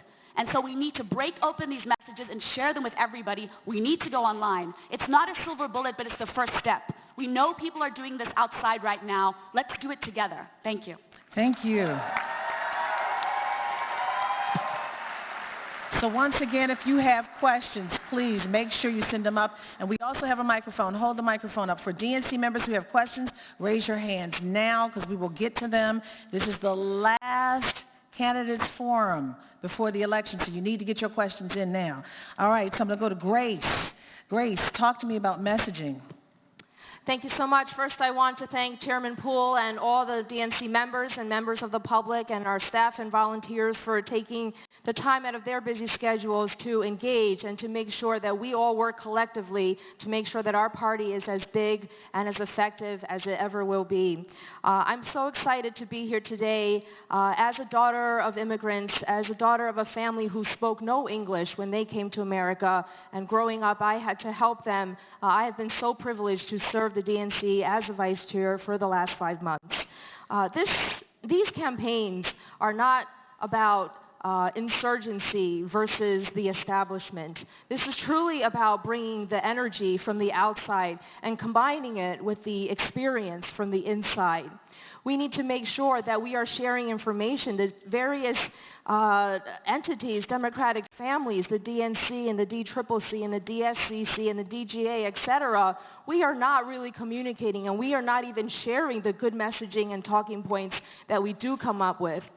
I have talked about proposing and continuing whatever surrogate programs that we had during the general election, because we had amazing people, whether it was local elected officials, experts in our fields, Congress members, going around the country talking to various constituent groups in different languages as well. I was proud in my first few months as I've been here with the DNC to conduct and to have resources put in the first ever type of outreach into ethnic media, which can be done at low cost, if not no cost. And these are communities that are not paying attention necessarily to the mainstream media, and we need to talk to them at their kitchen table. We need to make sure that they are able to read and to listen and to see what's going on. We can't just advertise the importance of the minimum wage. I wrote op-eds in Chinese language talking about the importance of raising the minimum wage. So I look forward to working with all of you to make sure that our party is accessible. Thank you. And let's go to Michael Blake. What's the messaging issue, Mike? Well, first, I think Donald Trump needs a message in civics class. We need to get focused on what are we doing here. Good afternoon, Democrats. Good afternoon, Democrats. If we want to talk about messaging, then we need to make sure that we're messaging that impacts all of our communities. So, buenas tardes, damas y caballeros. Mi nombre es Miguel Blake, asambleísta para Distrito 79, a candidato vice presidente. You didn't know a Jamaican could speak Spanish, did you, right now? Now, let's get clear in what we need to do. First and foremost, I need to shout out my mom who's in the building. Hillary Lawrence, thank you for all that you have done to be with me. Now, if we want to talk about messaging, let's start with 218. 218, that's the number of counties that Barack Obama won twice that Donald Trump won. How did that happen? People don't feel like we're listening to them. They don't feel like we're engaging them. We're not talking about why to vote for us as Democrats. You can't just tell them don't vote against them. That's not how this is going to work. We have to engage and be real and give them a reason to be excited about us. You cannot just talk to the base 3 weeks before an election. You have to engage all of our communities all of the time. This is saying that we're going to be serious about this and have a message that is tactical. I have done this. This is why I'm asking for your vote for male vice chair. When you're determining between the male candidates, I have won in more states than the other 3 have combined. I have organized efforts for our constituency efforts in 19 different states. We have found ways to engage in the Latino community, in African American community, in the West African community, in the Asian American community, all of our communities that have to be there. If you're going to be standing up when we talk about what's going on in Flint for the water, then make sure you stand up and talk about the Dakota Access Pipeline at the same time. Make sure you're engaged in talking about message. When we talk about what we need to do for message, all of the previous questions are intertwined. When you talk about transparency, it's about being more clear with our communication. That's why we send out daily message points. We need to have daily talking points, weekly conference calls, and monthly virtual trainings so that more people are a part of the process. We can't just expect that you'll be there and learn about it afterwards. Thank you, Michael If you want to Blake. learn more about our vision, go to michaelblakefordnc.com. Thank you so much. And I apologize to the candidates just now. We had a little glitch, but thank you, Michael Blake. So listening to the comments that all the candidates just made on the messaging issue and piggybacking off of this about how to take the seats back, a sort of sermon that we just had. I'm going to a question from Tori Lauterbach. It says, if elected vice chair, how will you, in this unique position, help expand the Democratic map and turn the red seats blue? Okay? And I'm going to go to Adam with that. I'm going to start with Adam. Thank you. That's a great question. A lot of things come to mind. I think the first is we've heard about the Utah town hall where Shavitz got up there and basically just had everyone stepping up and doing what they should be doing. I said on Twitter and other social outlets yesterday, when we're talking about candidate recruitment, look no further than the people asking the questions in the audience, because they're asking some really simple, not hard, good questions that these GOP members can't answer.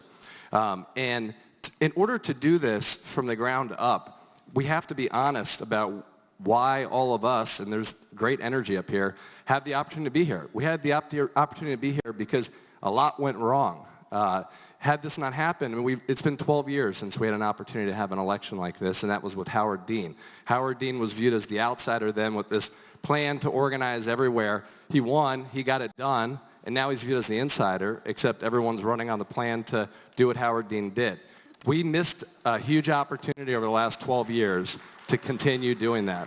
And this is not rocket science. It's pretty simple. The DNC needs to be the best resource possible to all of you out there in the field and around the country. Again, DC, territories, and abroad. I'll say it over and over and over again because we have that conversation over and over. It never actually happens. They never get the support they need. But we need to actually take a look at this. Grace made a really good point. The DCCC, the DLCC, the DGA. The DCCC is on the second floor of DNC headquarters. The DNC is on the third floor. They ride the elevator together, but they don't talk together.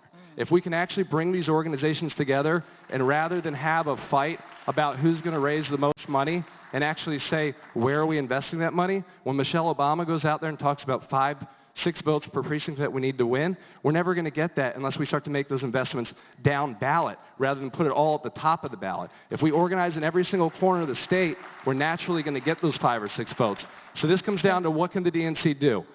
Thank you. Presidential elections, conventions, and supporting parties and local parties. Thank we had a you. great convention. Thank you. It's time to start supporting our party. All right, Adam. Mitch is next. Yes, thank you. There are 2 ways to do this. The first was the previous question, messaging. I think an economic message, when people say, how could you possibly give an economic message that appeals to the base, but also for people who voted for Barack Obama and then voted for Donald Trump? It's an economic message. The message that unfortunately came through in this last election is, we're not him. That was the message that was at least received. That doesn't work. We've learned that. And I have to tell you, I'm very inspired by this because I've been used to, as many of you have, we've lost Republicans for president before, but I do not like losing to this guy. Not to this guy. Let me tell you a key core reason I'm running. and that's specifically districting. Districting will go a long way. You know, the Republicans have been doing this for 10 years. We have frankly done none of it. Florida had a situation 2 years ago called fair districts. We passed an amendment. It was a constitutional amendment in Florida. You need to get it with 60%. In a purple state, we passed it with almost 70% fair districts. Then it was up to the Republican legislature, because they have both houses and a Republican governor, like one of the 25 states. Democrats only have 5. They came forward with a plan that was frankly awful. It just wasn't as awful as usual. And we picked up 2 congressional seats and legislative seats. We must start at the bottom. You can't win Congress if you don't win legislative seats. We need to build the infrastructure. We need to win mayors and county commissioners and school boards and legislatures. That's how you build a bench. That's how you build. And it won't take 1 cycle or 2. It'll take many. But maybe in a red state, we'll pick up enough seats that Republican governor isn't veto-proof. Or in a purple state, maybe 1 chamber will be close enough that they'll have to make a deal. It's not a long-term project. It's a forever project. And if I'm elected vice chair, I commit to you, as I have in my literature, to make sure that staff and money is devoted to state and local parties to make sure that districting is implemented if we have a valid partner. Thank you. Melissa, you're next. So I am a proud alum of the Bernie Sanders campaign. And one thing that I learned on the Bernie Sanders campaign is that you win and expand by having good values. We will win in red states by proudly saying that Black Lives Matter. We will win by standing up for Freddie Gray no matter where in the country that we are. Because no matter where you are in the country, people want justice. So go to the red states and say free college, because everybody wants their kids to go to college. Go to the urban areas, go to the rural areas and say expand Social Security, because we don't want cuts and we want to expand it. That is the path to winning. The path to winning, with all due respect, that we are a movement. We are not a sales team. We are not here to have transactional relationships with people. People are sick of transactional politics. No more transactional. People want sincerity. They want authenticity. You won't always agree with everybody. Nobody's looking for somebody that you're always going to agree with. They're looking for somebody that will have your back, that'll be out there and will be fighting for you. And as Democrats, we too often let the risk-averse consultants do fancy poll testing, and then we end up with no message.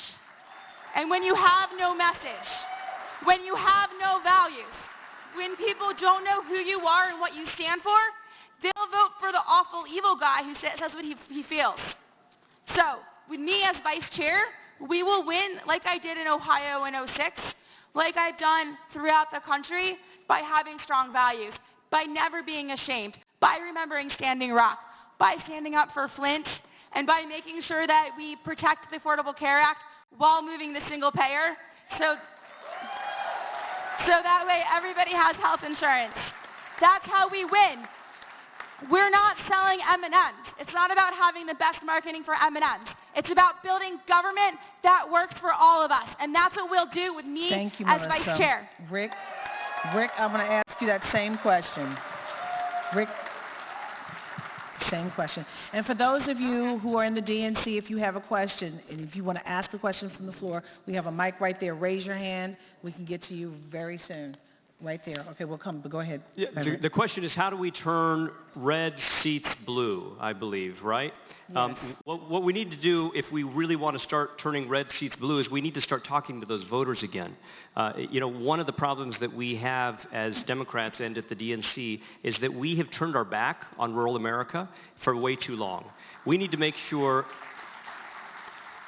that we're out in these communities organizing. What we're doing right now in Colorado is we have full-time community organizers on the state party staff, and that should be something that the DNC in the future does. We need to be out in these communities talking to people, talking about what their concerns are every day, and helping to recruit.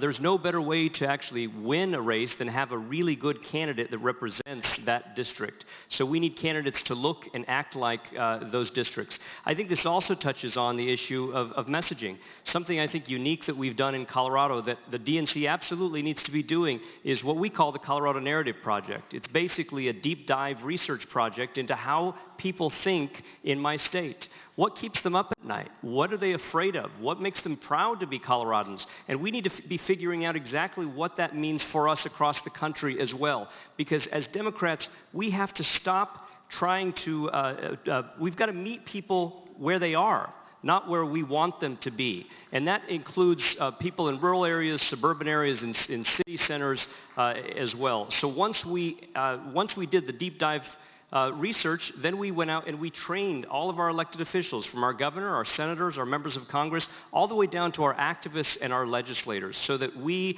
as Democrats in Colorado, could be singing from the same choir book. And it's something that we, as a national party, desperately need to be doing right now if we're going to win back these seats that we've lost over the last several cycles.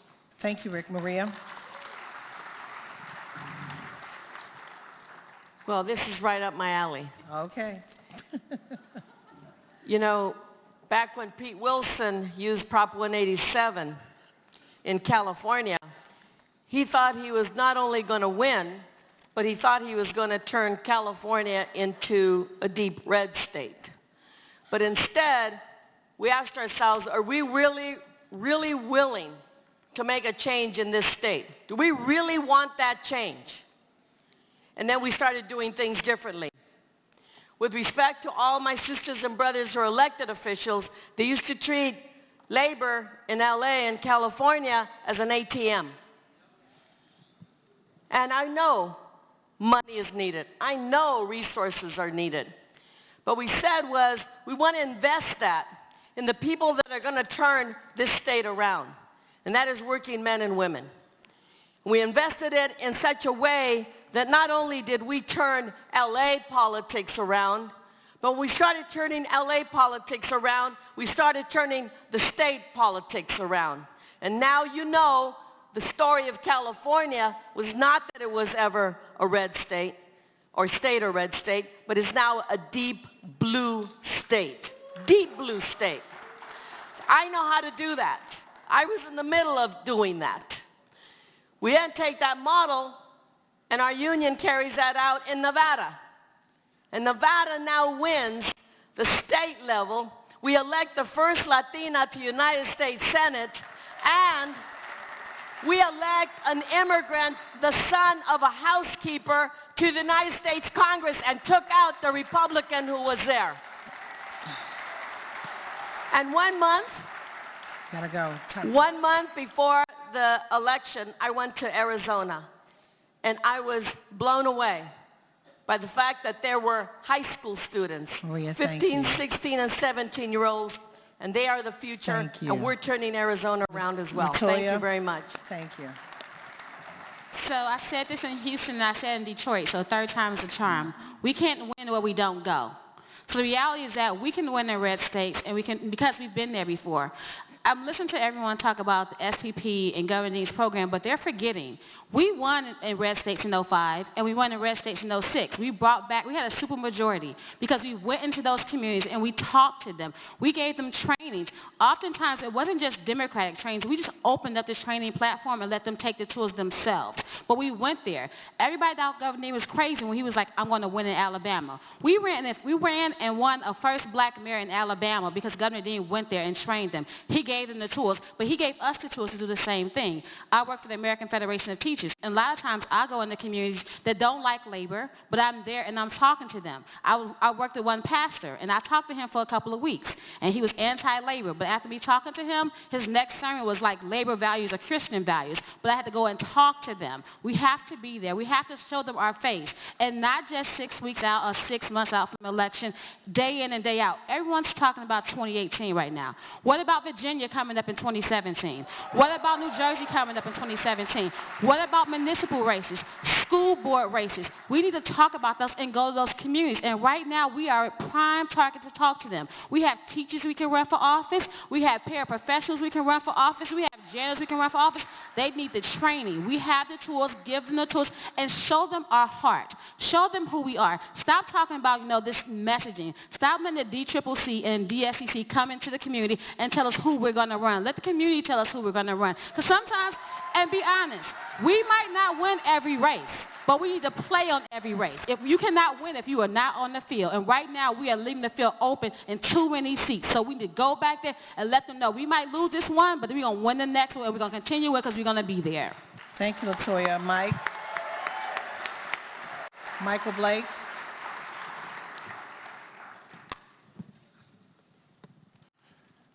You have to go and engage all of the time. You can't just show up and hope you're going to get a victory and you wonder what's going to happen. 80,000 votes in 3 states of Wisconsin, Michigan, and Pennsylvania. In large part, it's because people seem to forget our communities. But when you think about why we have to be engaged right now, it's the mayor's race in St. Louis next month. It's the governor's seat that we need in New Jersey this year. It's holding a seat in Virginia. And understanding how do you mobilize in this way. Look at the work that I've done over the last 12 years. When we went to Iowa and we organized in Iowa, for 10 months we were able to build an operation across the state. It wasn't just in urban communities, but it was going out to western Iowa, it was going to rural areas as well, saying you can understand what we're talking about by connecting with people. Stop talking to people and actually listen to them. Engage with them. Stop trying to tell them what you think is best for them. Actually try to listen to them and engage with them. When you think about what we did in Michigan, we won not just in Lansing, but also in western Michigan and Muskegon. What did we do? We mobilized and make sure we engage in all different ways. It's through the media programs that you have. It's through an increase through SPP, so you have organizers on the ground.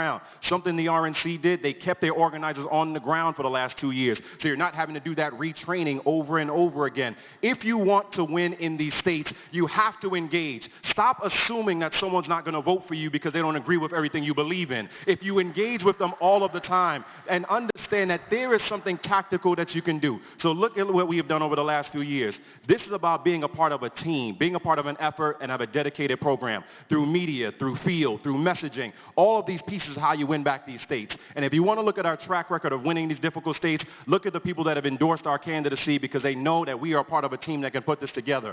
In Ohio, the chair and the vice chair have endorsed our campaign. In Michigan, the chair and their leadership have endorsed our campaign. In Pennsylvania, Michael Nutter, who's a phenomenal mayor of Philadelphia, have endorsed our campaign. It's understanding that we know how to organize in these states where we have lost, but we have to talk with our people, engage with them, and don't just show up a week before an election, but engage with them all of the time. Grace. I want to reiterate what all of my wonderful colleagues on the dais have said about being present, talking to these folks, making sure that they understand that we care about their personal economic growth. I represent a district that is Democratic, of course, but has pockets that are red, has pockets that voted for Donald Trump. When I talk to some of these voters, my constituents, we probably disagree on 9 out of 10 issues, but they're willing to vote for me. And this is just a small example of what could be done throughout the country.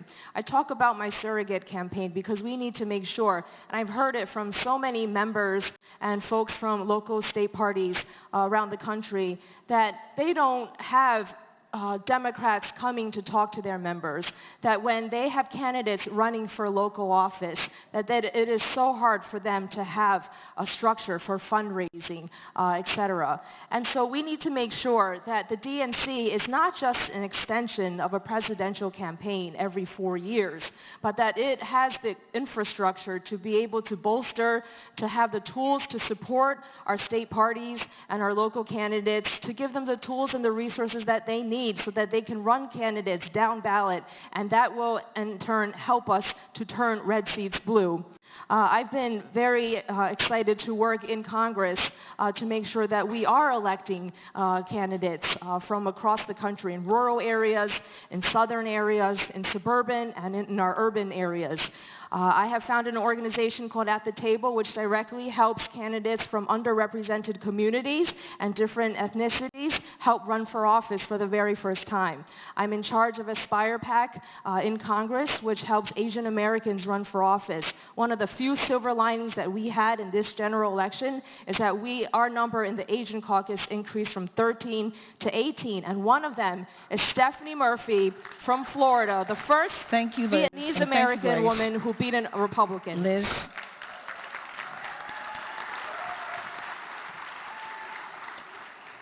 Thank you. So I think clearly people are very talented up here.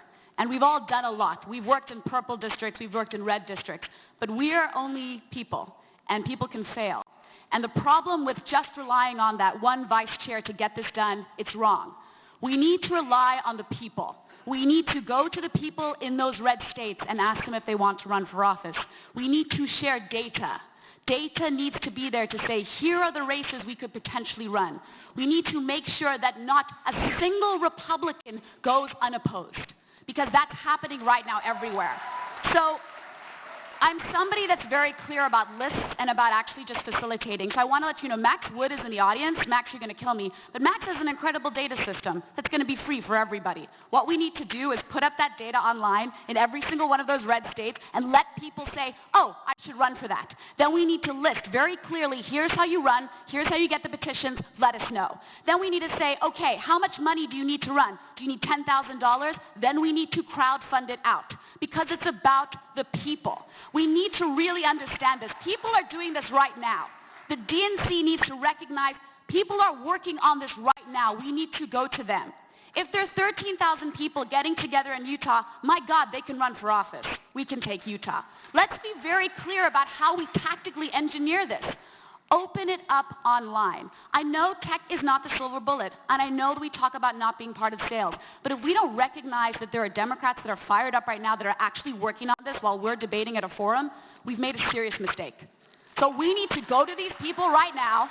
They're already doing it. Give them the tools and say, thank you. We are all the DNC. It's not going to be one person. It's going to be all of you. And you can all run for office, and we can take those red states. Thank you. Thank you. Now let's go to the floor with a question from a DNC member, please. Ask your question. Hi, my name is Tafari Gabre, and I'm a proud immigrant, a proud refugee, a proud black, and I happen to be a black man and a labor leader, and in Donald Trump's eyes, a quadruple threat. So I bleed workplace democracy. And when you're talking about, all of you, about economic issues and messaging, I believe we should raise the minimum wage. I support raising the minimum wage. But what is the role of the Democratic Party as expanding collective bargaining, the only panacea to cure income inequality? At what level should the Democratic Party place collective bargaining? Because from mayors to governors, Democrats are failing us on collective bargaining. Thank you. Thank you so much. Michael Blake, I'm going to go to you with that one. Well, look at what we did in New York. Well, actually, let me start from a personal point. As a son of a Jamaican immigrant, I'm grateful for what you are doing and what you continue to do. And let's make sure we recognize that. And as a child of labor, my daddy was 1199 SEIU. I appreciate what you are doing and all that you continue to do. When you talk about what we have to do at the DNC, you know, our efforts is to make sure we're bolstering the party and pushing forward. But we have to talk about the policies. And if you're going to be a Democrat about our policies. Don't be afraid to talk about them once we voted upon them. So in New York, look what we did in New York. We passed $15 minimum wage as a state, the only state in the country to be doing that in that manner, in that way. We're doing paid family leave to make sure we're moving in that way. We are being very clear in leading that. That's what differentiates us from the other male candidates. We're a sitting elected official who's constantly thinking about what's going on. I represent the most diverse county in America, 139,000 people, 53% Latino, largest West African population in the world. We're constantly thinking about the policies on the ground. So collective bargaining and the issues that we have to do to fight for our brothers and sisters in labor, we have to do this. Don't be silent, Democrats, when we need to. Stand up all of the time and fight for our respective communities. Fight and be aggressive of what's going on in our communities. We should all be figuring out how do we turn our energy to mobilize against the ICE raids that were happening today. We should be finding more ways of pushback against Trump, who's talking about a new executive order on next Monday and Tuesday. This is what we can do to build our respective party and our infrastructure. But we are a part of a team. It's about deciding who can be the vice chairs that can work with the other 9 members that are there, making sure we're mobilizing in this way. It's about connecting with someone. I'll close by saying this. A brother that I was talking to out of Montana said something that was very powerful. He said, I refuse to allow them to negotiate away my existence. People want to know, will we fight for them? Will we fight for better jobs? Will we fight for better rights? Will we stand up for their voices? Will we be out there and stand on the front lines? People want us to fight for them right now. Don't sit on the sidelines when we have a demagogue in the White House that's trying to tear us apart. That's why we stand for collective bargaining. That's why we stand for collective issues. That's what I would do as your vice chair. Thank you, Adam. Adam.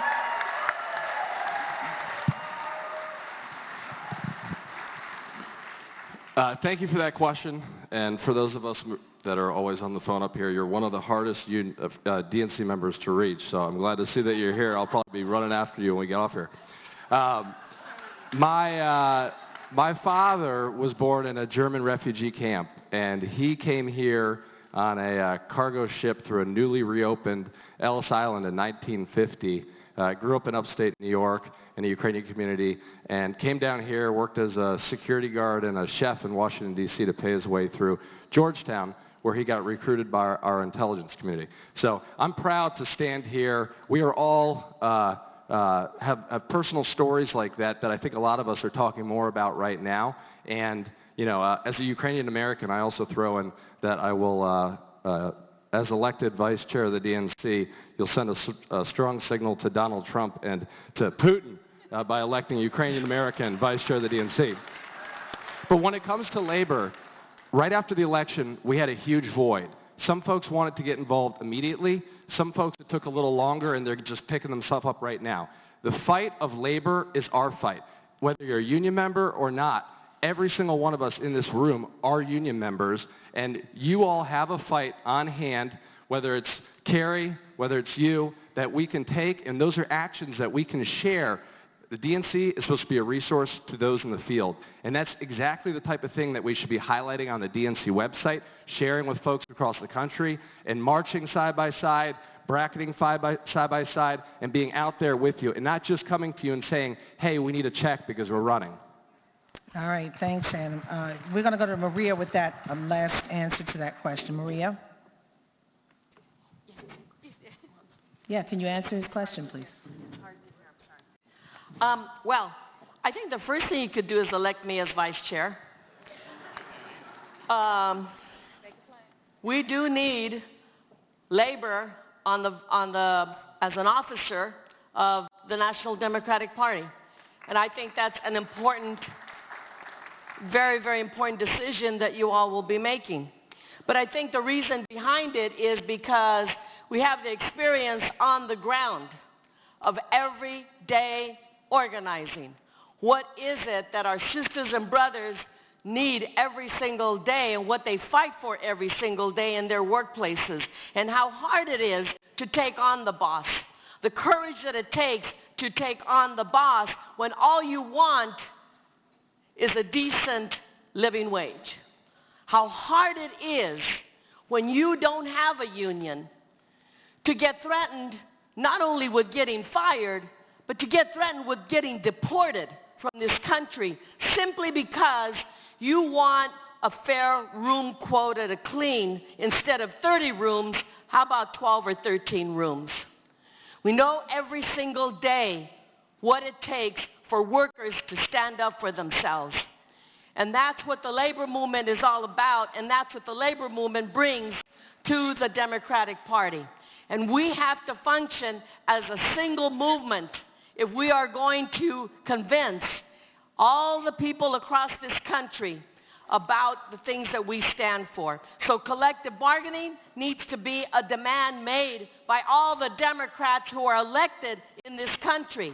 Not a few, not sometimes, but all the time. And we are not a special interest. We are not a special interest. We are a movement of hardworking men and women who demand what is fair every single day for a good day's work. Thank you, Maria. Thank you very much. We're going to go to the floor again for another question. O'Brien from Massachusetts. You're making our decisions as DNC members very difficult. There's a vast array of talent up there. I've gotten to talk to many of you over the phone. I look forward to speaking to the rest of you. I want to play a little game of Survivor.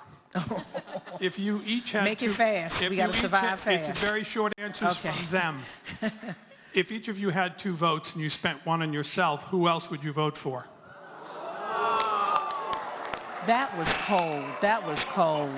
That's a low blow. Okay, so I'm going to say, Adam wants to go. All right. Adam wants to go first. That's the great thing about this party is you can get on the floor either 10 days out and do a resolution and say, hey, we want all of these to be vice chairs, or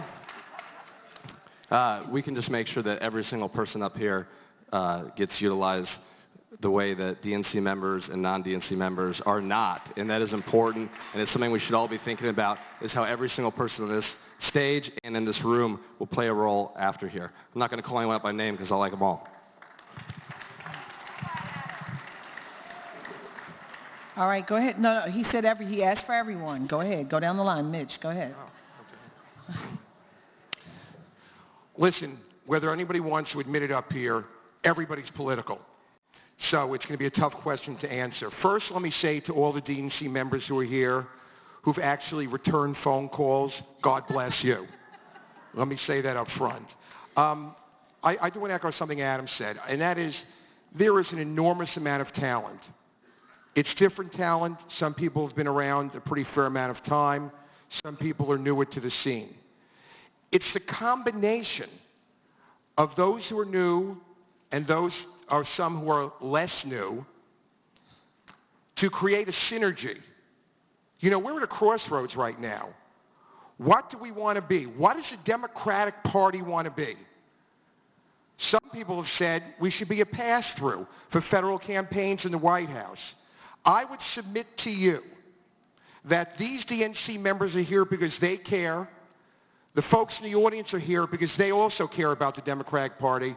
We have an opportunity now, which may be gone in 4 years, to make this Democratic National Committee and this party more than a federal pass-through for money, more than just something that's a bullet point on TV or talking point. We have an opportunity by looking at the people in the streets, by seeing the Women's March, by seeing people talking about the inappropriate immigration issues. We as a party have an immigration issue that will never go away.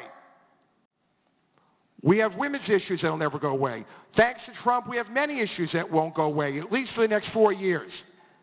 We need to seize that opportunity and decide what type of party does the Democratic Party want to be, and to make sure the Democratic National Committee never becomes a pass-through for money and nothing else. We're here to do a job. That's why this entire audience is here. That's why I'm here. That's why everybody on this panel is here. Thank you. Thank you, Mitch. We're going to go next to Melissa on that question. All of you are going to go one by one and answer his question. Very cold, low blow. So I would vote for LaToya because we need to get black women in leadership. Wow.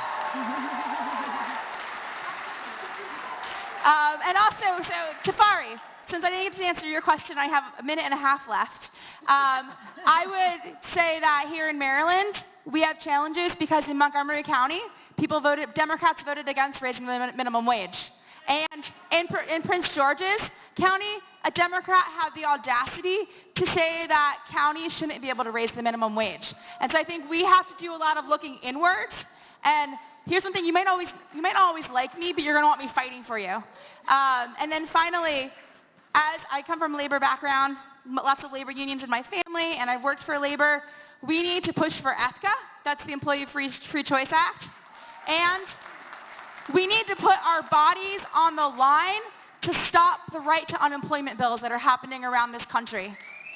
And me personally, that means I can't drink Yingling anymore. Yingling was my favorite beer until they started funding right to work laws, until they started funding Trump. So we have to make personal, it's a big sacrifice, Yingling. But a joke, but as Maria said, labor cannot be our ATM. Because that money comes from people that are doing back-breaking work, who put their lives on the line to earn that money that goes into the per capita. So we need to look at, and we are labor. We are raising the minimum wage, and we need to hold other Democrats accountable.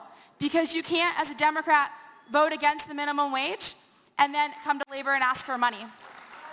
But DC voted to raise the minimum wage, and we also need to work for statehood for D.C. I don't think that's been said yet.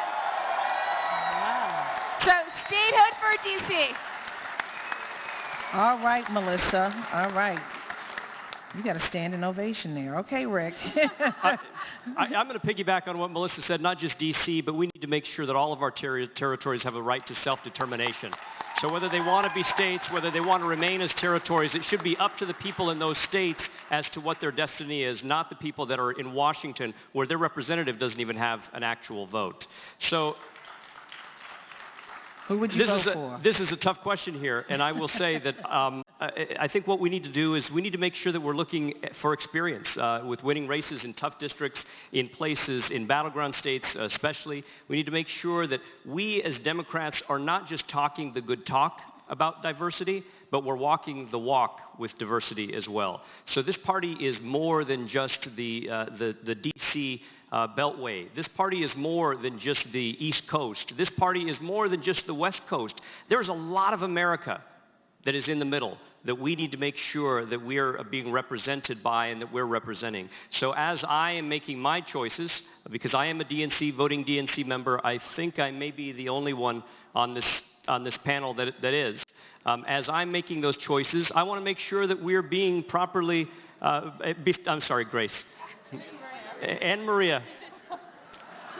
So let me tell you, and I'm going to take my 42 seconds to apologize, because I think that from the gender standpoint here, we have gotten into this mindset, and I know that the women have and the men have, of just thinking about their races in a gender sort of specific way. So I'm the only man that is a DNC member, and I think that as we're making our choices, we need to make sure that we're representing the diversity that truly exists in this party, and it's going to be a tough choice. All right. Let's go to Maria. Maria? Okay. You got to pick someone other than yourself. Well, I would pick somebody who takes risks. Or, well, you may make a fool of yourself sometimes, but take risks. I would pick folks who are innovative and who've done things that you've never tried. I would pick folks who are ready to go get arrested for a cause that we believe in. I would pick folks who are ready to invite, nurture, and hand over the reins to younger people.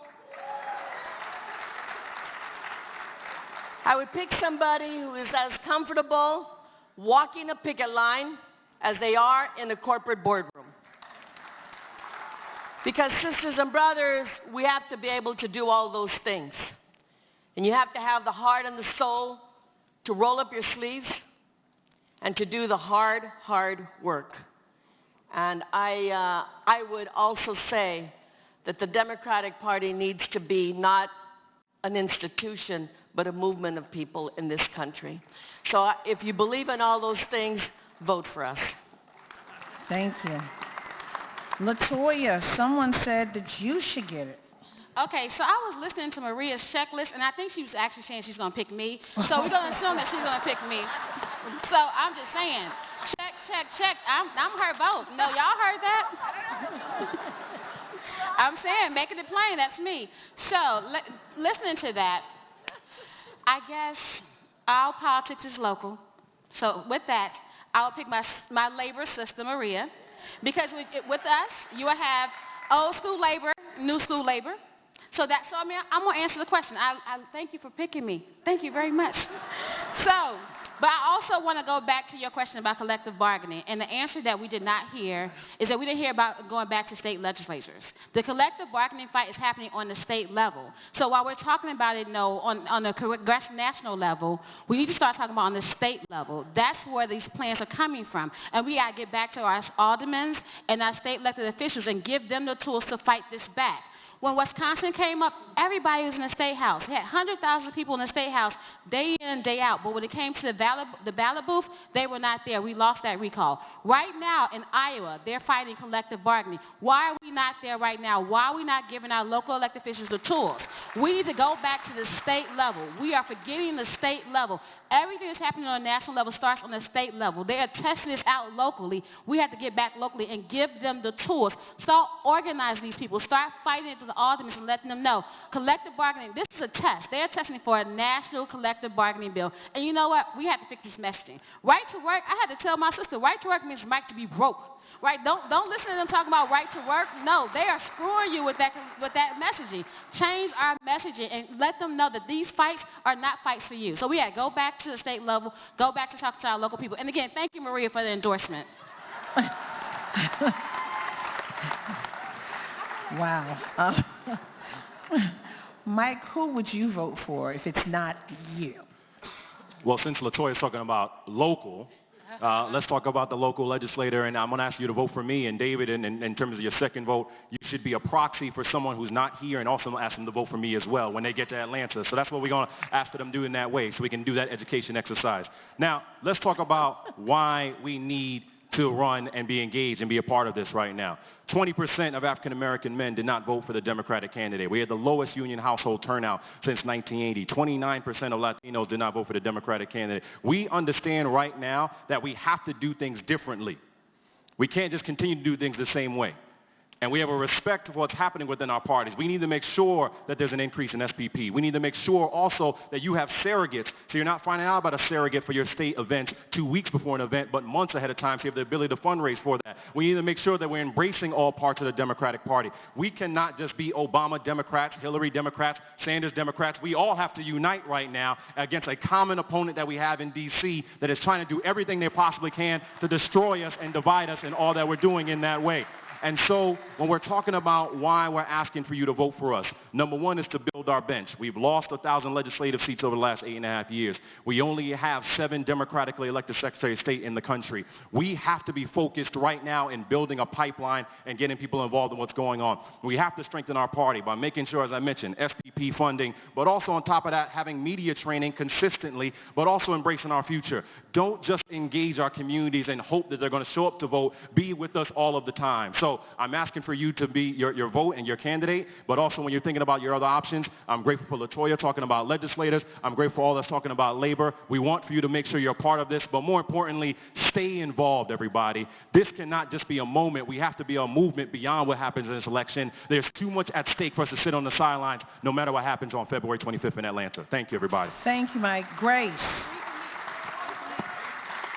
So that was a great question, and you know we're all political when we take the full 2 minutes and not really answer your question.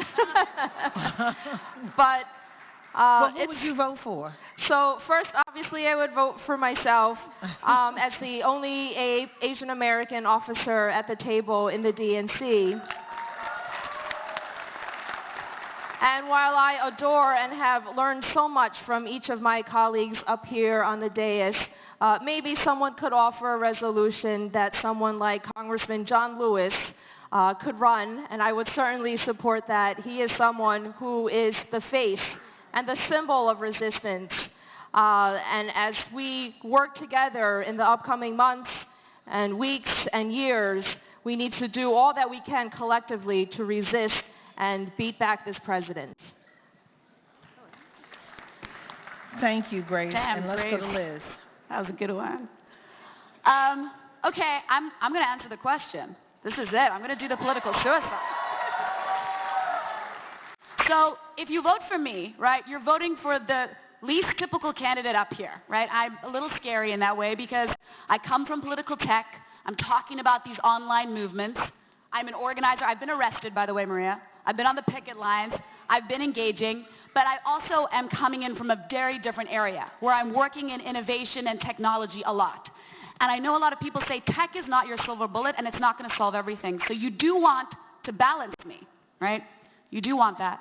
And you want somebody who knows the party, who the party also recognizes and also feels safe with, because you want somebody who they feel comfortable with and can talk to and we can work together. Because that's what I do the best. I will facilitate and work with anybody. And to be honest with you, there's some great people up here. Now I'm going to be really sexist. It's not going to be the guys because I want a lot of ladies. I want 3 ladies. I can't help it. So, you know, that's happening now. And listen, Mike and I worked together in 2007. I worked for Mike. So just to be clear, this is a rough one. But when I look at the fellow vice chairs, and I have to say I respect them all because going through this experience is not fun. I mean, this is rough. You don't pick up our calls. There's a lot of rejection. It's tough.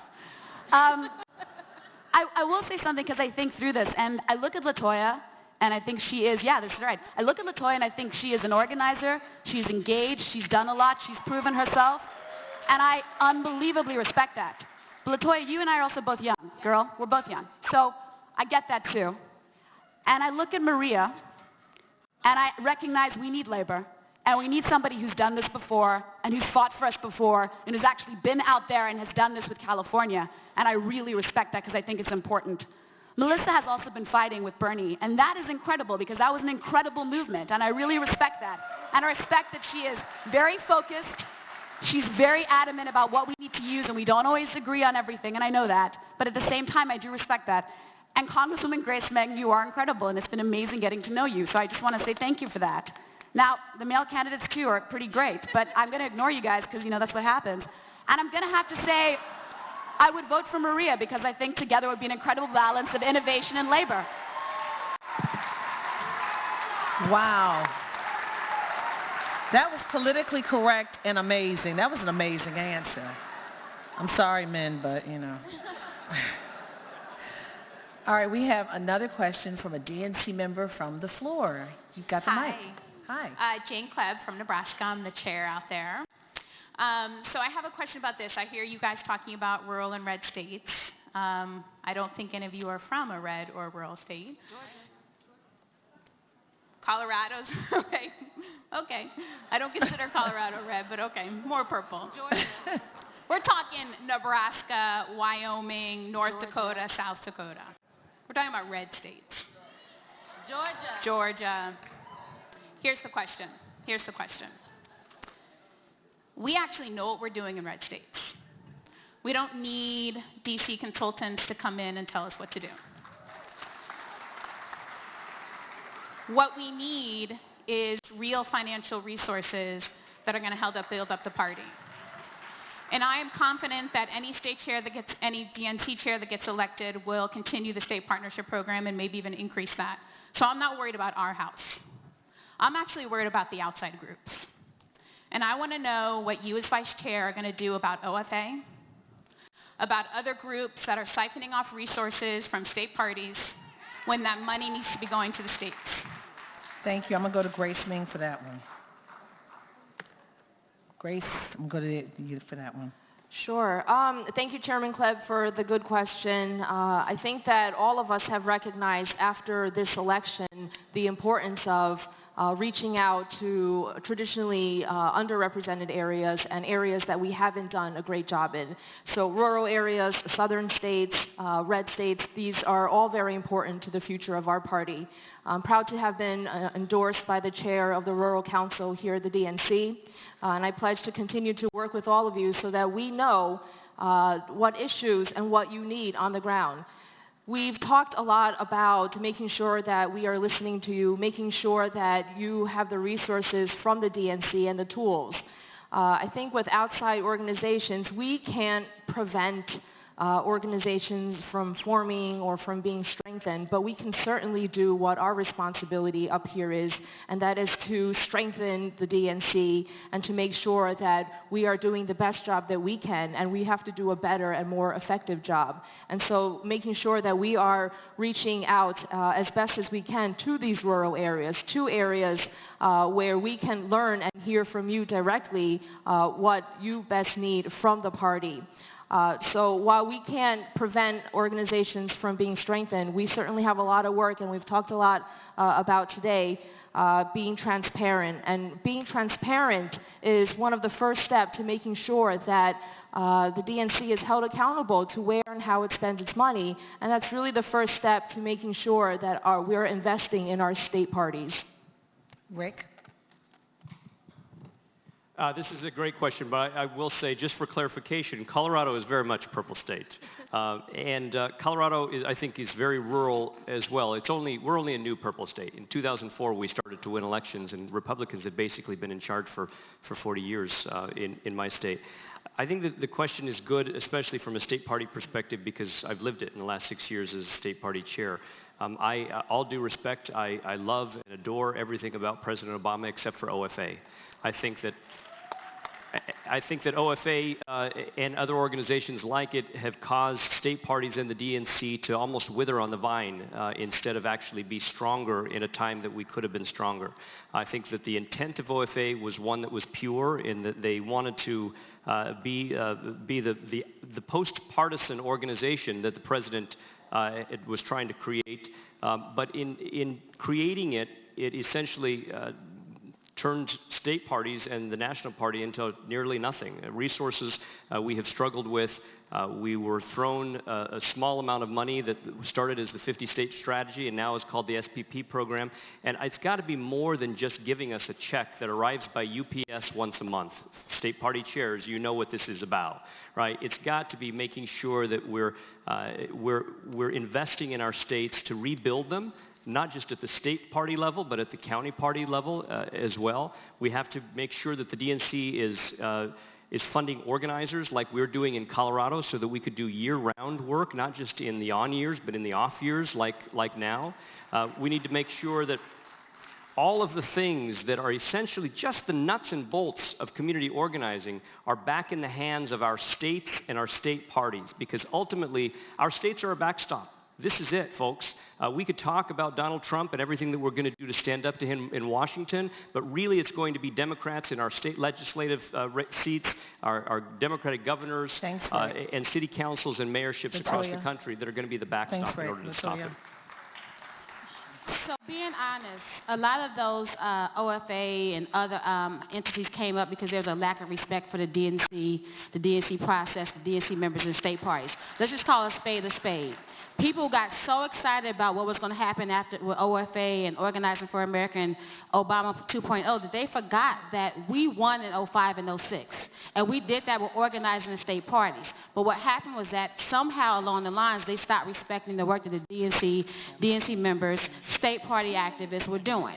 At that point in time, so if we want to get back to that, we're going to have to be the boldest and the baddest thing on the block. Because people respect fight.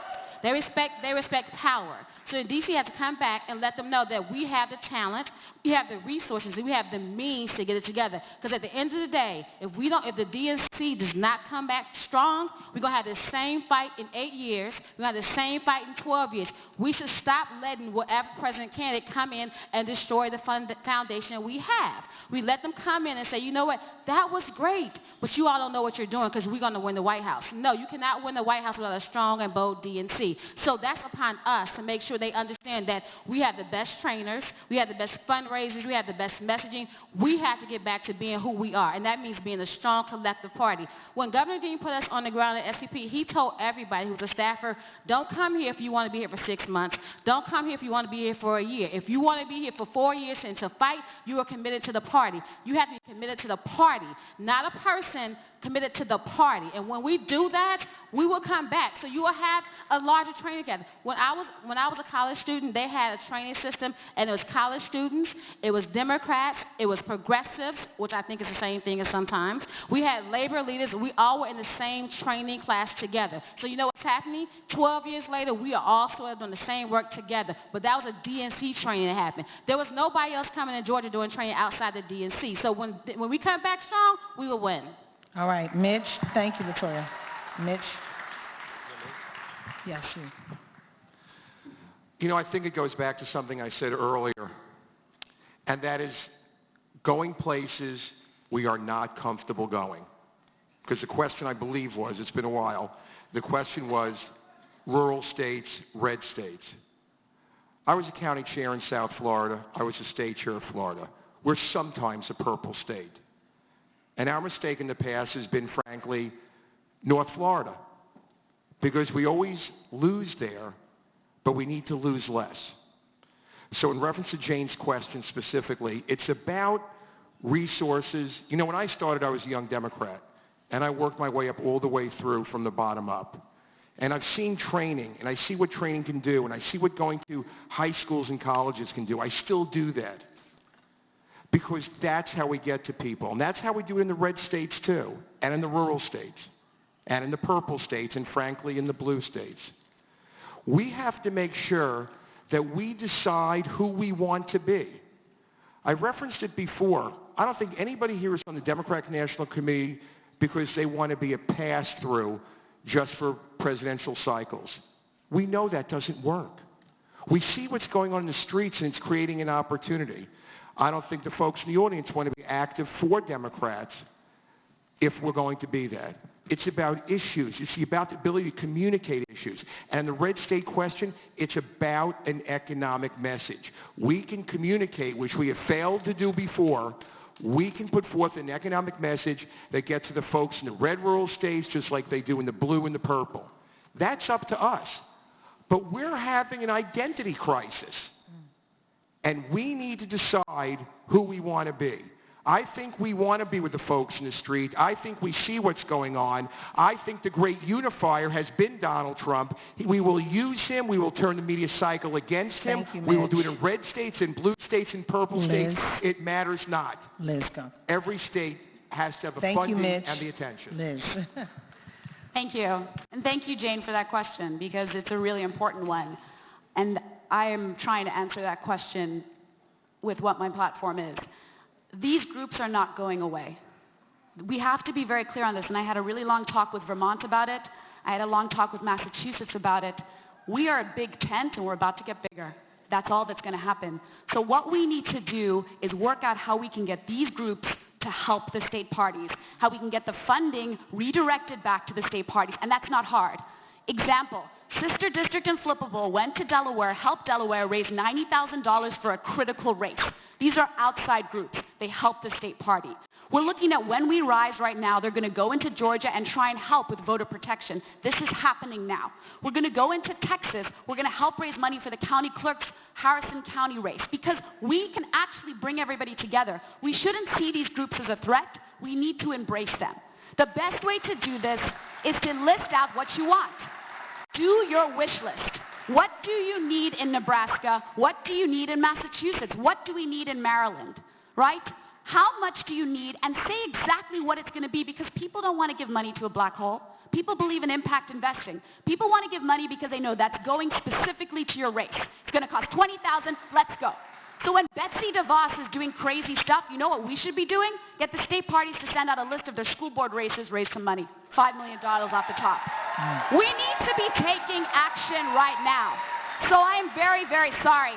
But guess what, ladies and gentlemen? This is the face of the new Democratic Party. We are all Democrats. You see these groups rise up. We need to embrace them. And Yvette Lewis was the one who said to me 2 years ago, I know, I'm here now, that my hair's got longer. She said to me 2 years ago, baby, it's about to get bigger because there were a lot of groups that were working with us. And that's exactly what's going to happen now. 2000, we were asking for your email. Now it's your Slack channel. It's just happening. Embrace the change. We'll take you through it. Here's what we've got to do. Melissa, you're the last one on this question. So, Jane, it's good to see you again. And you've done great work with Bold, Nebraska.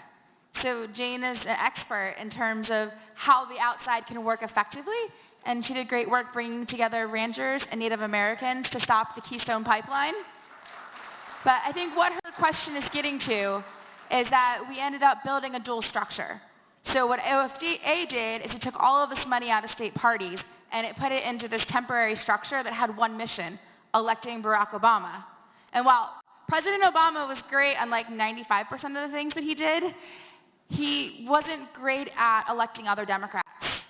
And we're seeing the impact of that today.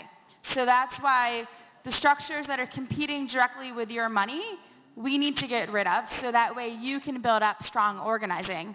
And it's great that Liz keeps talking about tech, but I don't want outside vendors. I'm like tired of all of these Silicon Valley groups taking money and trying to make money off of movements and off of mobilizations. So what I would ask Liz to do is with her engineers, let's build crowdfunding within the Democratic Party. So we're not paying to a vendor to be able to do that. So that way in Nebraska, you can set up your tools so you can run it within your state and raise the money instead of like paying a vendor for that. And let's leave Silicon Valley doing whatever they do in Silicon Valley. So that's what I would do. And it's a lot of hard work. And it's what do you need? What do you need in Maryland? What do you need in DC? DC State Party needs money too because they send thousands of volunteers into swing states to knock doors. But they don't get money to help out with that. So let's do that as well. And let's work with our outside groups to do what they do best, which is policy, which is stopping pipelines, which is stopping cuts to abortion access and making sure that they're standing up. But when it comes to running elections and running the party, we have money into the parties so you all can hire staff, pay them living wages with retirement benefits and health care. All right. Now we have come to basically the close of this Vice Chair at Large Candidates Forum, and I'm going to ask each candidate, starting with Adam, to give me a 1-minute closing statement. And you guys better make this good, because this is it before the vote in Atlanta. All right. Well, thank you all so much for being here today. April, thank you for moderating. Thank you to the Maryland Democrats, Chairman Bruce Poole, and everyone else that is in the room, whether you're a member, you're a non-member, those joining via the live feed. I'm Adam Parkamenko. I'm running for Vice Chair of the DNC. I'm proud to be in this, and I'm proud to be up here with all of them. I've spent my career investing and growing the Democratic Party's grassroots. I have founded and led organizations that have inspired thousands of individuals to take part of something that's greater than themselves, and I'm running a grassroots campaign for Vice Chair. I've spoken with over 400 of the members now. There's 447. It changes daily. North Carolina is having an election today. And I've heard a lot. I've heard that you want to see respect and more funding for state parties. I've heard that you want a vibrant campaign in every single state, D.C., the territories, and abroad. I've heard that you want to win a lot more down-ballot elections. And most importantly to me, I've heard that you want someone at the DNC that's going to be a partner to you, that's going to get to yes, that's going to say yes, or they're going to tell you why we just absolutely can't do it. I want to be that partner. I want to have that conversation. I want to make sure that your calls are returned. I want to make sure that you are utilized for your experience, your network, your talents. It's remarkable to sit up here and see Earl and Bell and Lottie next to together, but we need to make sure that these folks are tied in at every level and utilized for their experience and their network. Mitch, thank you. I ask for your support. Thank you. Thank you. I started out, as I said, as a young Democrat a long time ago. Not that long. And I've been a county chair, state chair, also been active on the DNC. I've had one foot in that world. I've had the other foot in the world of issues, which is why I love the Democratic Party. Voting rights, voting suppression issues. In fact, I was attacked by Rush Limbaugh because I uncovered a voting scheme, and he accused me of being the suppressor, so I knew I was on the right track. I was also one of the originators of the Florida presidential recount of 2000. I'm involved with this party because I love this party. I've devoted my life to it. And we're at the lowest point we've been that I can ever remember. I would love the opportunity to be part of the solution. I think it's issues that bind us. We have to be unified when we come out of here. The stakes are so high. Being a Democrat has never, ever been as important it is today. That's why I'm a Democrat. That's why I'm here. Melissa, thank you. Thank you. So first of all, if you're a member, can you raise your hand? So each of you with your hands up, please vote for me. Because one, we are going to do this, there's 3 steps. Well, there's more than 3 steps, but for brevity. One is resist. We have to be on the forefront of resisting Trump, so that way our members in Congress like Grace, they can be brave on the floor and brave in there. We need to organize. Organize in every state, in every corner of Nebraska, in every part of D.C., in every part of Pennsylvania, and then we need to win. And it requires, there's nothing fancy about it, it just requires a lot of hard work. And I just want to close with, my new sticker is, she was warned, she was given an explanation, nevertheless she persisted, and that's me. I'm always persisting. Even if you don't want me around, I am still persisting because I know how to win, and that's what we're going to do. So do you pledge to fight Trump every day and make sure that we win? Are we all in this to win? Rick. Thank you, Melissa. Rick? Rhetoric alone is not going to stop Donald Trump and his radical agenda. What is going to stop him is electing Democrats at every level, in every legislative seat, in every state all across this country. As chair of a Western battleground state, I know how to win. Winning takes planning, it takes engagement, recruitment, and it takes training. And it takes a lot of hard work, and not just in election years, but every year. That's what we need to be doing at the DNC as well. Our 50-state strategy, as I said, needs to be more than lip service. It needs to be more than a monthly check. We need to be investing in our states by hiring organizers so that we are engaging our communities like we're doing right now in my state, in Colorado. We need to partner with all of our state parties to recruit candidates for school boards, for city councils, for legislative seats, for mayoral seats, all of the above. And then once we recruit at the DNC, we need to make sure that we're training. It's an all-of-the-above strategy that we're going to need if we're going to win, and we've got to do it together. My name is Rick Palacio. I would appreciate your support. Thank you, Rick. Maria? Yeah, I believe that where we have won and where we have succeeded, the models are there, the experiences are there, multi-year, smart strategy. We're not going to win overnight, but we are going to win, period. But vote for me because, you know what? We have to stop bad trade deals that deprive workers in this country of good jobs. Vote for me because we've got to invest in infrastructure that also creates union jobs, not just one or the other. Vote for me because it was the labor movement, in particular SEIU, that led the Fight for 15 and a union for fast food workers in this nation. We've got to stop the deportations of innocent, hard-working men and women, stop the raids in the homes, stop ICE, and get them out of our communities and our workplace. And we've got to respect workers like the courageous Taj Mahal Trump workers who won that strike because of their courage. Thank you all very much. Si se puede. Hello. I am Latoya Jones, and I'm asking for your vote. I am uniquely qualified for this position. I am a former DNC staffer, a former DNC member, the former Vice President of College Democrats of America. I'm a labor, yes, CDA in the House, a college organizer and a labor organizer. I have seen a party on multiple levels. I've seen it when we were in the down and the dumps, and I've seen it come back to win. I have the passion for today, the lessons from the past, and the vision to bring us forward. I will bring us back to training on multiple levels. I will bring us back to talking to people on multiple levels. I will talk to people, engage with them. I will show them our heart. I will show them who we are as a core. Right now, our issue is not that we don't have a good message. Our issue is that we're not connecting.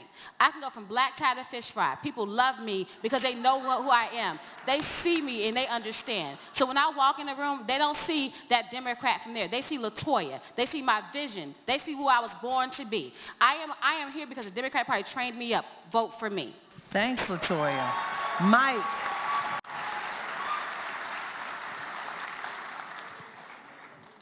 I was born and raised in the Bronx to a mother who beat homelessness in Jamaica. We understand economic issues because we would sell dinners to be able to pay our rent. We understand the issues of labor by being a child of 1199. I'm asking for your vote to be your male vice chair because we need change. We need to understand that there's something different has to occur within our party right now. I'm asking for your help to make sure we do one thing, build our bench so we can get more people elected on the ground, strengthen our party so that our parties can get the support that they need, and embrace our future because we cannot continue to just show up and hope that the base will show up for us if we don't mobilize with them. So my name is Michael Alexander Blake. I'm coming to you right now asking for your support, asking for what we can do, asking that we can build a party that is stronger right now. That's why the current Vice Chair, R.T. Ryback, has endorsed this campaign. That's why Young Democrats have endorsed our campaign. That's why we have mobilized in 19 states across this country. I am asking for your support. So in 2 weeks when we get to Atlanta, I'm asking for the members, I'm asking for the party to elect Michael Blake as your next male Vice Chair of the Democratic Party. Thank you, everybody. Mike.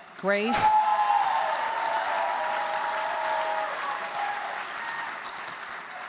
Thank you so much to everyone for being here today and being with us every step of the process. Our party and our country is facing struggles like we've never seen before. But we will work together and we will not be discouraged. We need to focus on long-term state development and how the DNC can help with that, and quickly and specifically define the battleground for 2017 and 2018. We need to continue to embrace diversity and build broader coalitions. In my few months as a DNC Vice Chair, we've engaged new communities that have been previously untouched by our Democratic Party. We need to continue and to expand that. Our fellow Americans are more scared than they have ever been before. I look forward to being and continuing to be your partner in Washington, D.C., and making sure that we work and fight together to beat back this president and his hateful policies. Thank you, Grace. Liz. Hi, I'm Liz Jaff. I was born in Atlanta, Georgia. I grew up in South Africa, and I faked my press credentials to get a one-on-one interview with Barack Obama. And then I bought a one-way ticket to work for him because I'm relentless and because I deliver. And I am asking the DNC members to take a chance and really vote for change, because I am change. Yes, I come from the dreaded Silicon Valley, but guess what? Silicon Valley better wake up and give us money. And I'm going to make that happen. That's actually what I do right now. I work with all of those new Democrats and movements that maybe are siphoning off money. We need to bring them back, and I can do that. I'm doing it right now. So what I'm going to do is I'm raising funds to fly the organizers of these movements to Atlanta in 2 weeks, and you can meet with them. Meet with the state parties, tell them what you need, let's get it together. Because regardless of whether I get elected or not, I am going to help the DNC. This is how I fight Trump. This is how I will work through with this.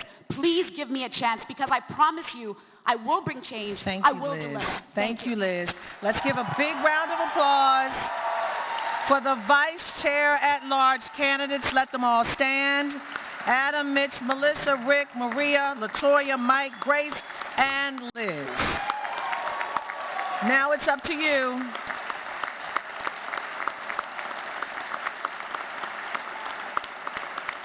Thank you, everyone. Thank you. Thank you to all our candidates. Thank you.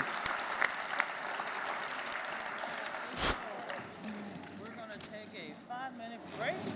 And thank you, Donna. Thank you. How's your that family? was great. Yeah, good. Thanks. A lot of wallflowers here.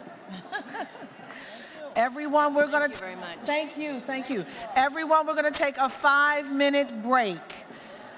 And when we come back, the moment that you've been waiting for, the moment, the forum, the chair candidates forum. It's about 10 or 11 of them, so a 5-minute break. We'll see you in a little bit.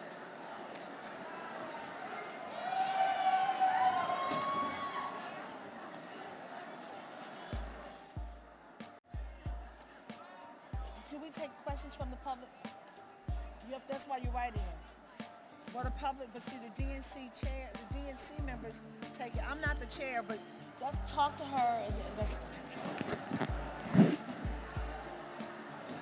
So, for this one, it's just my question. Members or mine? I want to know how much you want, but I can do questions. So we can do, I'll fold it on. Is that Heidi? That's Heidi Presley. Heidi Presbilla. Heidi. Hold on one second. Hold on. Wait a minute. You guys are not supposed to be coming up here. Keep the candidates down so we can see their names. Just ask them to remain seated. You want an autograph, sister? I need your autograph. He's the chair of the Democratic Party in New Jersey. You may want to interview him.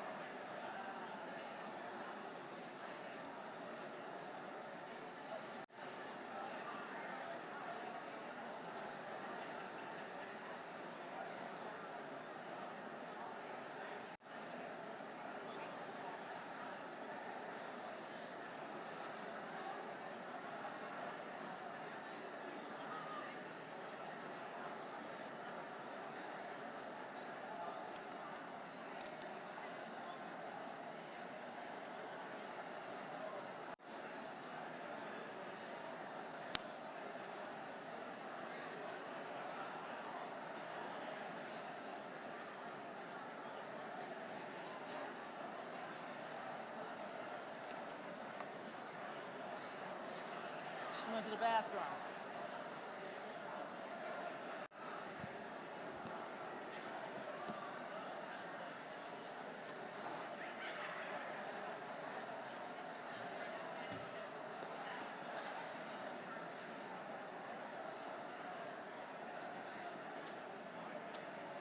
She back?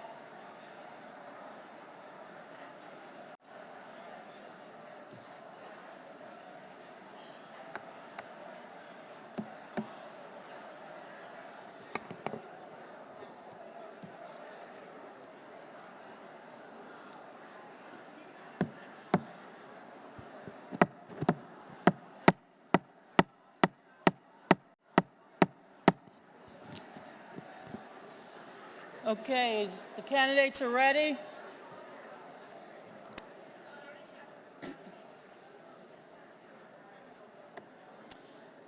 As I said earlier today, I want to thank the Maryland Democratic Party, Chairman Poole, the Eastern Caucus of the DNC for hosting us, the Honorable Catherine Pugh, the Mayor of Baltimore, Charm City,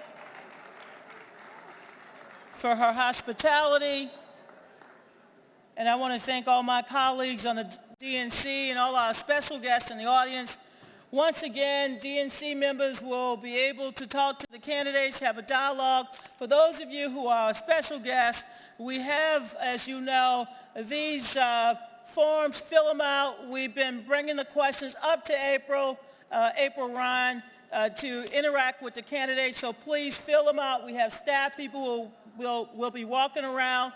Take your seats. There are many people who would like to get into the auditorium, and we would like them to come in as well. So we're ready to get started.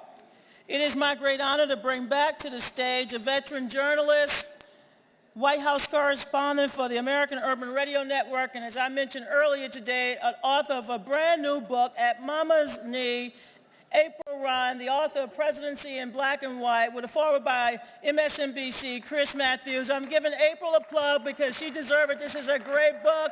Please see April when this forum is over with. I promise you she will autograph it. So, April Ryan, thank you for doing a tremendous job today.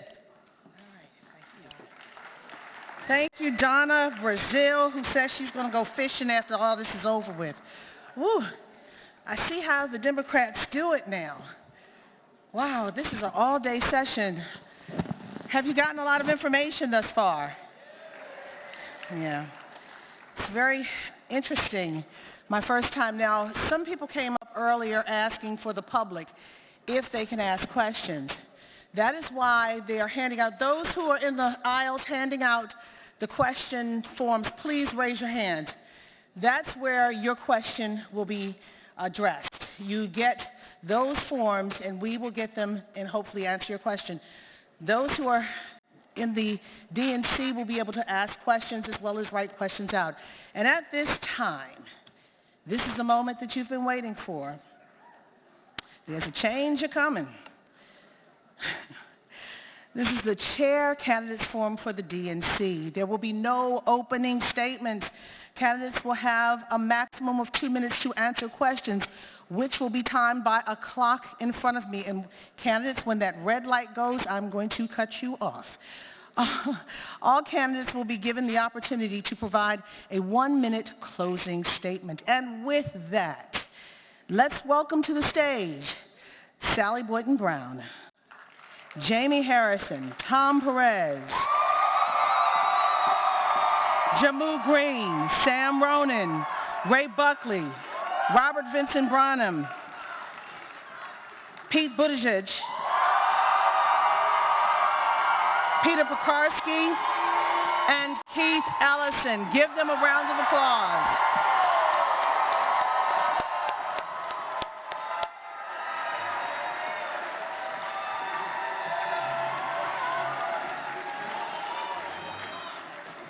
This is a raucous bunch in here now. Well, welcome. You guys are the main act.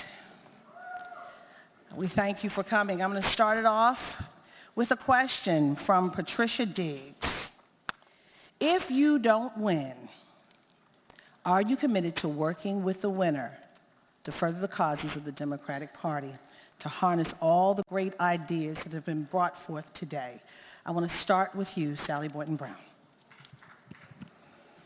Absolutely. My blueprint that you can find on my website, wethednc.org, highlights how I would put to work every single Democrat in our country. And obviously, anybody who stepped up to lead, we need to let lead. That is the very nature of the new power system that I advocate for. And so I would ask every single one of my colleagues to look at one of the work groups that I've put together in that blueprint and pick the one that they think that they can be most passionate about and get to work right away. We have some amazing talent in our country, and it is only when we bring the diverse group of thinkers together to solve the problems and do the work that's ahead of us that I really believe we're going to be able to move forward. We have a lot of work to do, and it is so important that anybody that wants to take part in it and put their brain behind it and put their muscles behind it has the chance to get to work. I made a commitment to myself on Wednesday morning when I woke up after the election to take the ideas of anybody under the age of 35, and we have some folks under the age of 35 on this stage, luckily, and put those ideas into action, help them with the support and the services and the resources that they need to do that. And I was grateful that we had two teenage young high school students that came just hours after I made that oath to myself, so I got to really put into practice my words and put them into action. And those two high school students organized a women's march in our state, and we had 5,000 people in Idaho show up in the snow to march on January 21st. It was amazing how I could sit down with two young women who somebody might have hit delete on the keyboard and not even responded to them. In just 30 minutes of my time, I was able to help them get the resources that they needed, the media list, the email list, to be able to do something amazing like that. And I think it's important all of our leaders do that. Jamie Harrison. Thank you. Thank you all for being here. This is such a tremendous honor, the fourth of our forums. So in short answer, yes, I'm committed to this. I remember when I first decided to run for chair of the South Carolina Democratic Party. And one of our prominent Democrats said, well, why would you want to do that? It's a thankless job. And I said, I am who I am because of this party. It was because of all of the people in this party who decided to give a round-headed boy from Orangeburg, South Carolina, a chance, an opportunity to be more than what he ever thought he could be. So the commitment to this party is one that does not wane because you don't get the position. It is one that is lifetime. It is one that is intertwined into who I am as a person. The day after that election, when we all woke up and realized that very soon, in a few months, we were going to have a despot as a president, for me, I was sad. I was not only sad because Hillary Clinton lost, but I was sad because of the world that my 2-year-old would have to grow up in. This is more than just a position. It's more than just a job. This is about our country. This is about the fight to make sure that there's opportunity for all, despite how you grow up, despite what you look like, despite who you love, despite who you praise as your Lord and Savior. This is about making sure that this is the land of freedom. And so, am I committed to the Democratic Party? You damn right I am. And we'll fight every bit to make sure that we be that loyal resistance, that opposition, to make sure that we get change in this country. Thank you. Now, Tom Perez, please. Good afternoon, everyone. It's great to be here in Charm City. And it's great to be here. The clock, please. Thank you. Oh. Sorry, Thank you. It's great to be here in Charm City, where I had the privilege of working for the better part of a decade. You know, Baltimore is a remarkable town. It's a resilient town like the town I grew up in Buffalo. And the answer to your question is, of course, because we are all in this together right now. We are only a few weeks removed. It seems like a few decades removed from Barack Obama. I miss Barack Obama a lot, my friends. And you know what? What we have seen in these few short weeks is nothing less than carnage and chaos. every single day. The raids on immigrants are things that tear my heart apart. The decision by the Court of Appeals, which said to the President, you know what, folks, Mr. President, you need to read the Constitution before you start doing things. We see it every single day, the assault on our democracy. And we are all in this together. This is a remarkably committed group of folks. If people are looking here for chair throwing or whose hands are bigger or whose anatomy parts are bigger, you're not going to find it here today. You're going to find a discussion about how do we build a Democratic Party that works for everyone. That's what we're talking about. And here's what I think about that. We've got to focus our energies on the basics. Organizing, organizing, organizing. We've got to make sure we build those strong parties in all of the 50 states and the 7 territories and the District of Columbia. We've got to be fighting for D.C. statehood. We've got to be making sure that everybody has a seat at the table in this process. And we do so by making sure that we are out there listening to people, making house calls like I did in northern Wisconsin and in Kansas this week. And when we do that, we learn that when we organize, when we engage, when we partner with our friends in the movement, the labor movement, Planned Parenthood, and others, we are stronger when we are partners. And when we change the culture of the DNC to make sure that we're not just electing a president, but we're electing people from the school board to the Senate, everywhere. That's how we win as Democrats. Jammu Green. Thank you, Ed. The answer is yes, and I think that answer will be the same for everyone on this table because I don't have the luxury to sit out of this unique moment that we are facing as a Democratic Party, and no one in this room has the luxury to sit out of this unique moment that we are facing as a party.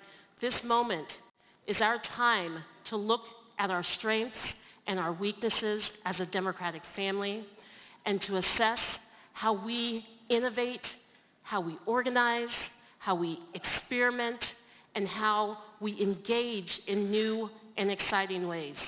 I think this moment is bigger than just what happened in the 2016 elections. There is a lot of conversation about transformation. Transformation doesn't come easy. Transformation is not going to happen if every single person on this table does not remain engaged in this process. Transformation is not going to happen if everyone in this room does not remain engaged in this process. Transformation, though, it requires willingness, it requires radical candor, and it requires strong change management.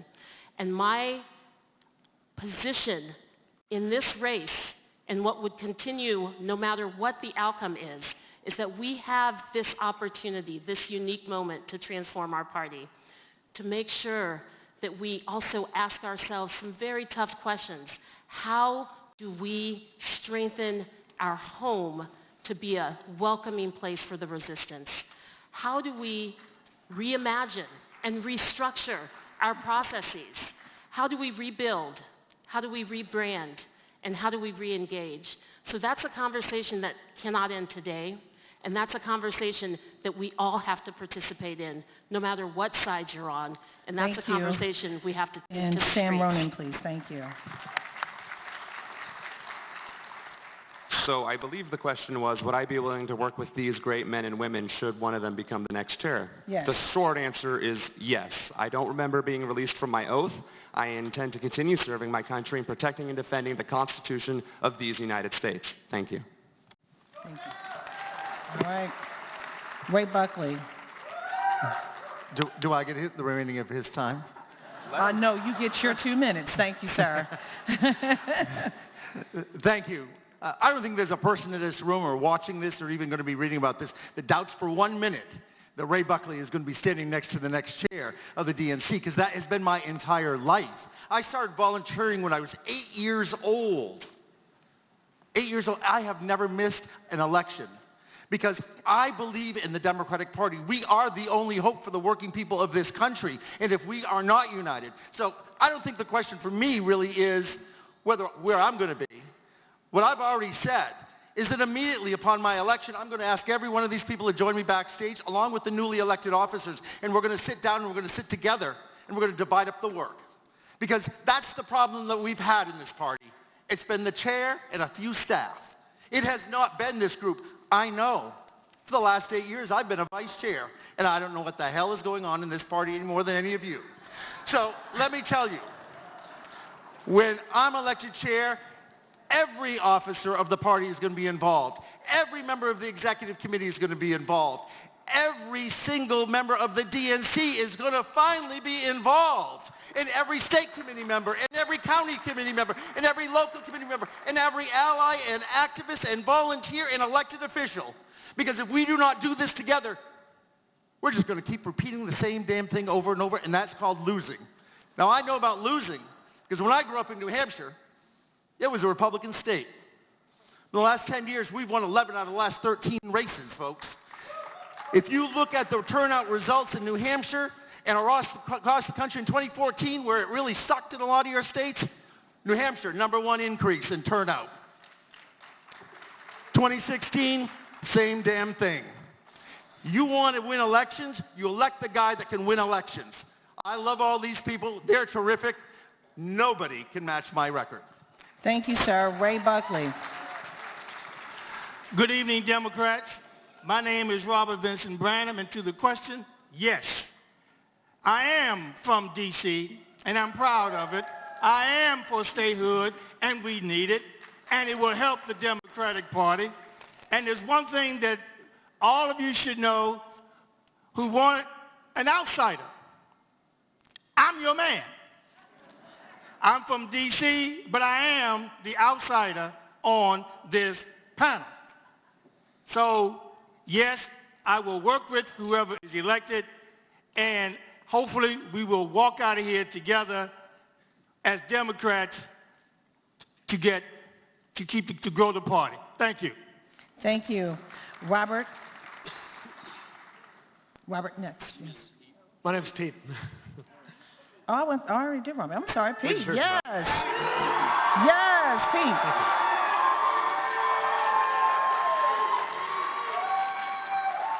That's your campaign slogan. My name is Pete. Well, I'm used to people tripping over my name, so around home they just call me Mayor Pete. Okay. You can call me whatever you like. And thank you for moderating. Thanks, everybody, for the opportunity to be here. Short answer, of course, is yes. The longer answer is we have got to emerge from this process as a unified Democratic Party because we know what we are up against, and it is not each other. The truth is, even had we won the White House in 2016, our party would be in trouble. You look at where we are in the state houses, in the statewide constitutional offices, you look at where we are in Congress, and our party has a lot of work to do, and there is no way that we can do it if we're not unified. If we don't have the humility to recognize that everyone who's up here brings something different to the table, and every single one of us has something to offer. And I don't just mean those of us competing for chair, I mean every one of the members of the DNC and every one of the millions of members of the Democratic Party. We have got to engage.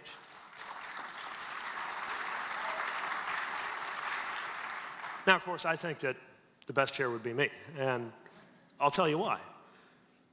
Among all the good Democrats, we're saying largely similar things. The question is going to come down to who's best positioned to deliver what each of us is saying needs to be done. And my argument is, if we're going to reach to a new generation of organizers, why not put in a new generation of leaders?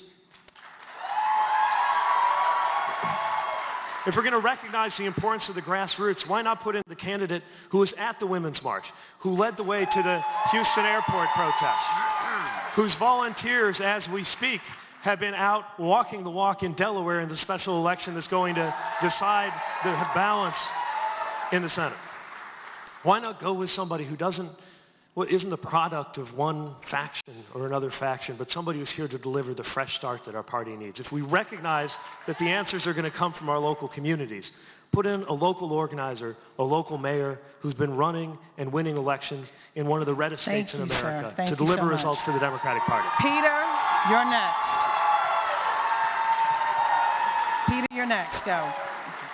You can go. Yes. Yes, my name's Peter Pekarsky. My website is peterfordnc.com. I plan to continue to support the goals of the Democratic Party and the Democratic Party regardless of who wins the election for chair. I'm doing my best to make certain that person is me, but I think we all have to, I think all of us agree, we have to get together and organize this party locally. There are a lot of changes which have to be made, both in the organization and the way the DNC functions, whether that's more openness, whether it's being impartial and even-handed, as our charter requires, in conducting the nomination process for president in 2020, whether it's informing the members of the DNC of the past profit and loss statements and the future budget of the DNC, which I think should happen, and I expect the members of the DNC, when they get those documents, will keep them secure. Whether it's protecting the data we have at the DNC, so our large donors and all of our donors, small, large, whatever, are not subjected to identity theft because the DNC didn't properly handle their data. There are a lot of things that have to happen. We have to listen to what's going on in the states.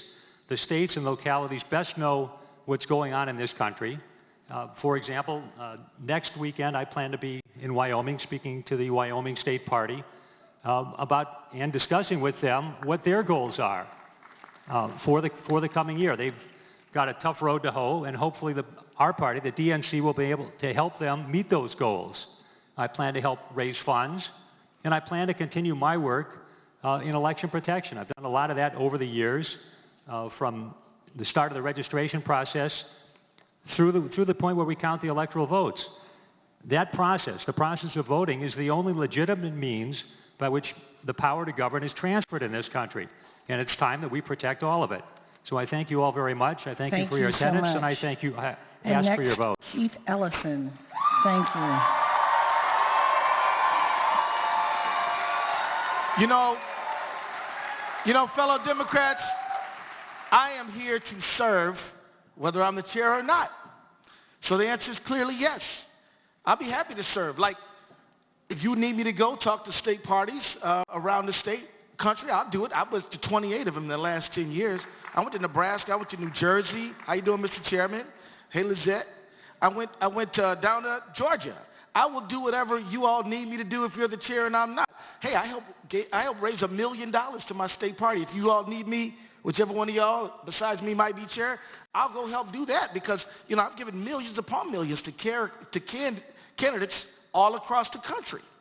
If you all need me to go get down with the grassroots, I'll be happy to do that because earlier today, some young people brought up 750,000 signatures on a petition supporting me for DNC chair. But if you need me to get with the grassroots, I'll do that. Because, I was proud to be. I've led and organized literally hundreds of rallies all over. I was at the airport rally the other day. I was at a rally this morning. We will be at the rally and help get people ginned up so they'll get out there and help win these elections that we need to win. So whatever it is y'all need me to do, I will do it because I am running because it is everybody's job to make the American people know deep in their hearts that the Democratic Party is here to fight for them every single day. The Democratic Party is here to make sure that they have prosperity for their families. And that's why the AFL-CIO supports me. That's why the steel workers supports me. That's why the nurses support me. That's why the teachers support me. That's why the communication workers support me. That's why Democracy for America and Move On support me. So you know what?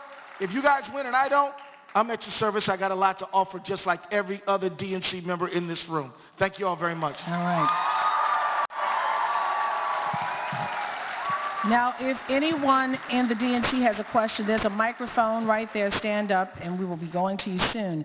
But I want to pose this question to candidates. There is a climate of dis-ease among Democrats over several issues that we're currently facing right now, like the ACA. What will that look like at the end of the year, next year? The Supreme Court, immigration reform, and this travel ban issue. So Rosary wants to ask, I want to learn your specific ideas on how you will engage with all citizens turned activists that are moving in across this country with this new movement. How would you do that? And I'm going to go to Pete, our mayor, our youngest mayor. Well, the party's got to have the courage of our convictions. We also have to have the humility to recognize that the job before us is to figure out where the party fits in the broader movement rather than the other way around. It's not all going to come from within the party, and that's all right. But we do have to make sure that the party is there, shoulder to shoulder with the activists and the organizers who are telling the stories at the local level.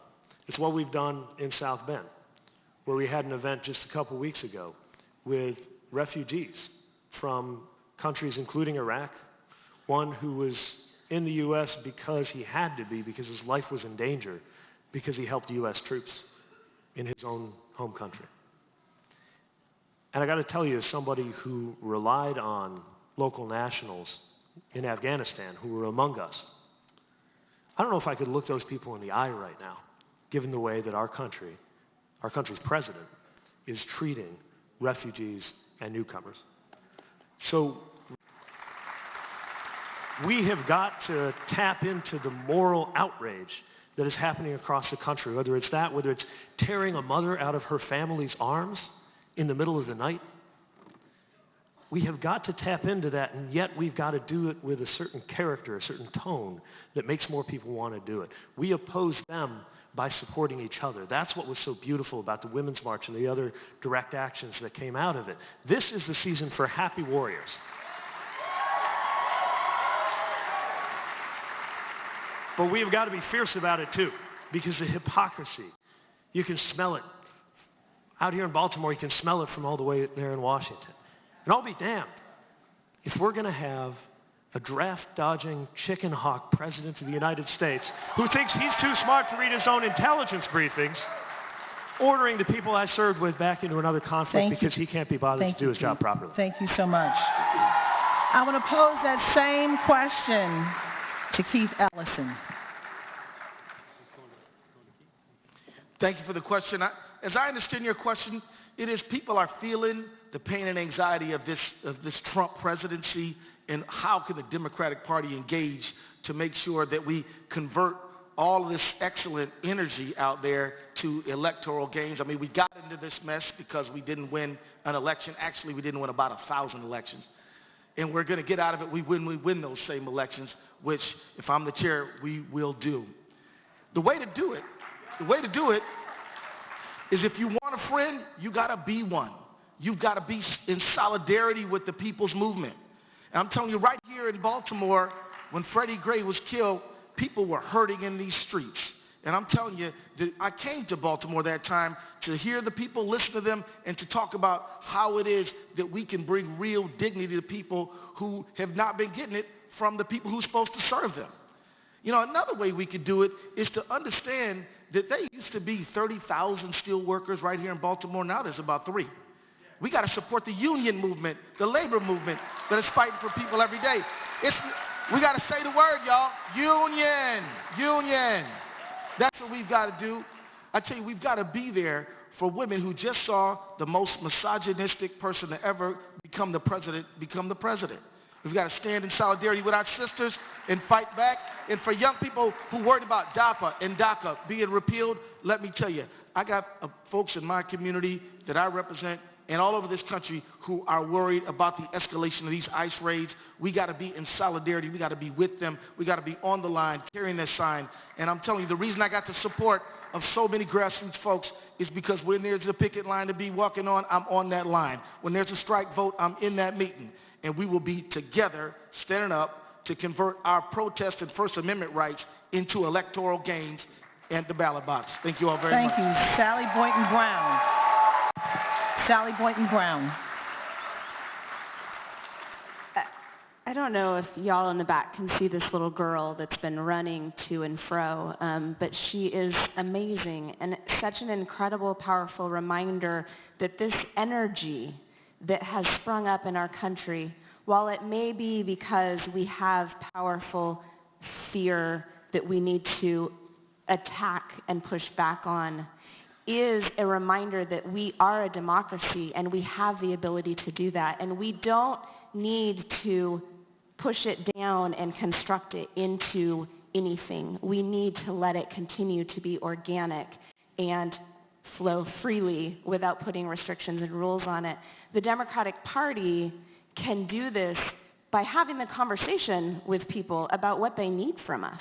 I have heard a lot of people answer this question, and I don't know that that has been answered, but they know what they need from us, and so we need to go ask them. We need to have the conversation with the millions of people marching. What do you want from the party? I imagine at the end of the day, what it's going to be is information. That they want to know when the marches are, that they want to know what the issues are, and we have the infrastructure to be able to do that. 150 new organizations have sprung up, at least, in the last 2 months, and that is incredible. This fight is not just about the Democratic Party. This fight is about all of us, and we all have a place. The Democratic Party is an electoral organization that's designed to elect Democrats, and we need to do that really, really well. We need to become a service organization for the 21st century electorate, and that means we need to serve the needs of our members, we need to serve the needs of our candidates, and we need to serve the needs of our activists. And those millions of people showing up to march have needs, and we get to take the opportunity to ask them what their needs are and then figure out a plan. And that's exactly what I hope all of our leaders will do, is start having a conversation with them and figure out what their needs are. Thank you so much. Another question from Tracy Labonte. It was an outgrowth of the last presidential election cycle. She says, should we keep superdelegates? I'm going to go to Jimmy Green. Let me tell y'all something. You can't win a game that you're not playing. And for many years, Democrats and Republicans have been very comfortable sitting at a table, playing Monopoly, or insert whatever game you want. And in this last election cycle, not only did Donald Trump, but the American people flip that table. And as Democrats, we have a choice. We have an opportunity in the election of the leadership, not just as chair, but across the board. We can either choose to get on the floor and try to pick those pieces up and get back at a table where that game is done, or we can chart a new path. And so we have to reimagine our structures and our processes. And it is time to retire the outdated concept of superdelegates. That does not mean, and I say this, as I look at the DNC members who are all superdelegates, and we have to find a way, a new way to honor the veterans of the party, to honor our elected officials.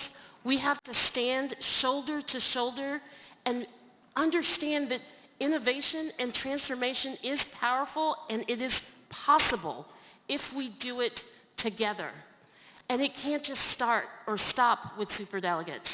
We also have to take a good hard look at caucuses, because as a party, if we are not walking our values and electing a nominee through a system that disenfranchises shift workers and the disabled and seniors and communities that we say make up this great party of ours, then we are not the Democratic Party Thank you that so we much. claim to be. I want to go to Ray Buckley with that question.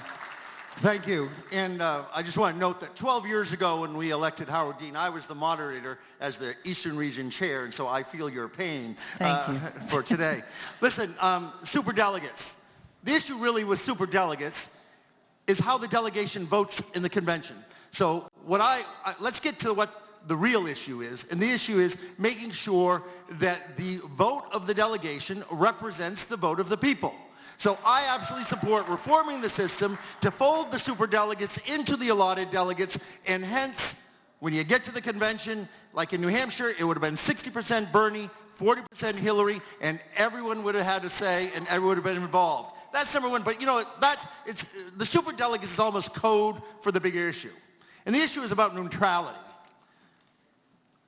As the chair of the New Hampshire Democratic Party in 2008 and in 2016, there is nobody on this earth that's going to suggest that I put my thumb on the scales for any of the candidates. I am the one, sorry, Mayor, who supported Hillary.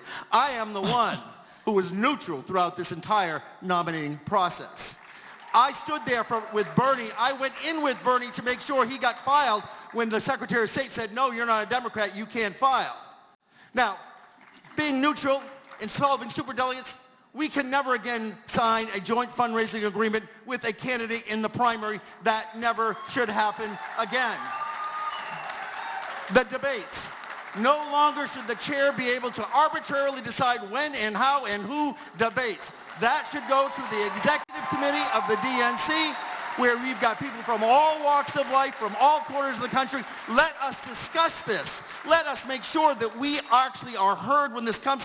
And I absolutely agree in the issue of the caucuses. We need to make sure that everybody who wants to participate can participate, and that the rules are the same across the country. So when somebody knows they're showing up at a caucus, they know what it is. Thank you. I'm going to Tom Perez next. What do you think about that? Superdelegates. You know, I think three of the most important principles for the chair are transparency, fairness, and inclusion. And that is the main purpose of this Unity Commission, because we need to address a wider range of issues. If I have the privilege of being your chair, one of the things I will recommend is that we set the primary debate schedule long in advance of when we know who the candidates are, so that there can be no doubt that anyone is trying to put the thumb on the scales of justice. Everything we do must be transparent, and it must be the product of a process that involves everybody.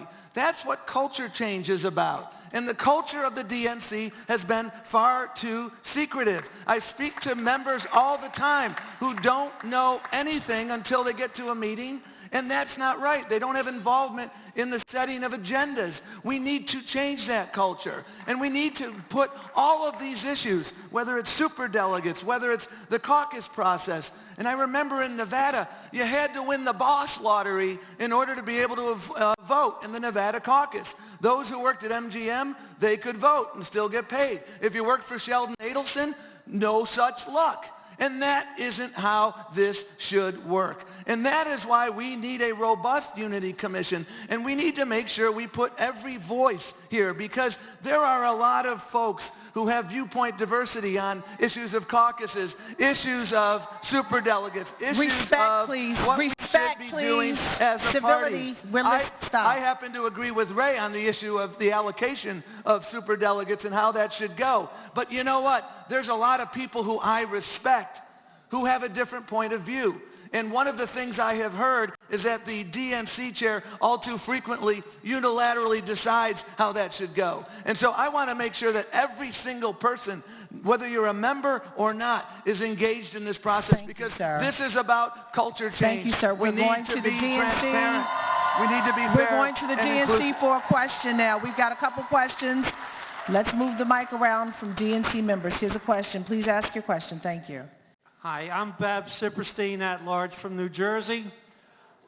Since I only have one question, I'm not going to ask about why Republicans seem to frame their messages much more simpler with single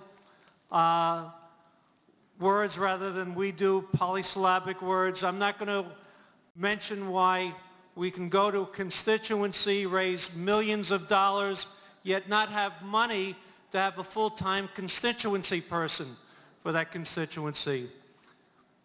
But I will, as a member of the executive committee representing the Eastern Caucus, in tandem with my brother across the river in New York who couldn't be here, Stuart Applebaum, ask the candidates, what do you expect from executive committee members, many of whom travel from across the country for a 2 or 3 hour meeting, which is strictly controlled, and they often at their own expenses.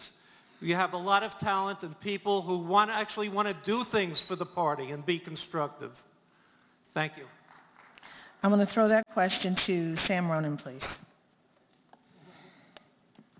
Well, thank you for the question. What would I do for the DNC members as DNC chair? So not just when they have meetings, but just in general. How do you play a part in a DNC, a Democrat party where I'm in charge? Quite frankly, you do need to be involved, but I think it's time to start looking forward into the future. There is a lot of talent here. We've been discussing this at length, ad nauseum, and one thing we always hit on is millennials, millennials, and millennials, and young people. Well, there's a way to do that. You guys have the experience. You guys have done this thing for decades and years. So it's time to adapt a mentorship role. Teach me what to do. Show me, as a millennial, how I can be in your chair, how I can be at this table. And you know what? I have to do a quick shout out. Jamie was the reason why I get to be at this table. He signed my 20th petition. That is leadership. That's taking a stand. That is showing that you care and that you give a damn about the little people. That's what we need to do. Jamie Harrison, since you signed the petition. I appreciate the shout out, Sam. Listen, I've been a member of the executive committee now. I've been chair for 4 years and member of the executive committee for about 2.5 to 3 years. And I can tell you that every meeting I've gone to, in particularly the past few years, is you get an agenda that says Pledge of Allegiance, new business, old business, adjournment. Maybe there's a resolution there too. Now, I can say that the vice chair, and I want to give a shout out to Donna because the last executive committee meeting we had was a little more substantive and engaging where all the vice chairs got a chance to talk and be engaged. So I want to thank Donna for that. But we need to fundamentally change how we do meetings. We need to fundamentally change how we engage DNC members. There are DNC members now. Let me see a show of hands. How many of you got an orientation when your first time that you became a DNC member and you attended a meeting? Some type of orientation or a manual. Now, I know the chairs and the vice chairs through the ASDC, but the DNC members. If you don't know what your job is, how can you do it? Right now, if you sit on the executive committee, which is the governing body of the DNC, and you don't know the details in terms of the budget, how the money is spent, where it's spent, what contracts are given, then how can you govern? How can you orchestrate what we're doing in this party? Transparency and accountability have to be the way that we move forward. It's the way that we grow this party and the way that we once again rebuild the trust in this party. Trust is an important thing in any relationship. We lost the trust of voters. We've also lost the trust of the members in the DNC. And we have to regain that. And so what I would do as chair is to make sure that we do everything we can to engage the members and have them participate so that we rebuild that trust. Thank you, sir. Peter? This is the question about what to do with the executive committee? Yes. Okay. As far as I'm concerned, the executive committee, there are various ways to phrase it, should serve as a super board or advisors, if you will. It's easier, I think, to discuss matters with the members of the executive committee, which is somewhat less than 447 people. But to my way of thinking, the executive committee will be in regular contact, I mean, as I would be as chair, with the members of the DNC, but I think that using the talents of the members of the executive committee in the various areas where the DNC has to focus, organizing, local organizing, candidate selection, fundraising, election protection. There are a whole host of other things, developing a platform, getting ready for the convention, selecting candidates, winning elections. There are a whole bundle of issues, and I think that to the extent I could get advice, using the particular characteristics and traits and professional background and training and experience of the executive committee, that would be a great assistance. And if I am chairman, that's the way I intend to use the executive committee. Thank you. And I'm going to go to Robert as well. Everyone now has had 2 questions. Robert, what would you do for the executive committee? I feel that the members of the executive committee, when they come to the meeting, should be able to report back what they've done, first, where they live in the states, that there's a part of the Democratic Party where they're located? And then what else have they done? Have they reached out to Democrats abroad? Have they reached out to college Democrats? Have they reached out to their local Democrats who may be running? Have they brought issues to the table that is pertinent for the DNC to get involved in? And I feel that this kind of conversation has to be two-way, can't be one way. We have to engage all the Democrats. We have to engage our brothers and sisters who usually are not involved. How many neighborhood meetings have you gone to as a Democrat to recruit, to register, to reach out and have a conversation with? What are they saying? How are they feeling? And that is critical. We need to be seen in the community on issues that people normally don't feel are Democratic or Republican issues. Housing, we need health care, those kinds of playground events, rec center events. We need to be seen in the community, to being a part of the community, so that people will know that we really care, that we are not elitists just wanting to come to chicken dinners and receptions and travel around the country. Thank you. Thank you. Let's go back to the floor now for a question from the DNC. DNC member. Thank you. My name is Michael Kapp. I'm from California. In the interest of time and making the moderator's job a little bit easier, this question is only for folks who are not currently on the administrative side or in state party leadership. Everyone on the stage has talked about empowering state parties. And what I want to know is, what have you done in your record, concrete examples that back that up? Thank you. All right, go ahead. Go ahead. So let me tell you what we've done in Indiana. Mike Pence's Indiana, where nevertheless, winning for Democrats in Mike Pence's Indiana. First of all, we've got to recognize you've got to show up everywhere. And so I cut my teeth running for statewide office. I went to 89 counties. I was on hand for the breaking of the world record of the most fried chicken ever assembled in one place. They decided at the Canoe Festival in Franklin County to set a world record. You just got to show up and go everywhere. Since becoming mayor, of course, I've been able to do that in new ways. I've been able to raise money for our state party. I've been able to support terrific candidates, like helping Joe Taylor, for example. He's a state representative, first African-American in a long time to represent our area in Indianapolis. We're proud of him. UAW president, just the kind of guy we need to be standing up for. And we were able to help him win, even in a purple district, even in the face of that Trump wave. See, as a party, we've got to do a better job of engaging our local officials to do more for the state parties and the national party. You know, as a mayor, you already have that local trust. You already have access to earned media. You have your own fundraising networks. And yet, frankly, very little was asked of me by the national party. And so I think we have an opportunity to better wire that up. It's symptomatic of what we've got to do more broadly as a party, which is simply showing up. And, you know, the 50-plus state strategy is gospel now. We're all saying we're for it now. It was controversial in its time when it was introduced, but it worked. And it worked not just because money and resources were going to the state party. That's critical, necessary, but not sufficient. It worked because of the structure of it, the structure that I'm afraid we've gotten away from in more recent years.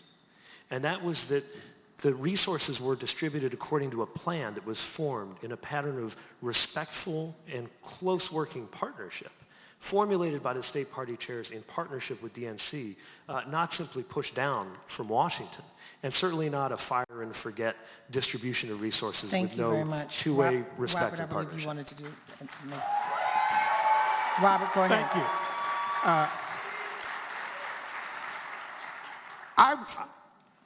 I walk, I campaign, I call to get Democrats elected in the District of Columbia. Arrington, Mary Ava, and Anita. Anita, I worked to get her chair of our state party. I campaigned for her, worked with her to get her, and blessedly, she was successful. Mayor Muriel Bowser, for each of the past presidents. I have been working for Democrats, getting them elected since Jimmy Carter. And I was not a part of any state committee. I'm also a retired military veteran. And I defend the principles of the Democratic Party in places that you don't normally, people don't want to hear that, in front of people who want to criticize the Democratic Party. I defend the Democratic Party. I defend the issues that we support.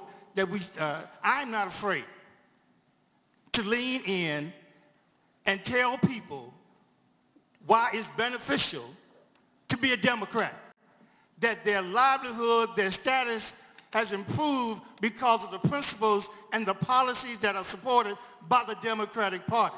We need Democrats who are not Republican-like.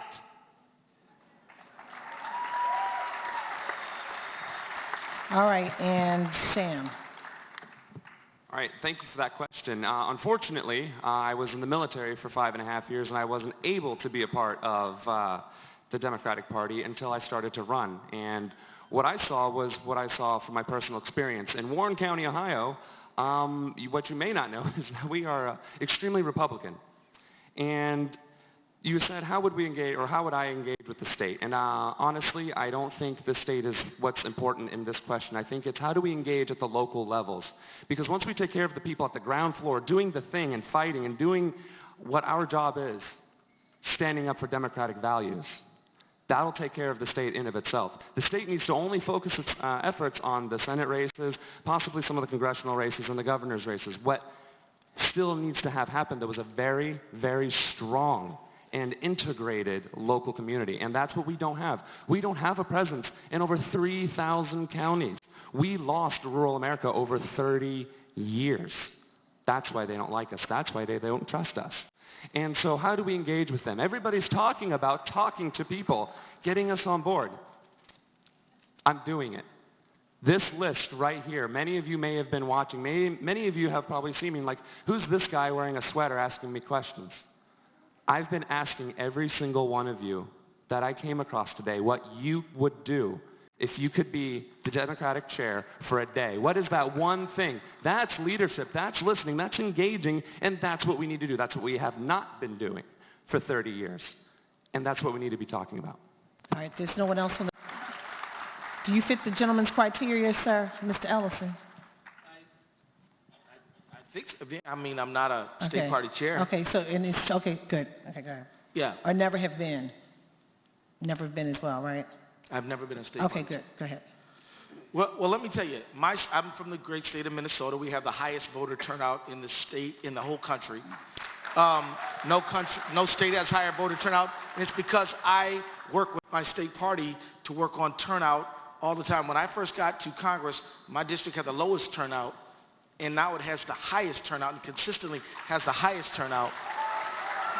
I have raised over $1 million to my state party. And the reason that Ken Martin is a very strong supporter of mine, he's a colleague of many of yours, is because Ken knows that I'm an excellent partner for him. We're not just friends, we're partners. Ken called me and said, hey Keith, would you mind going to Nevada to help work out some issues in terms of unity? I got on the phone, connected with my good friend Roberta, and we sat in a room for 5 hours working out unity issues because my state party chair asked me to for his state party chair. You know, I've given, let me tell you, I've given money and been the speaker at the 6th Congressional District in St. Cloud, 7th Congressional District in Moorhead, Minnesota, 2nd Congressional District, 4th, 5th, all over the state of Minnesota. But I think, and I also help other state parties. I gave $5,000 to the Louisiana State Party to help them win, and they won the governor's office in Louisiana. But I've been out to Nebraska to speak at the Nebraska State Party. There's Jane right over there. And I've been to Utah and many others. I can keep going. I've been to actually 28 states. I'm telling you, if you are a state party chair and you're looking for a good partner in a DNC chair, I'm that guy. I've been there for you. I will be there for you. And the reason is very simple. The reason, Karen, is very simple. You are where the votes are. They're not in D.C. except for, you know, actually we got to have D.C. become a state too. 51 state strategy, y'all. But you guys are closest to the voter, and we want to be where the voters are, so that's why I'm a partner to the state chairs. Thank you. All right, and Peter. Peter, yes, sure. Is there anyone else on the stage that fits this question's criteria other than Peter? I'm sorry, what? Yes, Yeah. okay. So after Peter, Jamu. The question And is, Tom what Perez. have I done to empower state parties? I'm specifically talking about the state party of Wisconsin. I have helped out candidates, campaign. How have I campaigned? It's 97 degrees. It's the fall primary, and there's a square mile that has to be got to put door hangers on every door. So I got the door. People may not know what door hangers are because it's all electronic these days. Anyway, the idea is you take a piece of literature. I haven't seen a whole lot of people hanging doors lately, but you take a piece of literature and you carry it around and you hang it on every door. So that's 97 degrees, and we covered a square mile that day. And I did it. And the next day, people had to get rides to the polls, so I drove people to the polls, and they wanted the numbers reported from the polls. So over about 10 or 20 locations, I had to hit instantaneously at 10, 1, 4, and 6. I hit them when I got the numbers in, helped the campaign out, and we got our candidate elected. I've contributed money to candidates, made an interesting suggestion one day. There's a problem with counting optical scan ballots. If the ballots aren't properly printed, the vote doesn't register properly. And we were getting reports that ballots elsewhere in the country had not been properly printed. If that happened in Wisconsin, we were going to lose a lot of votes for Barack Obama. So I mentioned this at a meeting, and take this to heart, for parties who will remain unnamed. Anyway, I said, you know, there's this problem with how they're printing the ballots, and we really ought to check it. Whereupon somebody said to me, that's a great idea, check it. So I ended up checking each ballot, not all 400,000, but I had to check each ballot in each one of the 312 wards in the city of Milwaukee, and I did it. And the ballots were all properly printed, and Obama carried the city and the state. I've contributed money to candidates, and I've done a number of other things to turn on the vote, in particular on Election Day, to make sure that the rights of our voters are not suppressed at the polls. That's a partial list of what I've done to help empower our state party and what I intend to continue doing and facilitate for others. Sir. Let's go to Jamu, and then followed by Tom Perez. Well, I was baptized in the Democratic Party as the executive director of Texas Young Democrats. And I think one of the issues in this conversation is that we all focus on the 50-state strategy. A strategy developed over a decade ago is not going to cut it in this unprecedented political reality. We need a new strategy. We need someone who is a strategist. We need someone who is an organizer. In this unprecedented moment, we don't need another politician. So while I started off as a Texas Young Democrat and spent time doing grassroots fundraising, running the Democratic National Committee's Office of Women, I have worked outside of the party and built progressive institutions. When we talk about the millennial generation, I'm sorry, y'all, it's not enough. It does a dishonor to say, to turn out millennials, elect a millennial. You should look at the person who is on this stage who has actually innovated and increased turnout of young voters by 11% as president of Rock the Vote. Look to the person on this stage who has helped change the conversation around immigration as a founder of Define American. Look for someone who has actually succeeded in the corporate sector and yet at the same time always worked to put pressure on our party to better itself. That is what this moment calls for. If we do not recognize that business as usual is not going to cut it, politics as usual is not going to cut it, the strategy that is needed to address what has been upended in our political system is not going to come from doing the same things that we have done in the past. So I have worked within parties, I have advocated outside, I have built progressive institutions, I have innovated with technology, and that's the leadership we need. Strong parties have strong partners.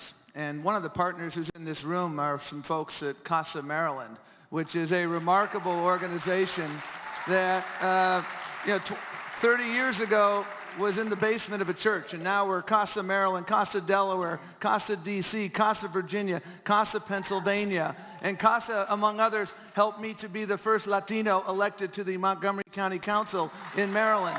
And Casa, and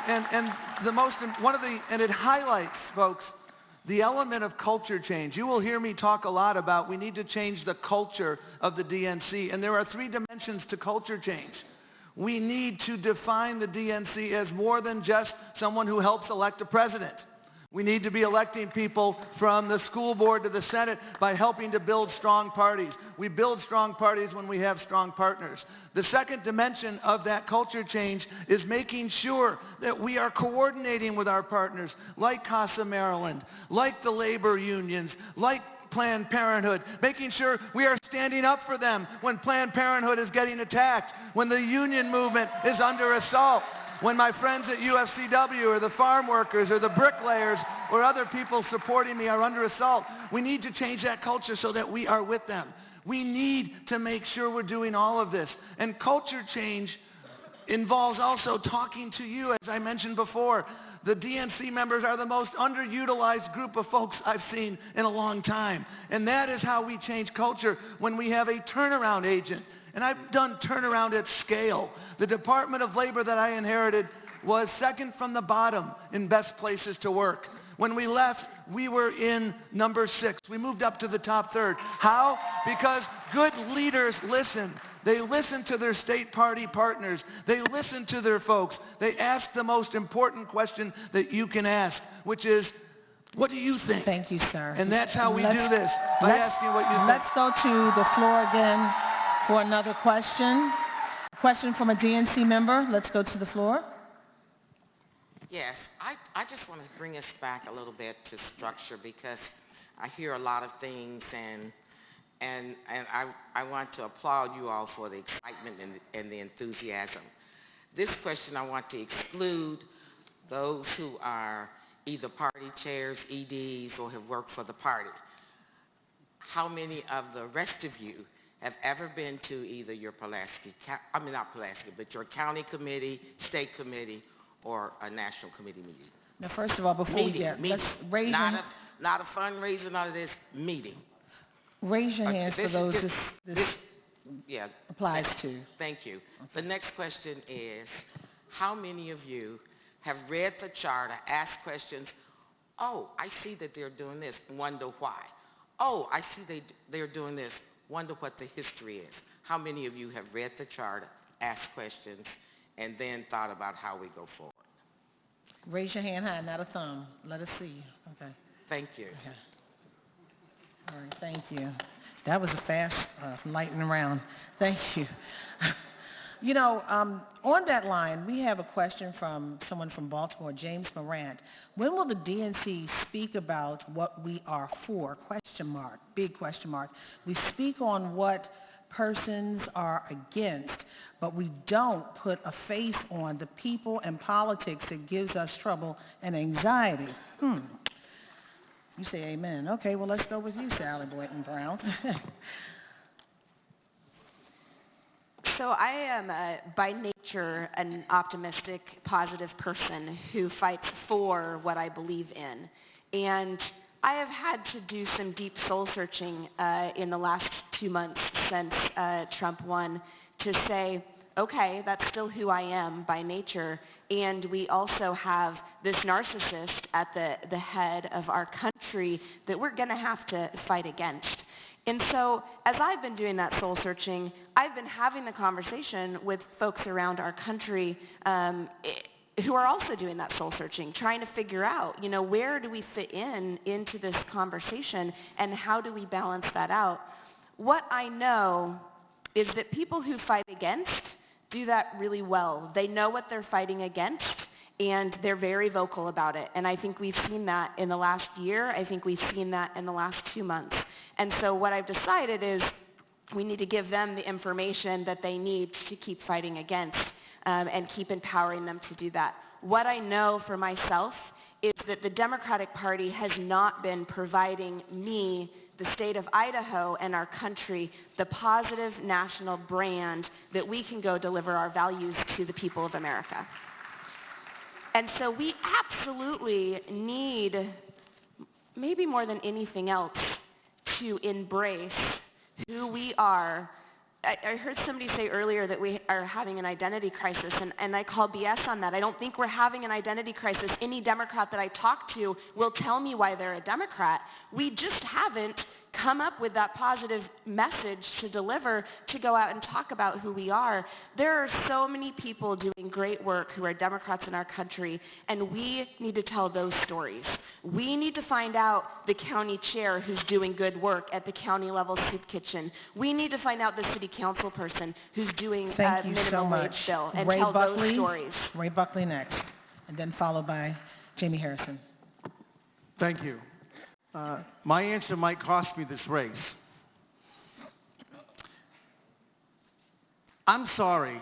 While many of you know that I'm openly gay, but what many of you don't know is where I really came from, and that's the lowest of the white working class.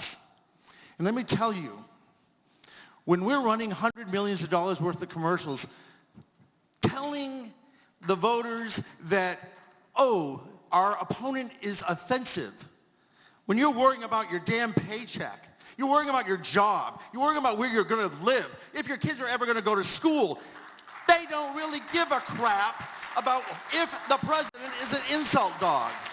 The reality is, we did not offer a positive message to anyone that I'm related to. We did not offer a message to my neighbors. We did not offer a message to the people in Indiana or Ohio or Pennsylvania or Kentucky. What we did is we said, how offensive. Grow up. That's not reality for most of America. All right, Jamie Harrison, thank you. Ray had a drop the mic moment. Listen, our problem is not that we have not been telling people what we believe in and what our values are. That is our problem. We have been telling it to them and not showing it to them. So I was a 9th grade social studies teacher, and the thing that I always taught my kids was that the most powerful way to persuade anybody on anything is when you show and not tell. We've been telling working people and families for decades that we're fighting for them. The question is, when do we start showing that to them? So in South Carolina, I started a program based on this concept of show, not tell. We call it South Carolina Democrats Care. And it's based on this whole idea that you don't have to be in power in order to empower people. So we actually go into the community, doing service projects, changing people's lives.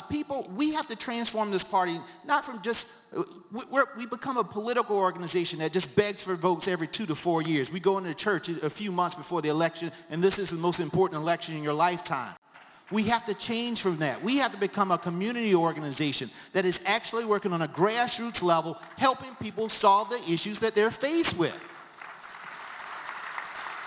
So one example, Sumter County, South Carolina. Every August, there are tons of young people, tons of working families, black and white, Latino, who can't provide school supplies for their kids. We do a school supplies drive, and we use the Democrats Care banner underneath it. And people walk out saying, thank you to the Democratic Party because you have just helped me get school supplies for my kids. We're going to extend that to job interview skills, resume building workshops, helping people fill out FAFSAs for their kids. That is how you change a party. That is how you build trust with the people. And my friends, we have to go from telling people to showing them. Thank you. Let's go to a DNC member's question. Hi, I am Yvette Lewis. I'm the former chair of the Maryland Democratic Party. And I am the current DNC National Committee woman from Maryland. This is great. Welcome to my state. I'm so proud to have you here. I'm very proud of all of you and your message, your willingness to serve. But a couple of questions back, when Secretary Perez was speaking, I heard some passion in the back of the room interrupting him. I'm not going to call it anger. I'm going to call it passion because that's what it is. But my question for you is, how do we get past that, where we can come together? What is your formula for getting us past that? because we cannot move forward if we continue to swim in this quicksand of anger. That anger needs to be directed at Donald Trump, not at anybody on this stage.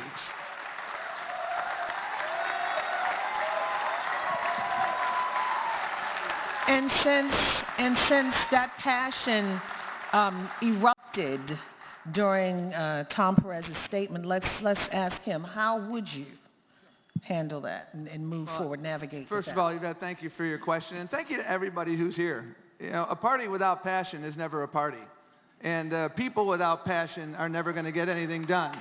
And this, you know, when I hear passion, it reminds me of Thanksgiving dinner at my house. We have a lot of passion. We have a lot of viewpoint diversity. But, you know, the way we move forward as a party is to remind ourselves of what our values are. When we lead with our values, we win. And the reality is, when you look at everybody on this dais, we have those progressive values of inclusion, of opportunity. Hubert Humphrey once said, the moral test of our strength as a nation is how we treat those in the dawn of life, our children, how we treat those in the twilight of life, the elderly, and how we treat those in the shadows of life.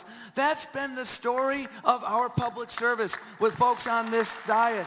And I'm proud of my public service and the fights that I fought, whether it's taking down Joe Arpaio in Arizona, whether it's fighting for marriage equality here in Maryland and across the country, whether it was taken on Wall Street, whether it was addressing police reform. I'm proud of all of those fights that I fought. I'm proud of the battles I fought with the likes of Tony Coelho to ensure that people with disabilities have a fair shake in this country. And the reality is, folks, I don't have a monopoly on those values. Everybody shares those values. And what we need to do moving forward is to understand that reality so that we can do exactly what Yvette said, which is to train our energies in unity on the most destructive and dangerous person ever to hold the presidency of the United States, and that is Donald Trump.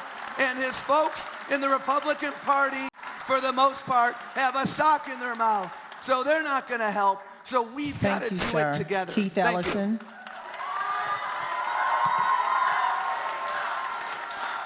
Well, I think one of the most important things for me to say right now is that we are all friends up here. We admire each other. We respect each other. I can assure you that when Tom was the Secretary of Labor, I had no better friend over there. He was a tireless advocate, and I want everybody supporting me to know that I respect him. I like him. He's my friend. I was telling some people earlier today that, yeah, man, that Pete Buttigieg, that cat is really articulate. He really is. I was bragging on Pete Pekarsky about how dogged he is on protecting our vote. And you know what, guys? I could go up and down the line about how gifted all these people are. This is a family meeting. This is a family meeting. And I just want to say this. We have to understand this, Democrats. The Democratic Party is not for the Democrats. It's for the American people. We are all agents of the American people, and we must fight for them all the time, and we can never be confused about who the problem is. Tom mentioned Trump, absolutely.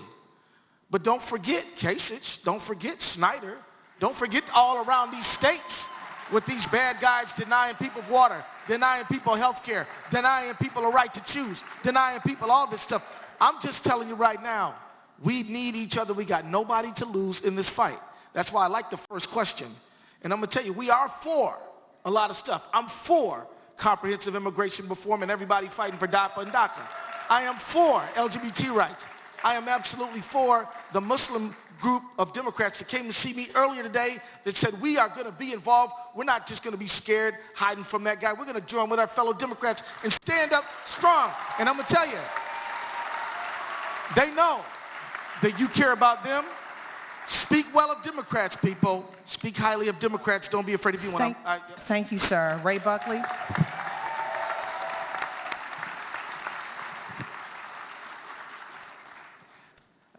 I think that each of us, and I want to applaud both Tom and what Keith has been able to bring to this race. And the energy in this room is very apparent.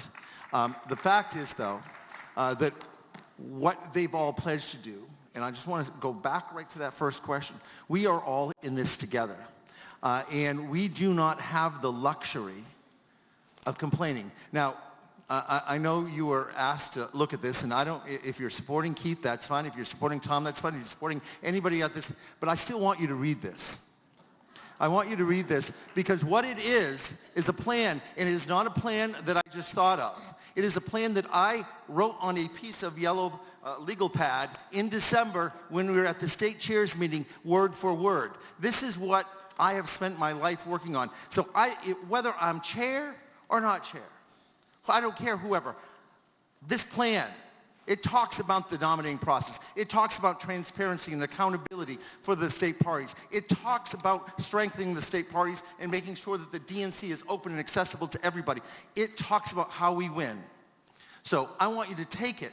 I want you to read it. You can steal it. You can go home and tell everybody that those are all your ideas, because I don't care. I don't think anyone here cares about who's going to get credit. We know one thing. We've got to start winning again. We have to stand up to Donald Trump, the Republican members of Congress, the Republican governors, the Republican legislators, the Republican mayors and city councilors, and we can win.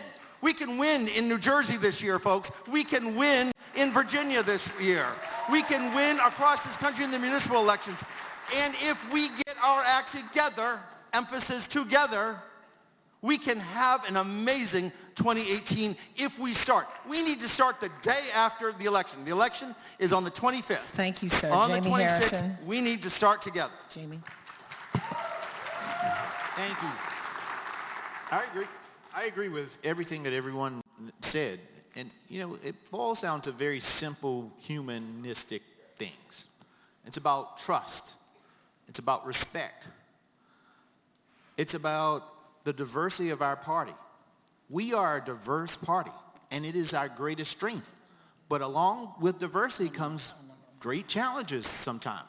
That means you're not always going to think the same way as everybody else because you don't come from the same place. You don't have the same experiences. And the one moment when in this party we don't appreciate and value that diversity is when this whole party falls apart. And I'm not just talking about diversity of what you look like, who you love, who you praise, but I'm also talking about diversity of the thought. That if I'm a Democrat in South Carolina, I may, because of my experiences, they may be very different from a Democrat from New Jersey. And that experience may be very different from a Democrat from Kentucky and a Democrat from California. But at the end of the day, do we fight for equal opportunity for all? We have to find what is the foundation of our party and build upon that. So it gives me great pause. I got in a Twitter, I guess a Twitter fight or something yesterday with with Donald Trump. I should get into one with him. But it was about this diversity of thing. And somebody was saying, well, do you support Manchin Democrats? I support anybody that's a Democrat. I'm not an Obama Democrat, a Hillary Democrat, a Bernie Democrat. All I've ever known is being a Democrat. So I support anybody that will give us the gavel to fight back against the crazy Supreme Court justices that Donald Trump is giving. Anybody who will give the gavel back to Nancy Pelosi and do the agenda for the American people. And guys, in serious, my job was to count the votes on the the floor of the House. That's 218 votes. I didn't care where they came from as long as we could pass Lilly Ledbetter, as long as we could pass the Matthew Shepard hate crimes bill. Thank you, Jamie. Let's go to the floor. Andrew Lackman from California. I hope all of you will be able to discuss briefly what we can do to get more small business into the party, because we've had a president who stood up for small business, and the Republicans will always choose big business over small business and have interested in leaving small business behind. But speaking of the president, my question has to do with the lessons learned of the past. We all greatly admire the work that has been done in the last 8 years, but there's a feeling that some mistakes have been made which have, in the long run, put us in a weaker position than we were 8 years ago. And I don't think anyone did this on purpose. I think everyone had the best of intentions. But what are the mistakes that we made? and how can we fix them so we can have a stronger Democratic Party going into the next 4 years and clean up this mess in the White House and the Congress? Are you speaking of small business, sir? No, generally. Just generally. Okay, Yes. we're going to start here with Sally and go down the line. One of the things that my husband and I talked about Wednesday after we woke up was making sure that we invest in Democrats. And that means finding out who Democratic small businesses are in our community, so that's where we can spend our money. And I think there's a lot more the DNC can do specifically around supporting Democratic small businesses first, and then moving forward with an economic platform that can help grow small businesses in Main Street America, which is incredibly important for rural communities like Idaho. I really am excited about the opportunity that we have in front of us. And I think that we would be remiss in all of the fear that is out there of what could happen to not remind ourselves how powerful we are, and that we have this opportunity to really hit the reset on the Democratic Party. The issue for me is not so much looking back and saying what mistakes have been made. The issue for me is recognizing that the world has moved on and the party has not. That we are disconnected from the American people, and we are disconnected from each other. And so it is vital that we take this opportunity to assess our purpose, the way we form partnerships, and the way we do our business. It's not working. It's not working when you look at the numbers. It's not working when we talk to the people. And it's not working when you talk to Americans in general. I don't know anybody that I've talked to that feels like they're a party insider. And there are some people that have access to way more people than I have in this party, and they don't feel like they're an insider. So we really get the opportunity to figure out how we operate in a 21st century electorate with innovative, resilient ways that allow us to keep up with the times. The world moves so fast, and our party has got to figure out how to move just as fast. Jamie, thank you. So if you take a look at where we were, because you always want to look at your history. So when was the last time we were in the wilderness? It was in 2004. I remember because I worked on Inez Tenenbaum's Senate race, and we lost all of the Senate races in the South that year. Barack Obama was the only one of the only races that we won that year. And so it was complete Republican control. They controlled everything. And then something changed in 2006. That's when Howard Dean came into the DNC, worked with state parties, and enacted the 50-state strategy. We won the House, we won the Senate. We won in states that we never thought we would win on, that weren't on Rahm Emanuel's list. We won in Kansas with Nancy Borda.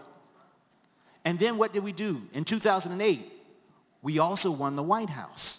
Again, with a 50-state strategy, strengthening all of the state parties and putting Barack Obama's great operation on top of that. And then we did something. We shifted from being this Democratic National Committee to becoming a Democratic National Presidential Committee, where all we focused on was the presidency and nobody else. It was great that we had complete control in Washington, D.C., but let me tell you, the people in South Carolina were still suffering because we had a Republican governor and a Republican legislature. There are 300,000 people who still don't have health care in South Carolina because we took our eye off the ball. We cannot leave any Democrat or Democratic Party behind. We have to focus and energize and build a capacity in every state party in this nation. States of New Jersey, Maryland, Maine, Vermont, Massachusetts, what do they all have in common? Republican governors. They're blue states with Republican governors. That's because Republicans don't cede any territory to us. We have to stop doing that to ourselves. We have to be about all of the states and not just a few. Thank you, Jamie. Tom Perez. I totally agree with what you said, Jamie. But in addition, not but, in addition, folks, we didn't make house calls in 2016. We forgot to talk to people. I'm a big believer in data analytics, but data analytics can't supplant good old-fashioned door knocking, my friends. You know, going to the church every 4th October is not organizing. And that's why we lost places like Wisconsin, because we underperformed in Milwaukee, and we got our butts kicked in rural Wisconsin. And the story goes on everywhere else. We didn't communicate our values to people. When Donald Trump says, I'm going to bring those coal jobs back, we know that's a lie, but people understand that he feels their pain. And our response was, vote for us because he's crazy. I'll stipulate to that, but that's not a message. And so we've got to move forward. We've got to make sure, as Jamie mentioned, that we get back to that strategy. But you know what, folks? Here are some of the things that I've seen in my listening that we're doing that we've got to take to scale. We've got to do more candidate training as part of the core mission of the DNC, like they're doing in New Jersey, where they have a program that helps operatives, and it's going very well. And we have to keep doing that. We have to totally reorient our approach to voter protection and empowerment, because voter suppression is one of the biggest threats to our democracy that's out there. That's why I've called for a dedicated unit of voter protection and empowerment where we play defense and offense, working together with you like they're doing in Virginia, where they have a dedicated voter protection officer. When we do that, we succeed. And we need to have a center for best practices so that we can go and say, hey, Alaska, you flipped your House Democrat. How'd you do it? Hey, Kansas, you won 14 seats in the State House. How'd you do it? The answer is without any help from the DNC. We got to change that. Thank you, sir. Jammu Green.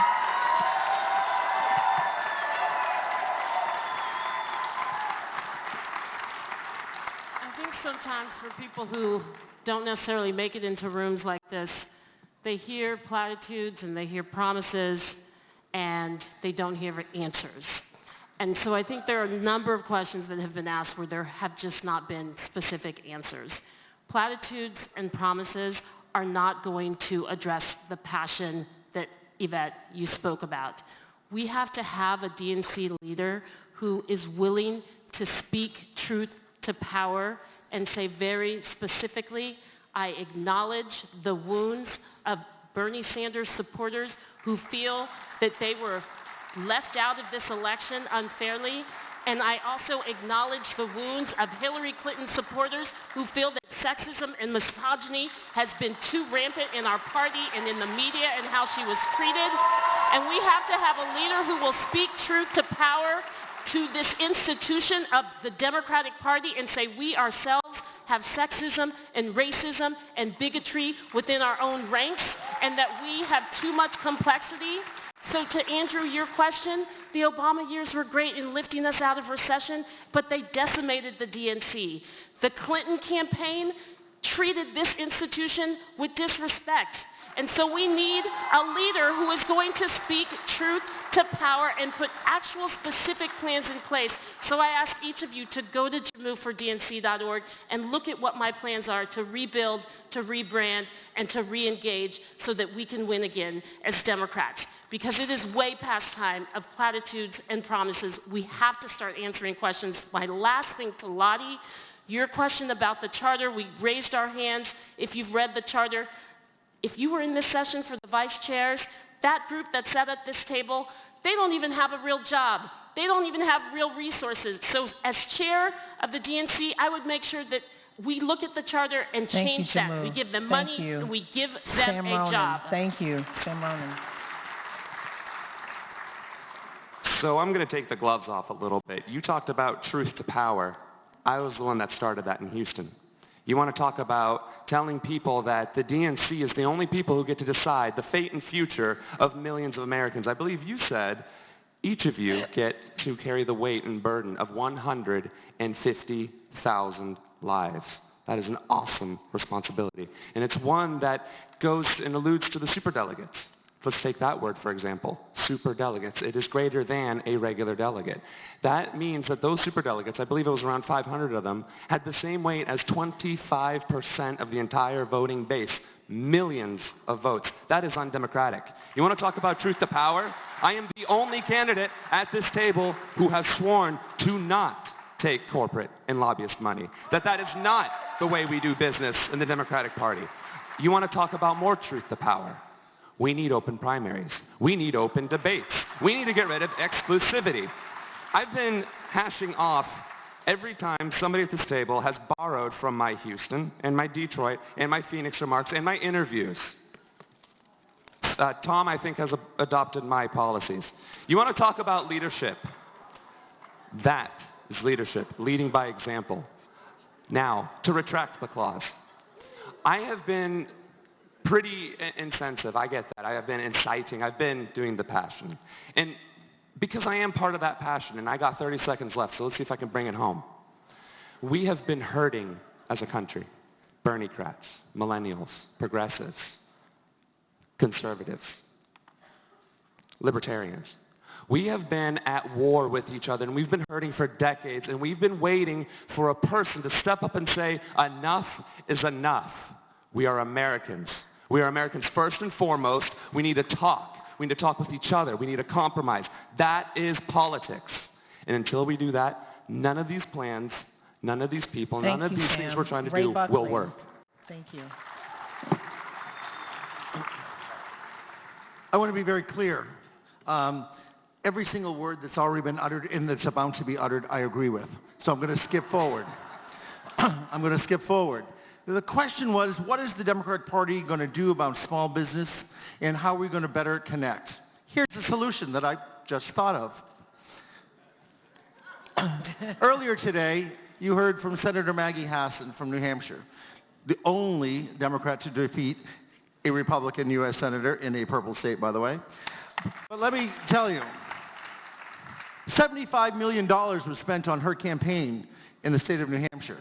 $75 million, let me repeat that one more, $75 million. Nearly 95% of it went to the international or national corporate media. What if we had taken 10 million of that and hired 100 full-time workers at $50,000 a year for 2 years to work the organization? That's 10 million. They can let the corporate media in New York or wherever that owns all of the television stations where they reside, I don't care where they are, let them take the 65. But give me the 10 million. And I will show you Democratic victories at every single community. Because when we get into those communities and we talk to the people, and those 100 employees will be buying things from the small businesses. They'll be going to the restaurants. They'll be buying a new car maybe. They'll be renting. They will be investing in the communities, and they will make the economy grow. We have got to get off from that money train that we are spending $1 billion to corporate media, and we can invest right in our own communities.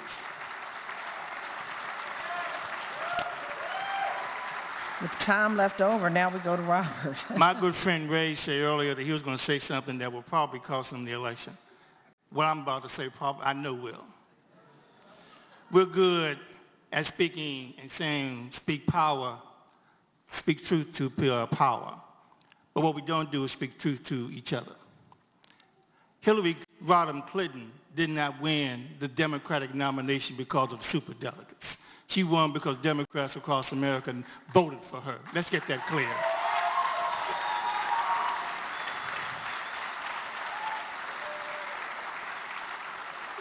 What we did was we booed, but we didn't vote. We protested, but we didn't vote. We got mad, but we didn't turn that madness, that anger, into passion and vote for the Democratic nominee. That's what happened. Some of us walked away in November, and some of them are in this room. You want to talk truth? That's the truth. And one more truth. Statehood for D.C. is good for the Democratic Party.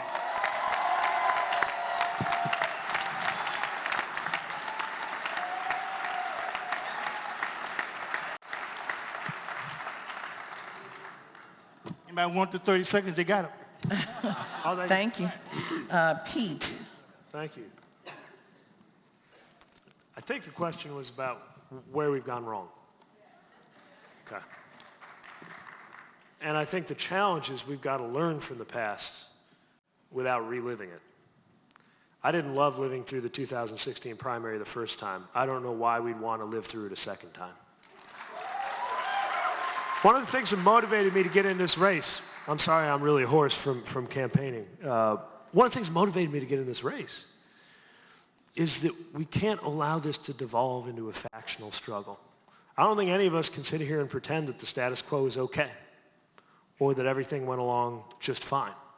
We've got to learn from the after-action report, but we've also got to move forward. If the outcome of this DNC chair race is that half the party feels like it's just been sent packing, we're going to be that much further on a back foot dealing with the real opposition, which is Trump and the Republican opposition, Congress. Now, everybody's got their theory of what happened. In an election this close, everybody's probably right. But let me tell you what I noticed in my part of the country, in the industrial Midwest. By the way, it's kind of entertaining for us from a diverse city in the industrial Midwest to suddenly find ourselves the subject of exotic fascination from political analysts on the coast studying us. We're not even that complicated. We just want people to talk to us and talk in terms that relate to our actual lives. We spend so much time talking about the politicians like that's what really matters. Look, I was guilty of it. I had the button when we were campaigning for Hillary against Donald Trump that said, "I'm with her." It was all about her. And then when we realized who the opponent was going to be, it was all about him. I'm against him because he's terrible. Well, he is terrible. But the people at home are saying, okay, but who's talking to me? Who's talking about me? And everything we say has to be explained in terms of how it cashes out in people's actual, real lives. Thank you, Pete. Peter, thank you. Thank you.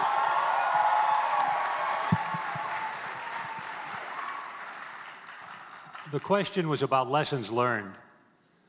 This is a forward-looking response to that, and my response should be taken this way. Earlier this afternoon, I sent out a proposal to all the members of the Democratic National Committee, to all the members of the press here, concerning forward-looking action by the Democratic National Committee to protect our most precious asset, or not most, one of our principal assets, which is the nomination for President of the United States.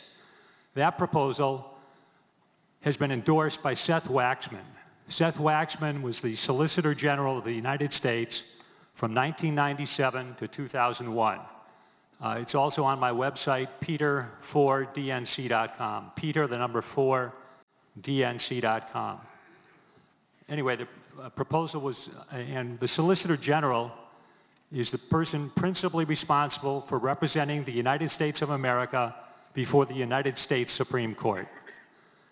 That proposal provides that anybody who's going to campaign or be a recognized candidate for the office of president or the office of vice president in our party, or who actually gets that nomination, will agree ahead of time in writing, both before the primaries start and right after the convention votes to award them the nomination, that in the event, after the polls closed, the chair of the party notifies the candidate in writing that there are reasonable grounds to believe that an effort to challenge an apparent loss in any state or in any congressional district, in a state where the congressional district, where the electoral votes are awarded one to each congressional district, that the nominee will provide all necessary cooperation to the Democratic National Committee to contest the results on behalf of the nominee. Thank you, Peter. And that will continue throughout Keith Ellison. the process. Thank you, Peter. Keith Ellison.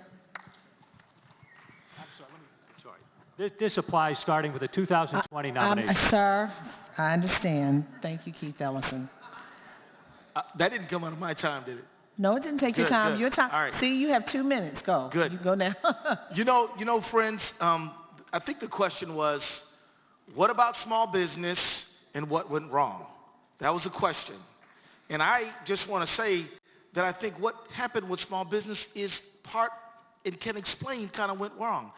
I think what wrong is we stopped telling the American people that we are fighting for them every single day. We stopped telling working people who work hard every day that the Democratic Party is all about them.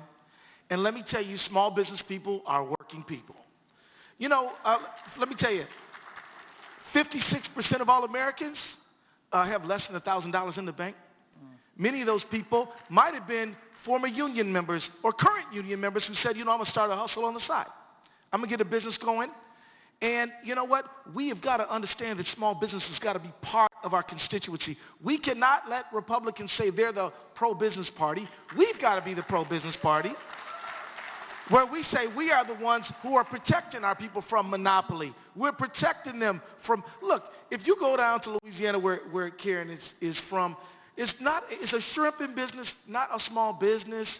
Is a oyster bed not a small business? These are small businesses, and we have got to set up a small business council. We have got to organize among small business people. We have got to get small business people understanding that we are going to be their advocates fighting for them every day.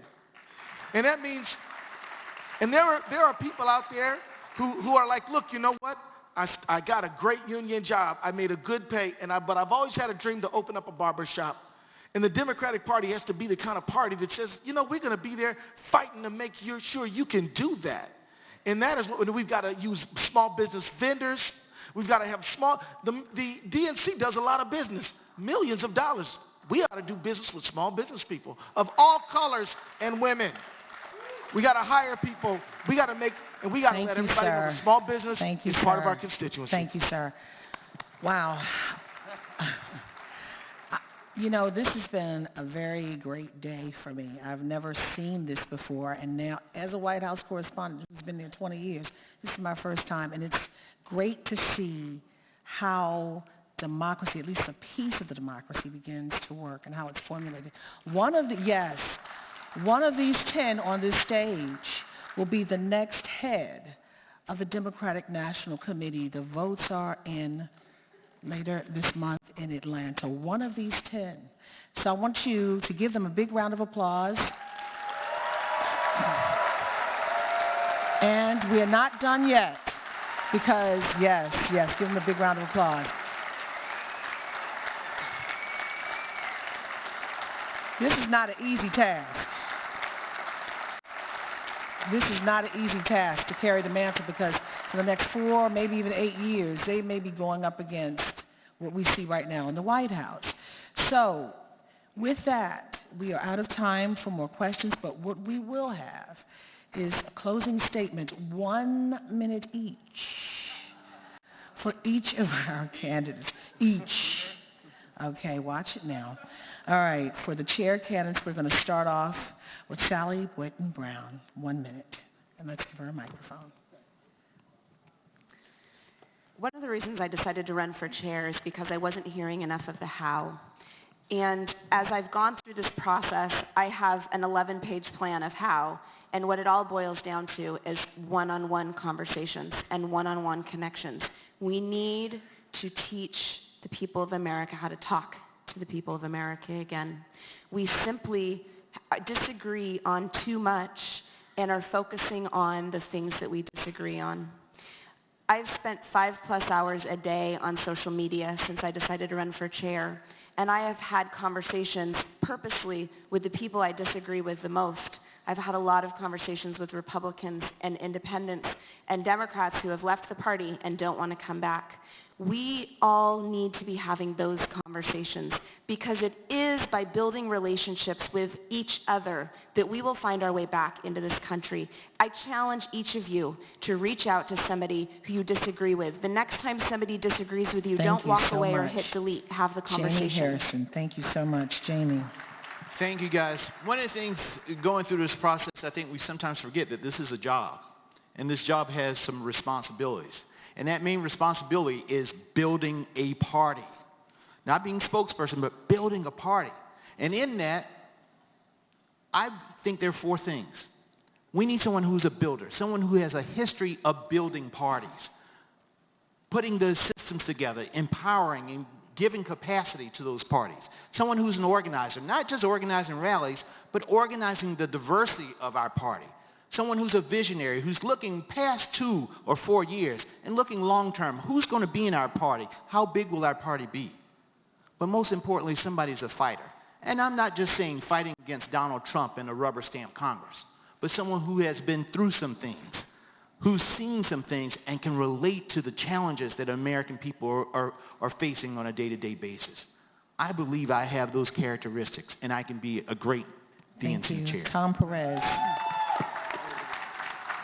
You know, politics is the people business. Public service is the people business. It's about helping people like Ellie, a dreamer I met in Arizona. It's about helping the union member who lost her job and we help her get back on our feet. That's what this is about. It's about making sure we put our values into action every day. When we put our values into action every day, the values of opportunity and inclusion, we win votes.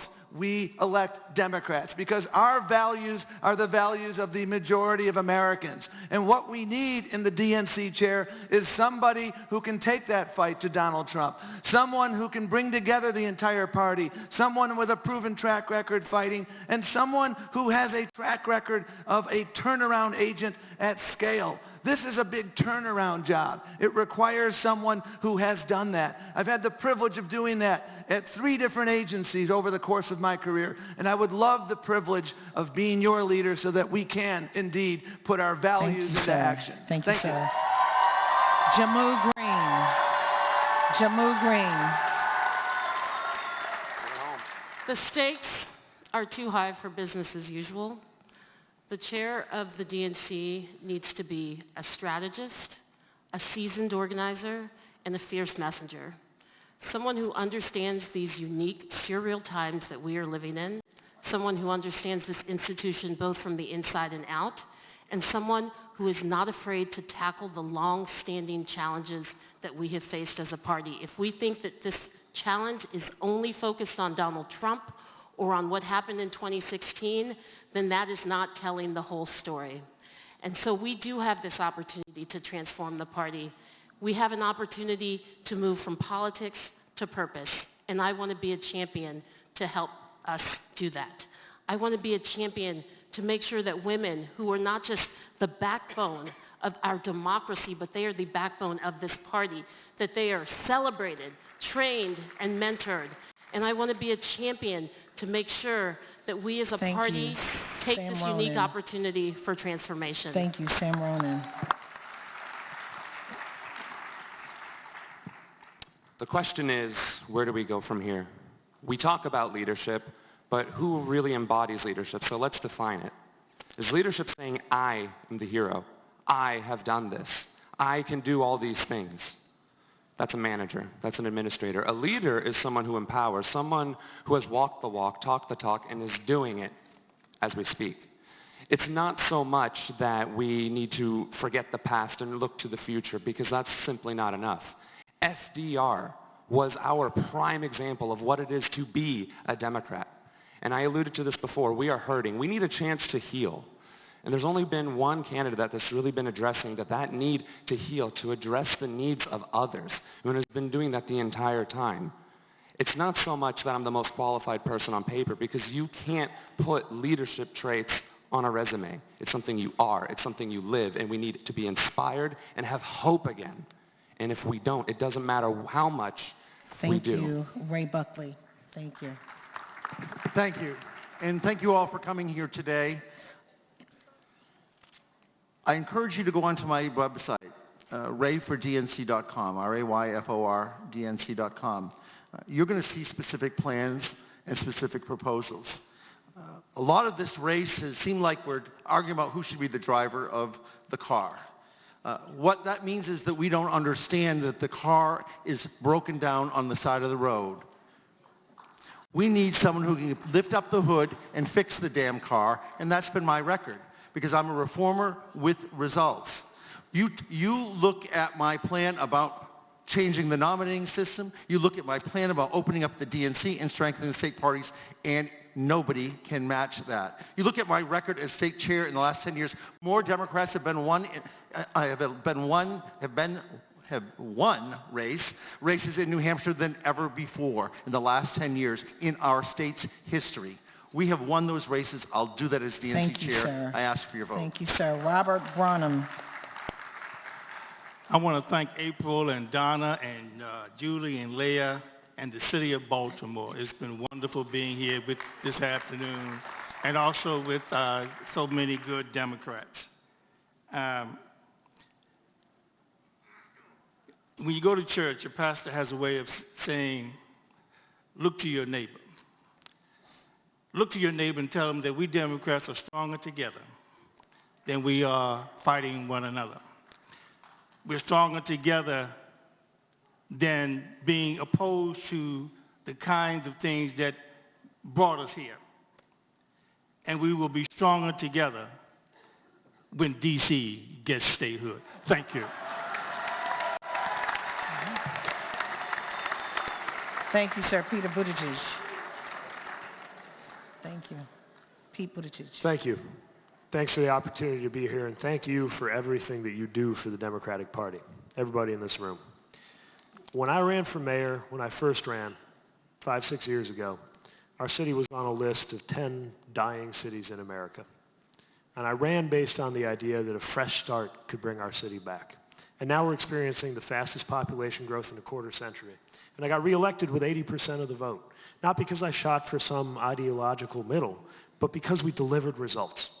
I want to deliver the same kind of fresh start and the same kind of results for a Democratic Party that needs it now more than ever. We are the party that speaks to everybody. You can't take one look at somebody and know who they are. Trust me, I'm a guy who spent Thanksgiving morning in a deer blind with my boyfriend's father. You can't always tell what somebody's politics are just from glancing at them. We got to speak to everybody. Everybody needs to know that they belong in the American future. Whether it's a blue-collar worker at an auto company wondering if they're going to have a job, Thank you, or a sir. transgender teenager in a high school Thank who wants you, to know sir. whether Peter they can go to the Perkowski. bathroom like everybody else. Thank We you, stand sir. up for Peter them. Perkowski, That's why we thank can you, win. sir. Thank you.